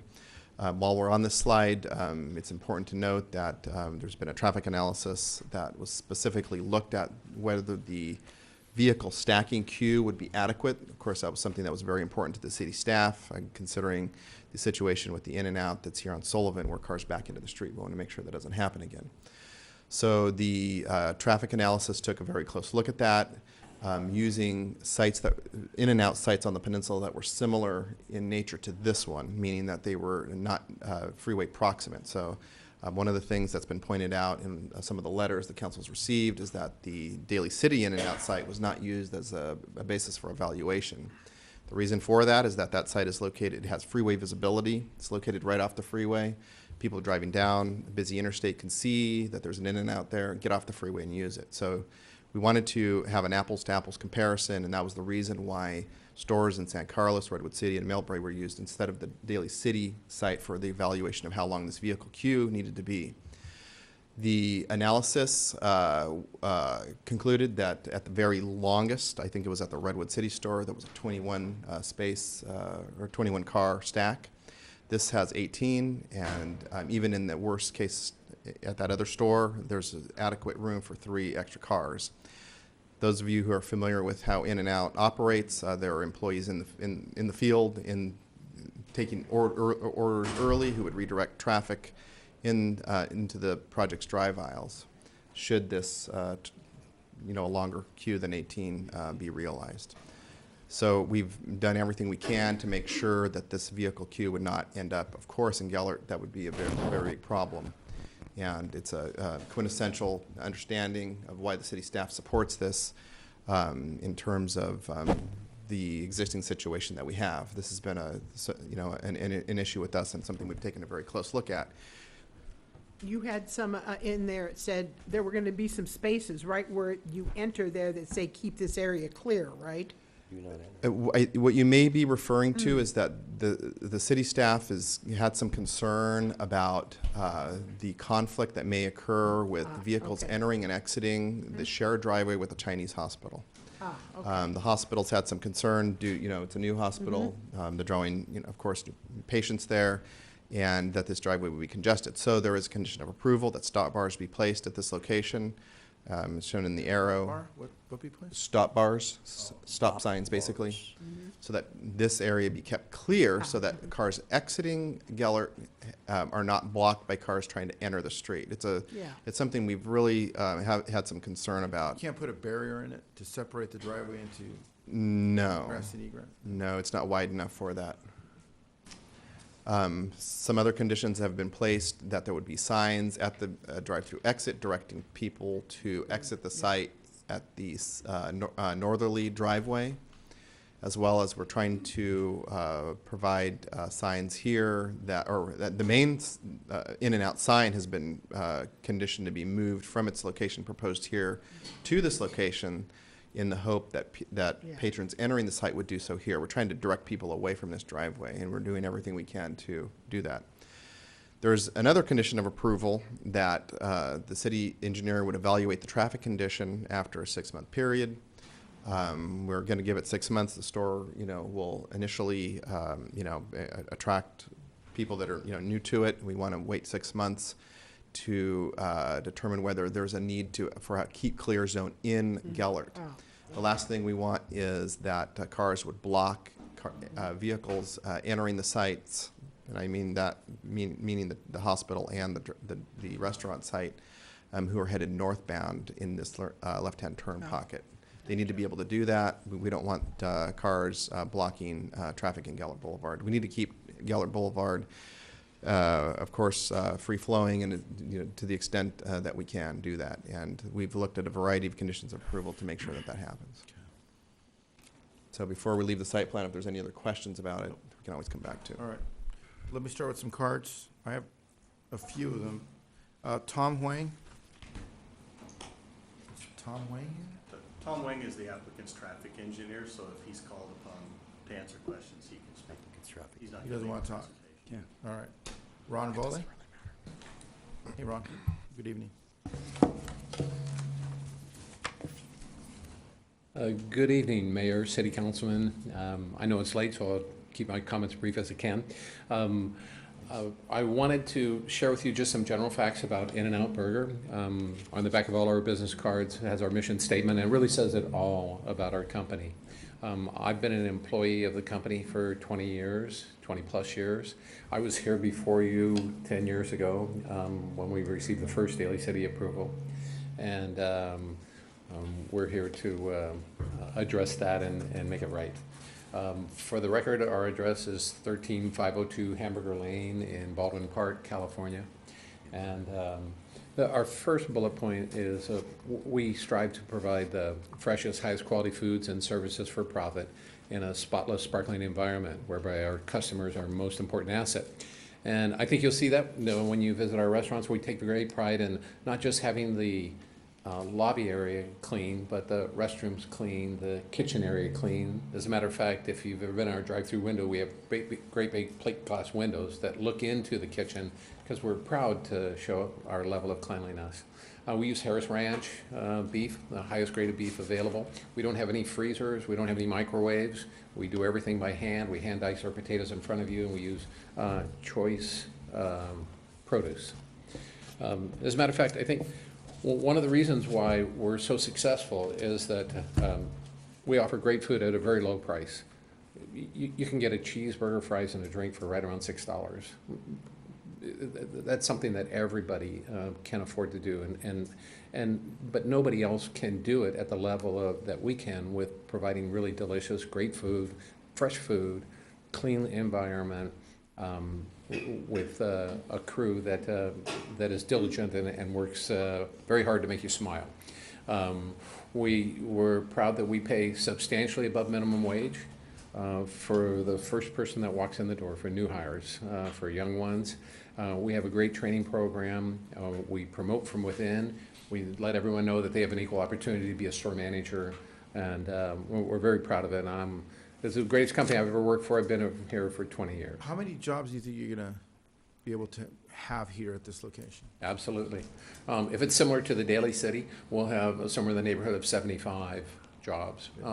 Combination of part-time and full-time. Right. One of the great things about us is we're great about having flexible hours for college students, etc., and work around their schedule as they work around us. It makes a great environment. How many employees will you have at peak hours during your operation, and where will they park? Yeah. So I have less of an answer about that. When we first open up, we have a combination of all-stars and our new employees, and the all-stars help our new employees get to proficiency. But once they're gone, we can have between 15 and 20 attendees and employees in the restaurant. We don't have any additional reciprocal parking, so we would at first look, of course, park on site, but we always work towards finding a solution where we can find another place to put our employees, because we know in Daly City, like everywhere else, every parking space is valuable. Okay. Anything else, Ron? Yes, just real quickly, we've almost never put another restaurant less than 2 miles away. Now, I've never done it in my career for In-N-Out Burger. We just don't do that. But we're doing it here. We're 1.8 miles away because we do understand some of the impacts that are at the first Daly City. And we think this will be a great balance between the two of them. We've heard from some of the neighbors and gotten some feedback. And one of the great things about us, we believe we're a good citizen, and we stand on this project. We think it's a great project.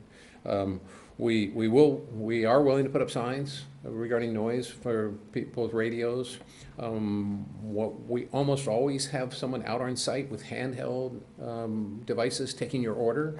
So that is person to person through the car window. And we control and patrol our parking lots tremendously. So we feel like we have a very good handle on being able to do that. The landscape area over, once we get into it, the landscape area over our drive-through lane is heavily landscaped so as to provide a canopy of trees to protect the visual aspect from anyone above us. In wrapping up, we know a lot about the site. We know we're in a retail area, you know, and we know that there's a great big shopping center right across the street from us that has Best Buy and some of the other users, and there are substantial buildings there. That's my overview. I've got my experts, Jim Lockington, who's a project manager, and a traffic engineer to answer detailed questions, and if there's anything I can answer. He doesn't want to speak, does he? Does Jim want to speak? I think or he you're does. just here for questions, right? Yeah, questions. Well, unless you got a hamburger, in which case you're being called up right now because I'm starving. Double, please. You know, You guys brought hamburgers to be even better. We thought about it. it's very late, and Yeah. I don't want to. Let me ask a question. Go ahead. Yeah, I have a When, question. Traffic questions. so what is the wait time for the drive-through traffic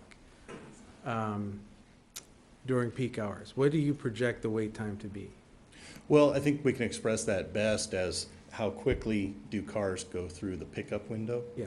And on average, that's 45 to 50 seconds on average. Sometimes faster, sometimes slower. Depends on the order. Somebody orders 20 double doubles to take it to a ball game or something like that. That particular order is going to go slower. What's the wait time now at your other Daly City location? I don't think I have that information, but that store cranks out, orders out the pay window at about that level. So do you think that the traffic is going to be about the same? No, it'd be Or no? reduced. No, we don't really think so. I mean, like Ron was mentioning, we don't put stores this close together generally. We're doing it purposefully here, purposefully to make sure that the peak periods at the Washington store are knocked down a bit, okay? Any restaurant chain, whether they're a family-run restaurant chain and with, 300 units like us or 1 billion units like McDonald's, they don't want to cannibalize their own sales. In this case, we're doing it on purpose because the customer experience at those peak hours is kind of negative, So that's our goal, is to drop those peak periods there down. I have a bunch of traffic questions, if we're ready for that. Sure, why don't we go to that, because I have about 4 cards. Okay.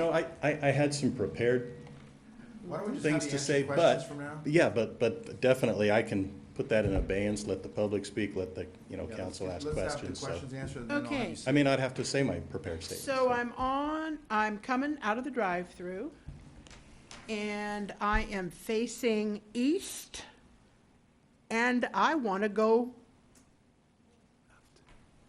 Can't go I left. want to go east on Hickey. How do I do that? Because I'm really close to the corner. I can't cut across that many things of traffic. So is there going to be some way to direct me to go back to the other end, or maybe all the way, you know what I'm saying? Yes. I'm too close to the corner. Like, So is there going to be signage that's going to tell people, if you want to go here, you have to go this way to get there? there's not going to be signage telling people how to get 2 or 3 turning movements out on the public road away. But there was concern with sharing the, I'll use my pointer. There was concern with sharing this driveway entrance with the Chinese hospital outpatient clinic. Yeah. So, as Michael was saying, here at the exit of the drive-through, we're going to have a sign that lets people know that exit to Gellert is also available by making a left here. And that will help relieve any congestion. If there's a car waiting here for some reason, say a car entering, and this next car wants to go, it lets them know that they can keep moving. And if I want to go north on Gellert, I have to really go all the way down through the next shopping center to where the light is. Yes, or further south, like anyone that's on that. And we don't on like Geller. people popping U's. That's, Well, if you wanted to head north on Geller, you would have So- to exit the site and make a U-turn onto, yeah. at Hickey.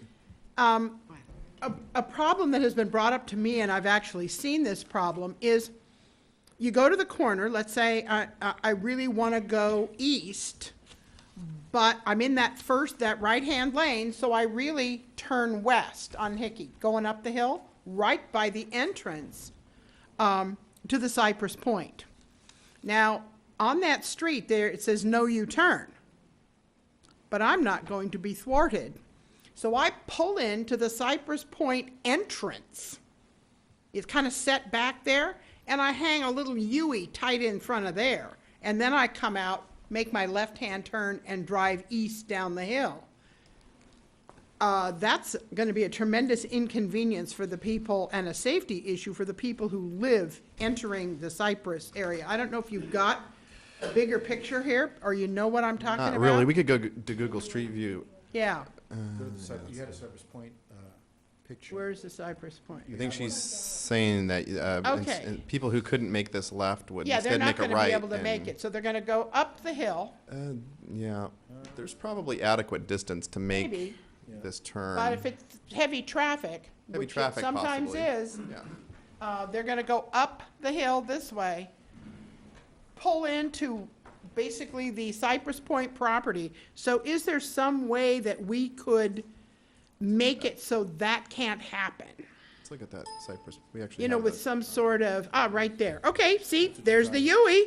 Pull in there, swing around, and then come out, because directly in front of it, it's no U-turn.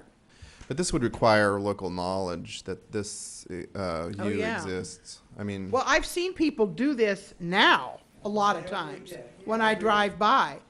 So we might want to think, as we move forward with this, that there's some sort of something that we do here. Now, is this city property, or is this Cypress Point this property? looks like Cypress Point property.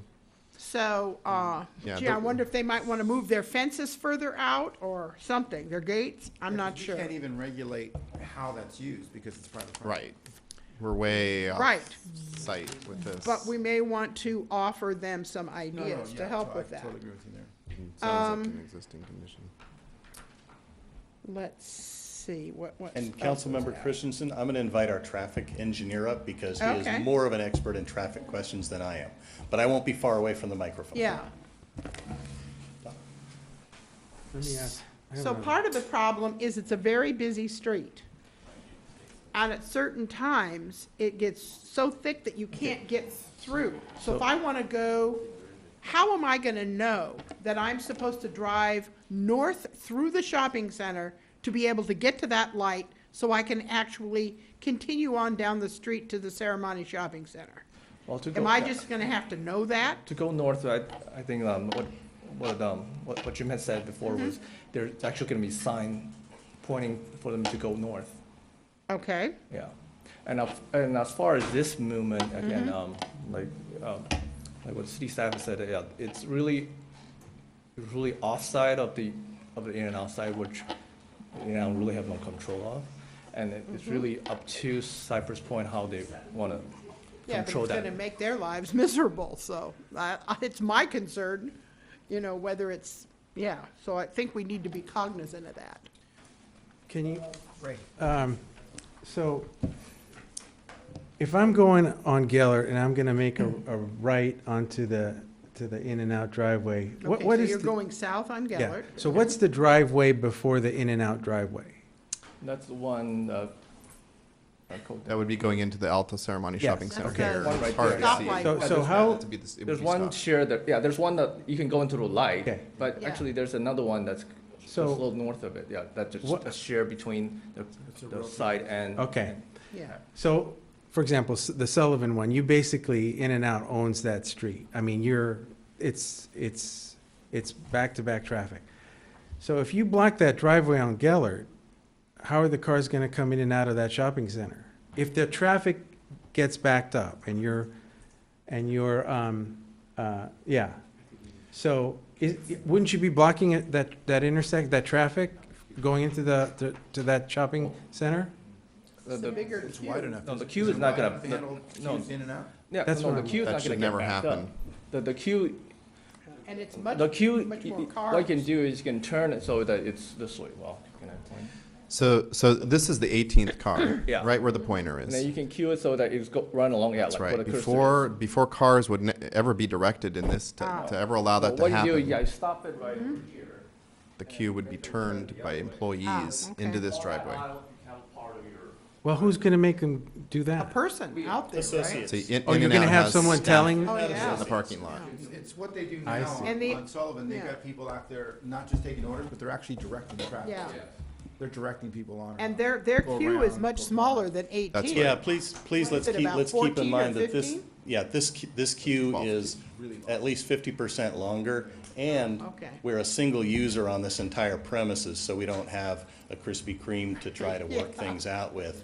So we're confident that if this does back up to this location here, our associates will already be out there, because by the 8th car, when there's 8 cars at the menu board, that's when associates are deployed with the handheld order takers. Okay. Okay. All right. Can I go back to the cards? Yeah, Okay, Brad Jones. let's do it.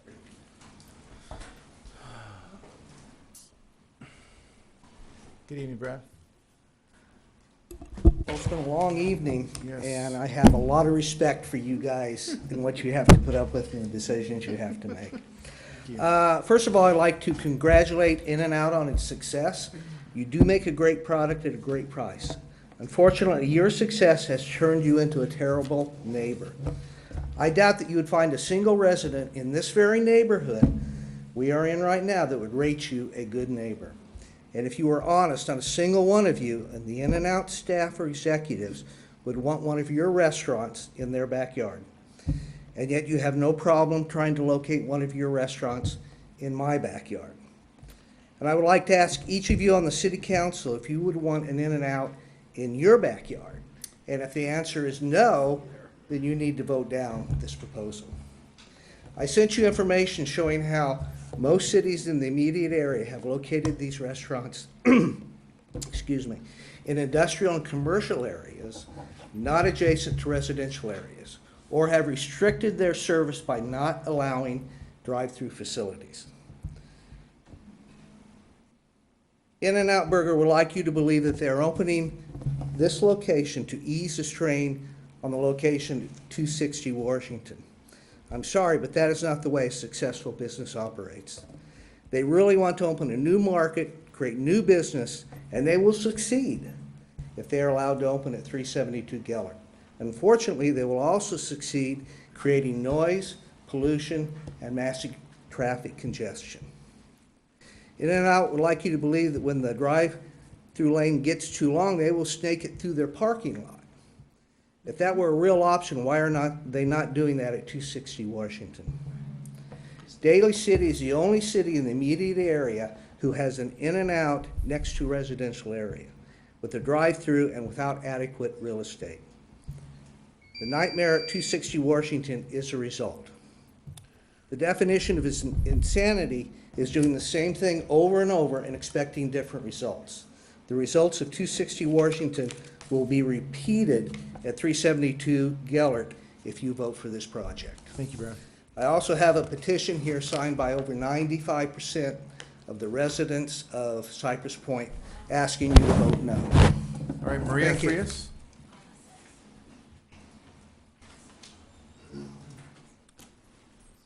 Good evening. Thank you for being with us. Mr. Mayor and council members, I love In-N-Out Burger. Excuse me, I'm sick right now. However, as a Cypress Point resident, I do not want it in my backyard. To be exact, it would be located right below the back of my home, as my house sits on the hill, directly above the proposed site. The light from the 20-foot tall illuminated sign would cause a glare and obstruct the view from my bedroom window. The emissions from the idling vehicles in the drive-through lane, a queue of 18 cars, increases air pollution, reduces air quality, and the increased noise resulting from the late hours of operation until 1:30 a.m. would disturb my sleep, all of which would extremely impact my quality of life and, most importantly, my health. I do not think that 372 Gellert Boulevard is an appropriate location for another In-N-Out Burger restaurant in Daly City. Not only would it be within a few hundred feet of a residential neighborhood, specifically Cypress Point, but it conflicts with Daly City's bicycle and pedestrian master plan, which is to encourage pedestrian and bicycle transportation to reduce traffic congestion caused by automobile use.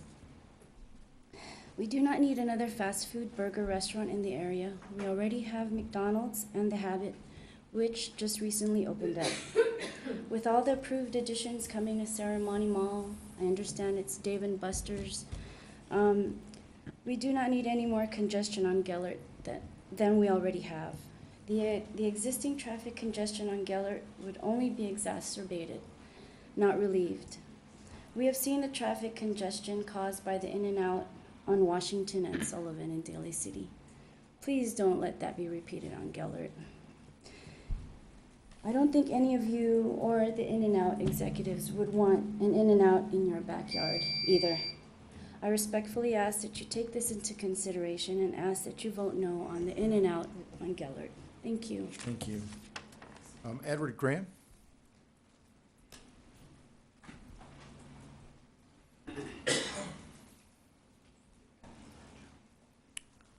Hello, Mr. Rega.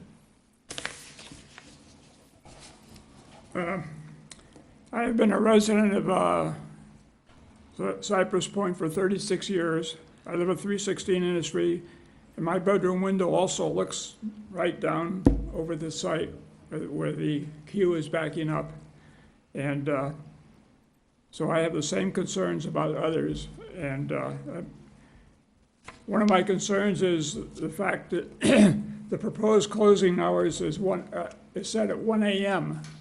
Now, the present occupant, the Sizzler, closes at 9:30, I believe, on weekdays and 10 on weekends. And I think the 1 a.m. closing is going to create a lot of noise problems. I'm not talking about noise from vehicles. I'm talking about noise from rowdies coming out of bars or whatever, having a hamburger late at night, and also about possibilities of crime. So I strongly recommend, if this project is approved, that it be restricted to closing at 10 p.m. and not 1 a.m. The proposal also calls for, as mentioned below, for an unattractive sign, 22 feet tall, which is inconsistent with the signage at other businesses along Gellert Boulevard, which are mostly very close to the ground. And on a recent trip I took up to Marin County, I saw 2 In-N-Outs with no freestanding signs, so I don't understand why this particular location has to have that 22-foot sign. So I say even McDonald's doesn't have, as I recall, doesn't have a big tall sign. It was mentioned that, can't remember that, mentioned earlier that there's going to be a row of trees planted at the back of the property to, I guess, so we wouldn't have to see what's down below. My concern is, how tall are those trees going to be? Are they going to block my view? Right now, I have a nice view out my window beyond what's below me. And I don't want a row of tall pine trees that are going to block my view.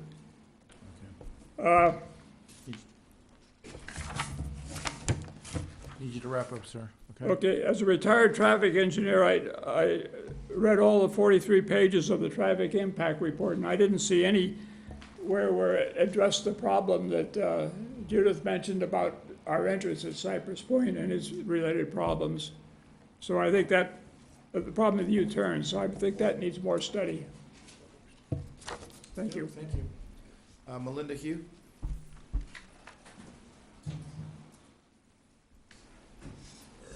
Hello, Melinda. Hello, good evening. As a resident of Daly City and a city planner, I do not support the location of the proposed drive-through given the existing congestion and the future development of Ceremony. For those council members who are considering approval, I, along with fellow residents, submitted comments regarding the CEQA review, specifically the traffic analysis and the lack of analysis regarding air quality impacts of car idling in the drive-through and noise impacts of being open until 1 or 1:30 in the morning next to residential uses. We received a response regarding traffic at 4:30 p.m. today, so we have not had the opportunity to review it. I would like to reiterate that the Transportation Impact Study identifies a significant cumulative project impact which precludes the use of a categorical exemption. I find it questionable that is now not being considered significant, especially given what was said earlier today about transparency in city government. We have not yet received any response to the noise, air quality, and greenhouse gas issues brought up in our letters. By not requiring additional environmental analysis, we are doing the residents of Daly City a disservice by not disclosing the full impacts of a drive-through establishment at that location. There has been discussion about vehicle queues being accommodated by the parking aisles. However, looking at the current location, the queue does not get redirected but spills out to the public street. That is why that location needs to be surveyed as part of the traffic study. So if we as taxpayers are going to subsidize the private use of Sullivan Avenue, we should be entitled to the full disclosure of environmental impacts of the proposed project. Thank you. Thanks, Linda. Okay, I don't have any more cards on it. Do you have any other questions, comments? Oh, I have a question. Let's go to Mr. Buenaventura, then we'll go to Mr. Kennedy. The Chinese hospital, what, can you tell me what the hours are of the Chinese hospital?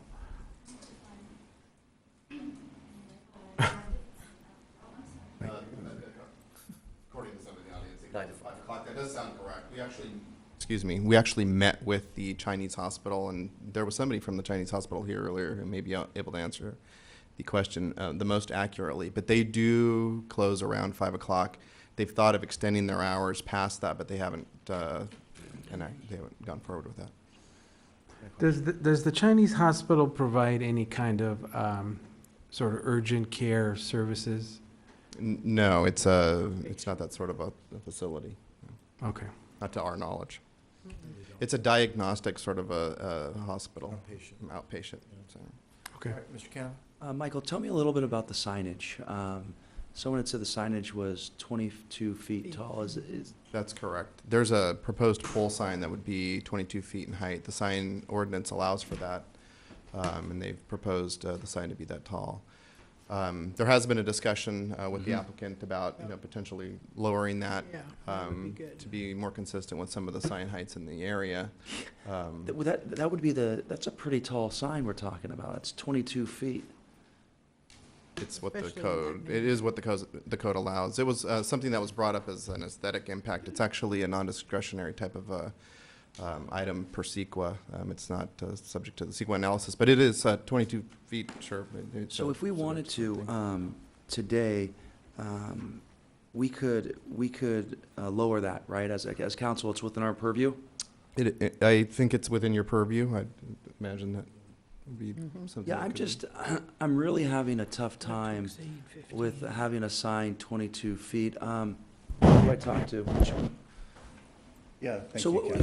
so tell me what we can do as an alternative if we decide to not do the sign at 22 feet. I've talked with staff about it. We'd be open to a reduction in the height of the sign, but maybe it would be illustrative if we looked at the site section, just so you can see the relative height. So We had it there. There it is. Whoops. no, we're looking for a site section. He has Go a back. picture. So go back one more, Michael, please. So, in response to some of the comments we heard at and after Planning Commission, we decided we'd have our civil engineer create this site section. So there's a number of different views here. This lower view shows the section from Gellert Boulevard through to the front of the most adjacent townhome unit through the existing site using a Google Map view. So you can see the Sizzler and the current improvements. The next cut is an as-built plan of the existing site, black and white. The next cut is the proposed site plan of In-N-Out.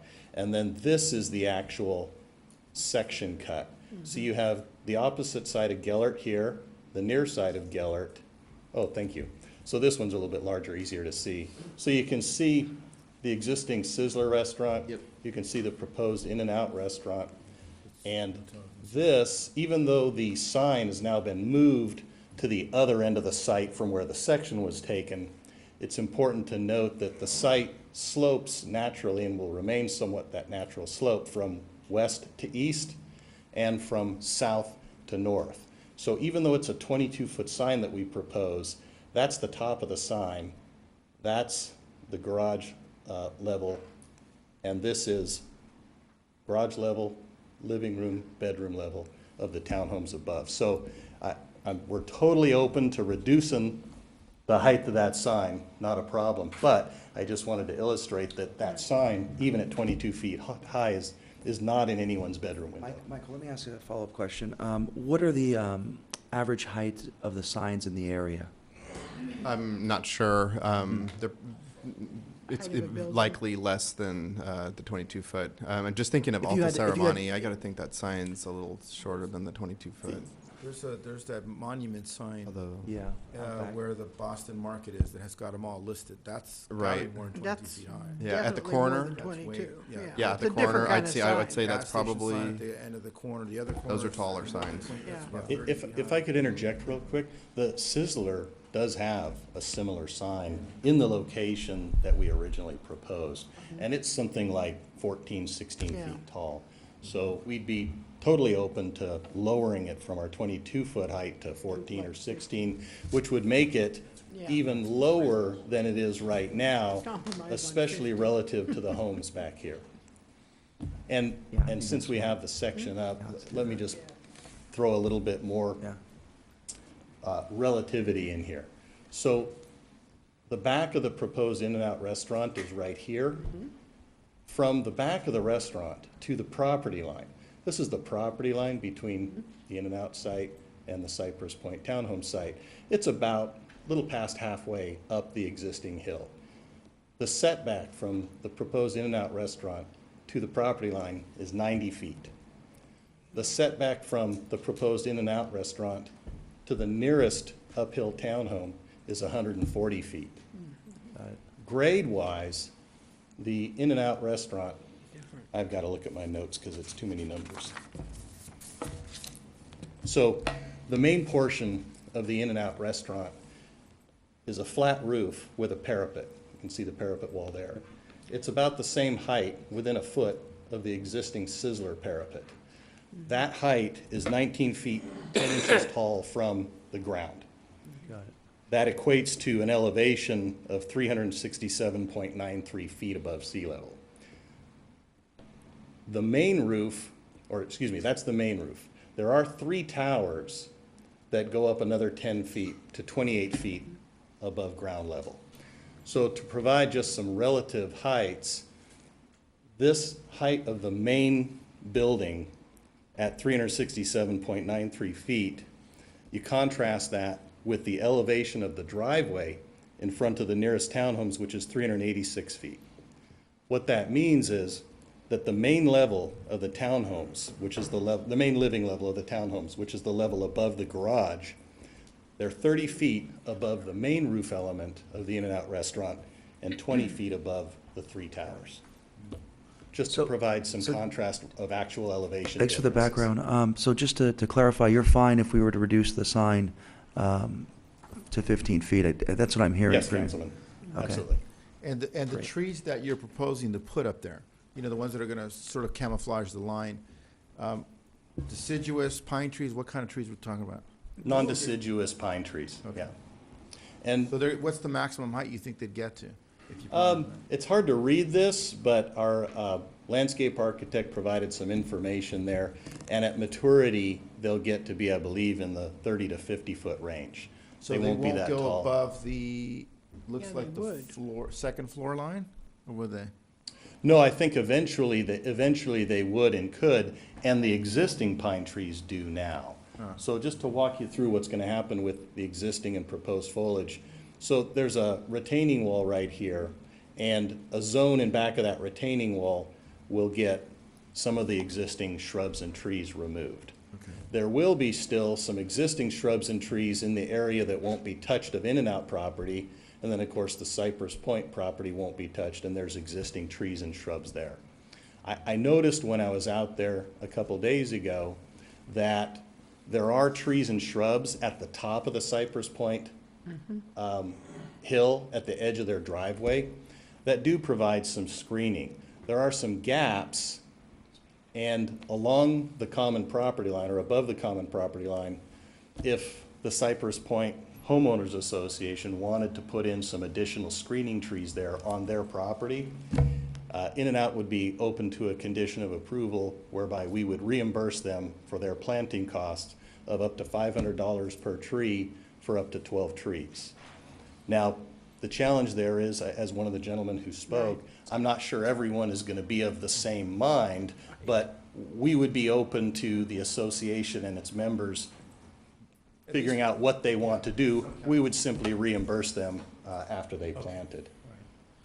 The city staff had added a condition of approval that the number of trees be greatly increased, actually, the tree density in this area. So this is the original plan, and then this is the proposed plan after the condition of approval had been implemented. So we're essentially get a pretty good tree density in there. And the reason I bring this up is there have been issues raised with regard to noise and light impacts. And this is the reason that we really beefed up the requirement for the non-deciduous tree. It's probably going to be a Monterey cypress type variety. They do get to some good height. Something that won't get pine canker. Which we have a lot of. Any other questions? No. Okay, we're ready to move forward. So we've heard all the sides. Is there a motion to adopt this resolution? Move to adopt the resolution. I'll second it. Second. Let's have a roll call, please. Ms. Christensen? Now, this is with the 15-foot sign. We would add the condition of approval The for a 15-foot maximum. And it says here on condition 1 of the number 4, it says, "The city shall reserve the right to review and revisit the use permit periodically to make sure that there are no adverse impacts being generated by this business." What does that mean before? Well, should there ever be adverse impacts that can't be mitigated, I mean, it is a use permit. The reopener comes back. Exactly. We The talk city about it. council does have that So ability. as long as people here know that if there's a problem, The city we're staff, going to work to make it go away. the city problem staff go should away. be making Yeah. sure that goes away before that ever happens. All right. I vote yes. Mr. Canepa? Aye. Mr. Gingona? Yes. Mr. Buenaventura?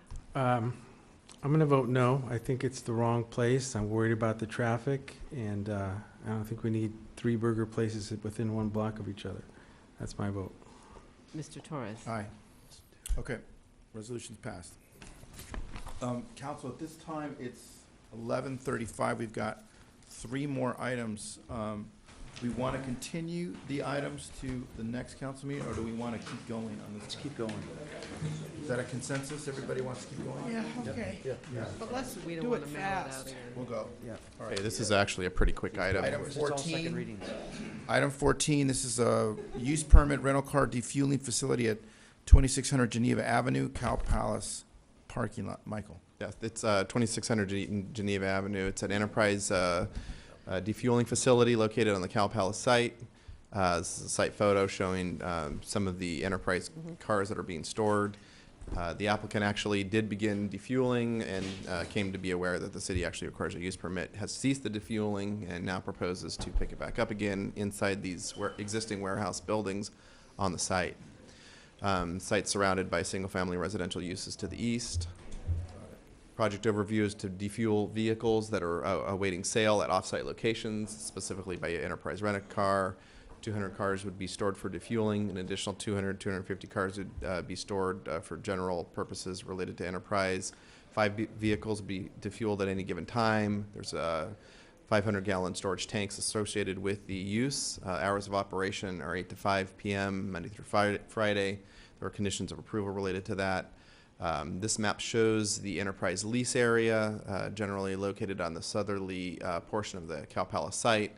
The site uses the Martin Street access to this site which is, we were made aware of by some of the residents in the area, that this has become somewhat of a problem. The enterprise has been restricted. They'd actually preferred themselves to use Geneva Avenue, but the Cow Palace has placed a lease restriction allowing them only to use this rear entrance. So that's been somewhat of a problem. I got 3 cards. Okay. Almost midnight. Let's get on with it. I got 3 cards. Chris Martin. I appreciate it, Michael. We're almost into Tuesday now. Hey, Chris. Hello. Thanks for sticking it out. All right, I live on Rio Verde Street, where my backyard is actually part of the Cow Palace parking lot where Enterprise parks their cars. One issue I have is they leave the lights on all night and they shine into the bedrooms. I have called the Cow Palace, but since it's state-owned, nothing happens. The other thing is, you say at any given time there'll be as many as 400 vehicles. It appears there's more than that. If you go back to that map you have of where they're parking, yeah, there. See that gated entrance? They're all parked in there. No, just past it. They're all parked in there. I took a picture of it. There's a little access road from Partridge where they park down into that road too. They also have vehicles that are parked along those houses that are not for defueling.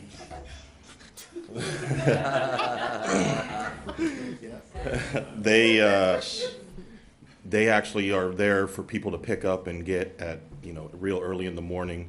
Alarms will go off late at night. Trucks do come and pick up at 9, 10 o'clock at night or later. The trucks do go up Rio Verde Street and then they have to back down. They tell me it's their GPS. Why can't Enterprise give them a map so they don't have to go that way? Also, the vehicle defueling. I'd like to know how you defuel a new car, and why would you when you're just going to sell it anyway? This is a good question. What happens to all the vapors and fumes? What kind of storage facility is it? Is the burn high enough to hold 500 gallons of fuel if it does leak and rupture? There's a lot of concerns, because 500 is a lot of fuel to keep. That's it. I just don't see that working out where they're parking, because they park everywhere. They come in at all times. Like I said, the big trucks are in there. You can hear them up above, and the lights are on 24/7 at night. I've asked the Cow Palace if they could put deflectors on that face the houses like they do in city streets. Never got a response. Maybe you guys can help with that part of it. So, and if there is any kind of number that we could get to call when this is happening, because I've had to back my truck up waiting, or if you go down Martin Street, you have a tractor trailer sitting there during rush hour, and you have to try to come around and almost get hit, and it's happened more than once to me. All right, thanks, Chris. Appreciate you being here tonight. Come back again, speak on some more issues. You were here on all of them today. Joan Shipser? Yes. Hi, Joan. Hi. Thanks for waiting. I own property across the street from the Cow Palace at 2333 Geneva. And I received this notice in the mail, and when I looked at it, I called the planner, wanted to ask the same questions that Mr. Martin raised: storage, fumes. I mean, this is an orphan neighborhood. I just want to use that phrase. I don't know why this is being imposed on this neighborhood. This is to me, an industrial use, the zoning C2. That's a commercial area, not an industrial area. I'm concerned about the fumes. The planner I spoke with couldn't answer any of my questions because it wasn't his file, and the planner whose file it was, he was out. But the planner I spoke to encouraged me to come here and raise these issues to you. And also, he thought that this use should comply with gas station regulations, and also the fire department should be looking this over as well. I don't know where this tank is. Is it underground? Is it above ground? What kind of safety measures? Gasoline's highly flammable. I mean, we all know that. So that is why I'm here.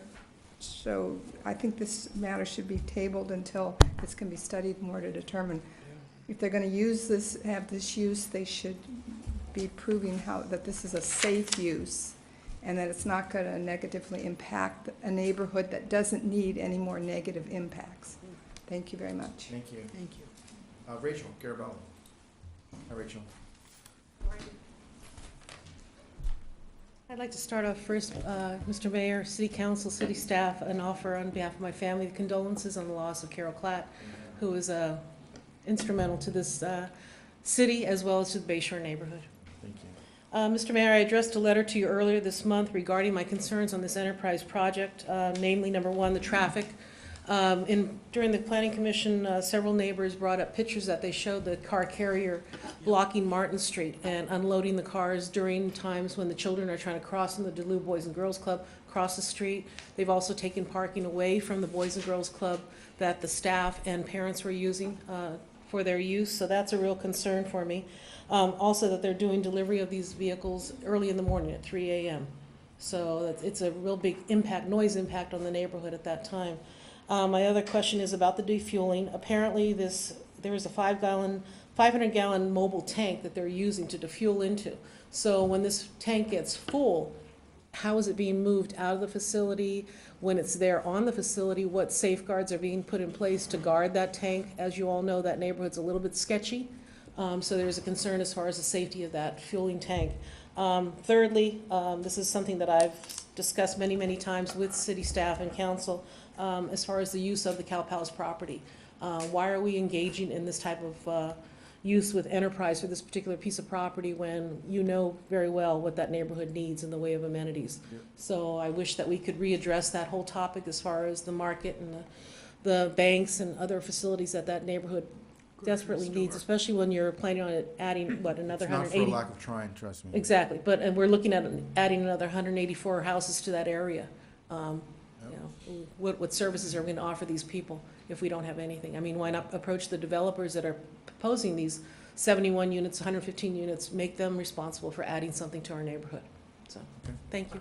Thank you, Rachel.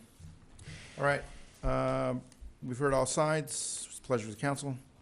Well, I know it's late, but can we get some answers to some of these questions that were asked? The applicants here, the staff also knows some of the answers. The tanks are actually moved on and off site by via semi-truck. Semis are used to bring the vehicles to the site. During what hours? There's a condition of approval that limits the total operation to between the hours of 8 and 5, Monday through Friday. Right, but they've shown 5 p.m.? an inability to meet that requirement in the past.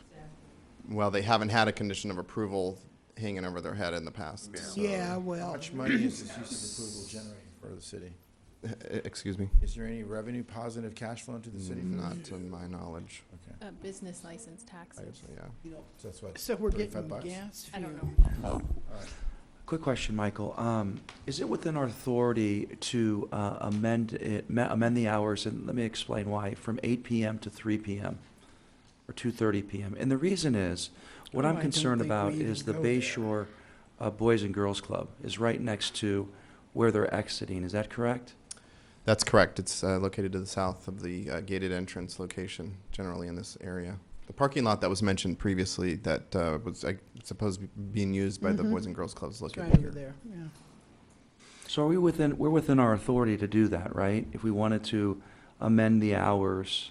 I think the Boys and Girls Club, I think school, I don't know what time school gets out in Bayshore, but I think there's a lot of kids who go to the after-school program. Wow, we got you jumping, huh? Well, if I could. Yeah, sure. Hi, I'm Thomas Klingler, and I'm with Enterprise, and I know it's really late, so I'll be brief.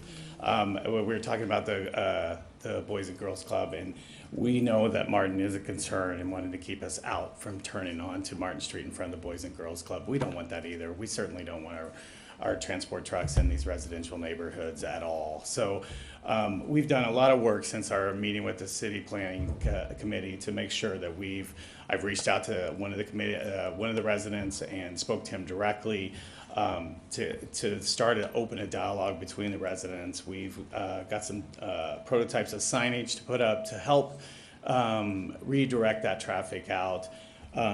Rather than turning directly onto Martin Street right in front of the Boys and Girls Club, we were redirecting through I think it's Gate 8, correct me if I'm wrong about that, I think it's Gate 8.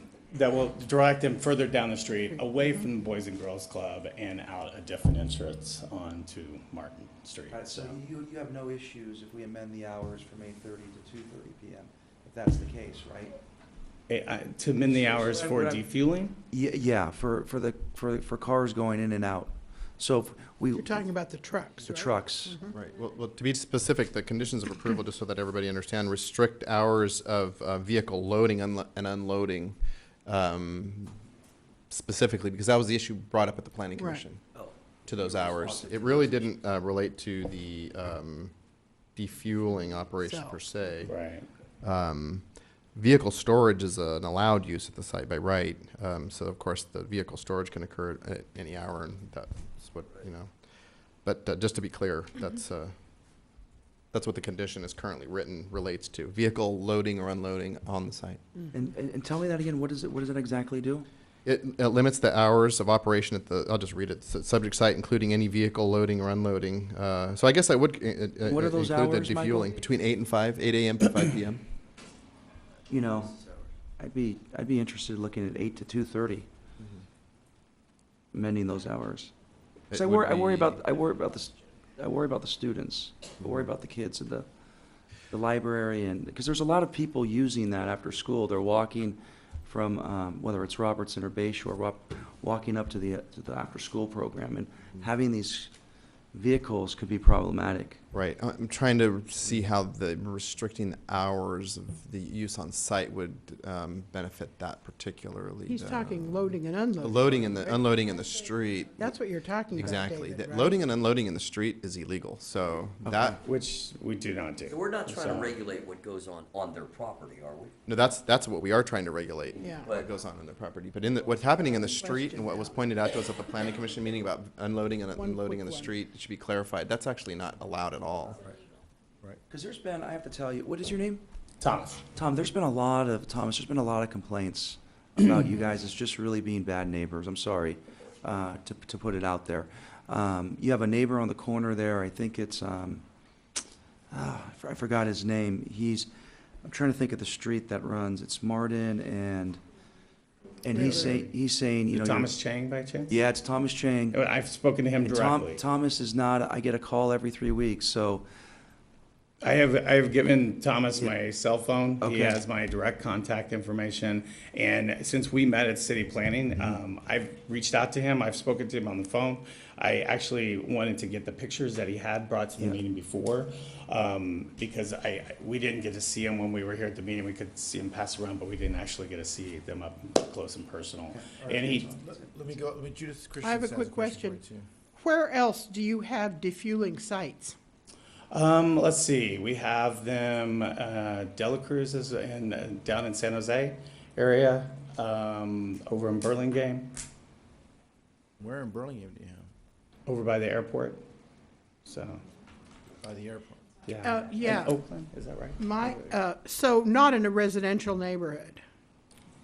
Not, nor is this. This is, I mean, the defueling station is, I mean, correct me if I'm wrong, it's close to a football field, if not further away. So, I mean, it's clear on the inside of, you point to it right there, Michael. I mean, it's. Yeah, I have to say I'm feeling real negative about defueling in that neighborhood. I mean, I would point out. 500 gallons of gasoline? I mean, why not just leave the gas in the damn cars and drive it to the next place you're gonna sell it? Well, I mean, well, that's what I would do. Well, yes. And but- I understand that whatever your business is, but I say take these cars down to Burlingame and defuel them. You know, I mean, this Not quite that neighbor- simple, this but I could particular appreciate your concern, neighborhood so. Gets, there's hardly any polite way to say it. They get messed with all the time. And this one is just too much for me. So, Mr. Mayor, one comment. Completely agree with Councilmember Christensen and everything that's been said, but I think we're leaving something out of the equation, and that is the Cow Palace, because they are the property owners, and we have had communications with them in the past requiring them to direct the people that they are leasing space to not to be using certain exits, not to be going through the residential streets, and that has been overlooked. The Year police in chief and has year sent the police chief has sent an email and is still awaiting a response from the Cow Palace about the ongoing violations of vehicles, these big trucks going through the residential neighborhood. So, while I appreciate we can put a lot of conditions on enterprise, Not gonna happen. unless we get the Cow Palace to concur with their responsibility to enforce it on the company leasing from them, we're still going to have problems. So we need to ramp up the communications with Cow Palace and tell them, even though they are the state of California, that that's a problem. No, I don't disagree with you in the least bit. Let me ask you something. I mean, you're obviously not going to do this unless you're making some money out of it. I'm sorry? You're not doing this unless you're making a profit out of it. Well, the whole It's a point for-profit of, company. reclaiming How fuel much- that's in a car is to What do you collect do the with the fuel. reclaimed fuel then? We use it in our fleet, in a vehicle. So it's, You know, in some respects, while I understand the convenience, Burlingham's what, about 11 miles away? Yeah. You got one there already? I am. That's number one. Number two, there's obviously some arrangement with the Cow Palace. Maybe this is to the city manager's point. Maybe it's a way to get their attention. They clearly ignore us when we need them to pay attention, but when they need us, we have to come to their call. That's a state-owned entity that runs it, that owns it, and right now they're not doing us any favors. So, with all due respect, I'm not crazy about this idea either, because, I mean, the last time the last issue we were talking about a burger place. Okay, would you want it in your backyard? I don't know. I probably wouldn't mind something in my backyard, a burger place. But this, I can tell you, I wouldn't want in my backyard. It just doesn't sit well. Talking about defueling, gasoline, when you got something about 11 miles away, it doesn't make any pragmatic sense that you want another one here. Who knows what this has the magnitude to become? And if Cow Palace says, what happened, you can't do it anymore, I'm not gonna get my lease payments from you now, maybe then they'll call the city manager and say, what the F is going on? Maybe that's how we get them to the table. gotcha. You're certainly able to come back and ask us again, but right now, I think you're getting the sentiment of what we're doing. So why don't we just take it to a vote? No, I'm gonna take it right to a vote, sorry. I just wanna take it to a vote. All right, so I don't hear anyone making a motion to adopt the resolution. Can I say it fails for lack of a motion? A motion to deny the resolution. Yes. Is there a motion to deny I'll the make that resolution? motion. I will make that Okay, go ahead. motion, I'll okay? second. I'll second it. We'll work Made and together on seconded. it. Let's do a roll call. Ms. Christensen, I'm saying yes to deny. Mr. Canepa, Aye. Mr. Gingona, Yes. Mr. Buenaventura, Aye. Mr. Torres. Aye. All right, thanks. Thank you for your time, guys. Okay. Thank you. All right, we're on to item 15. Sorry, but- Thank you, folks, for staying and pulling an all-nighter with us. Thank you, too. Thanks, bye. All right, second reading, this is an ordinance authorizing the implementation of a community, of a community choice, I'm losing my voice, community choice aggregation program. Ms. Zimmerman, Thank you, Oh, do we Mr. even Mayor. need to talk? Yeah, move to adopt the We just- resolution. Second. all in favor, say aye. Aye. Any objections? No. Hearing none, go. Actually, can we have a roll call? Yeah, Oh, need okay, a- let's do a roll call. Ms. Christensen, Enthusiastic, yes. Mr. Canepa, A thrilling yes. Mr. Gingona, Yes. Mr. Buenaventura, Aye. Mr. Torres. It's an election year, we can say. Aye. I don't need to be excited, it's part of my job.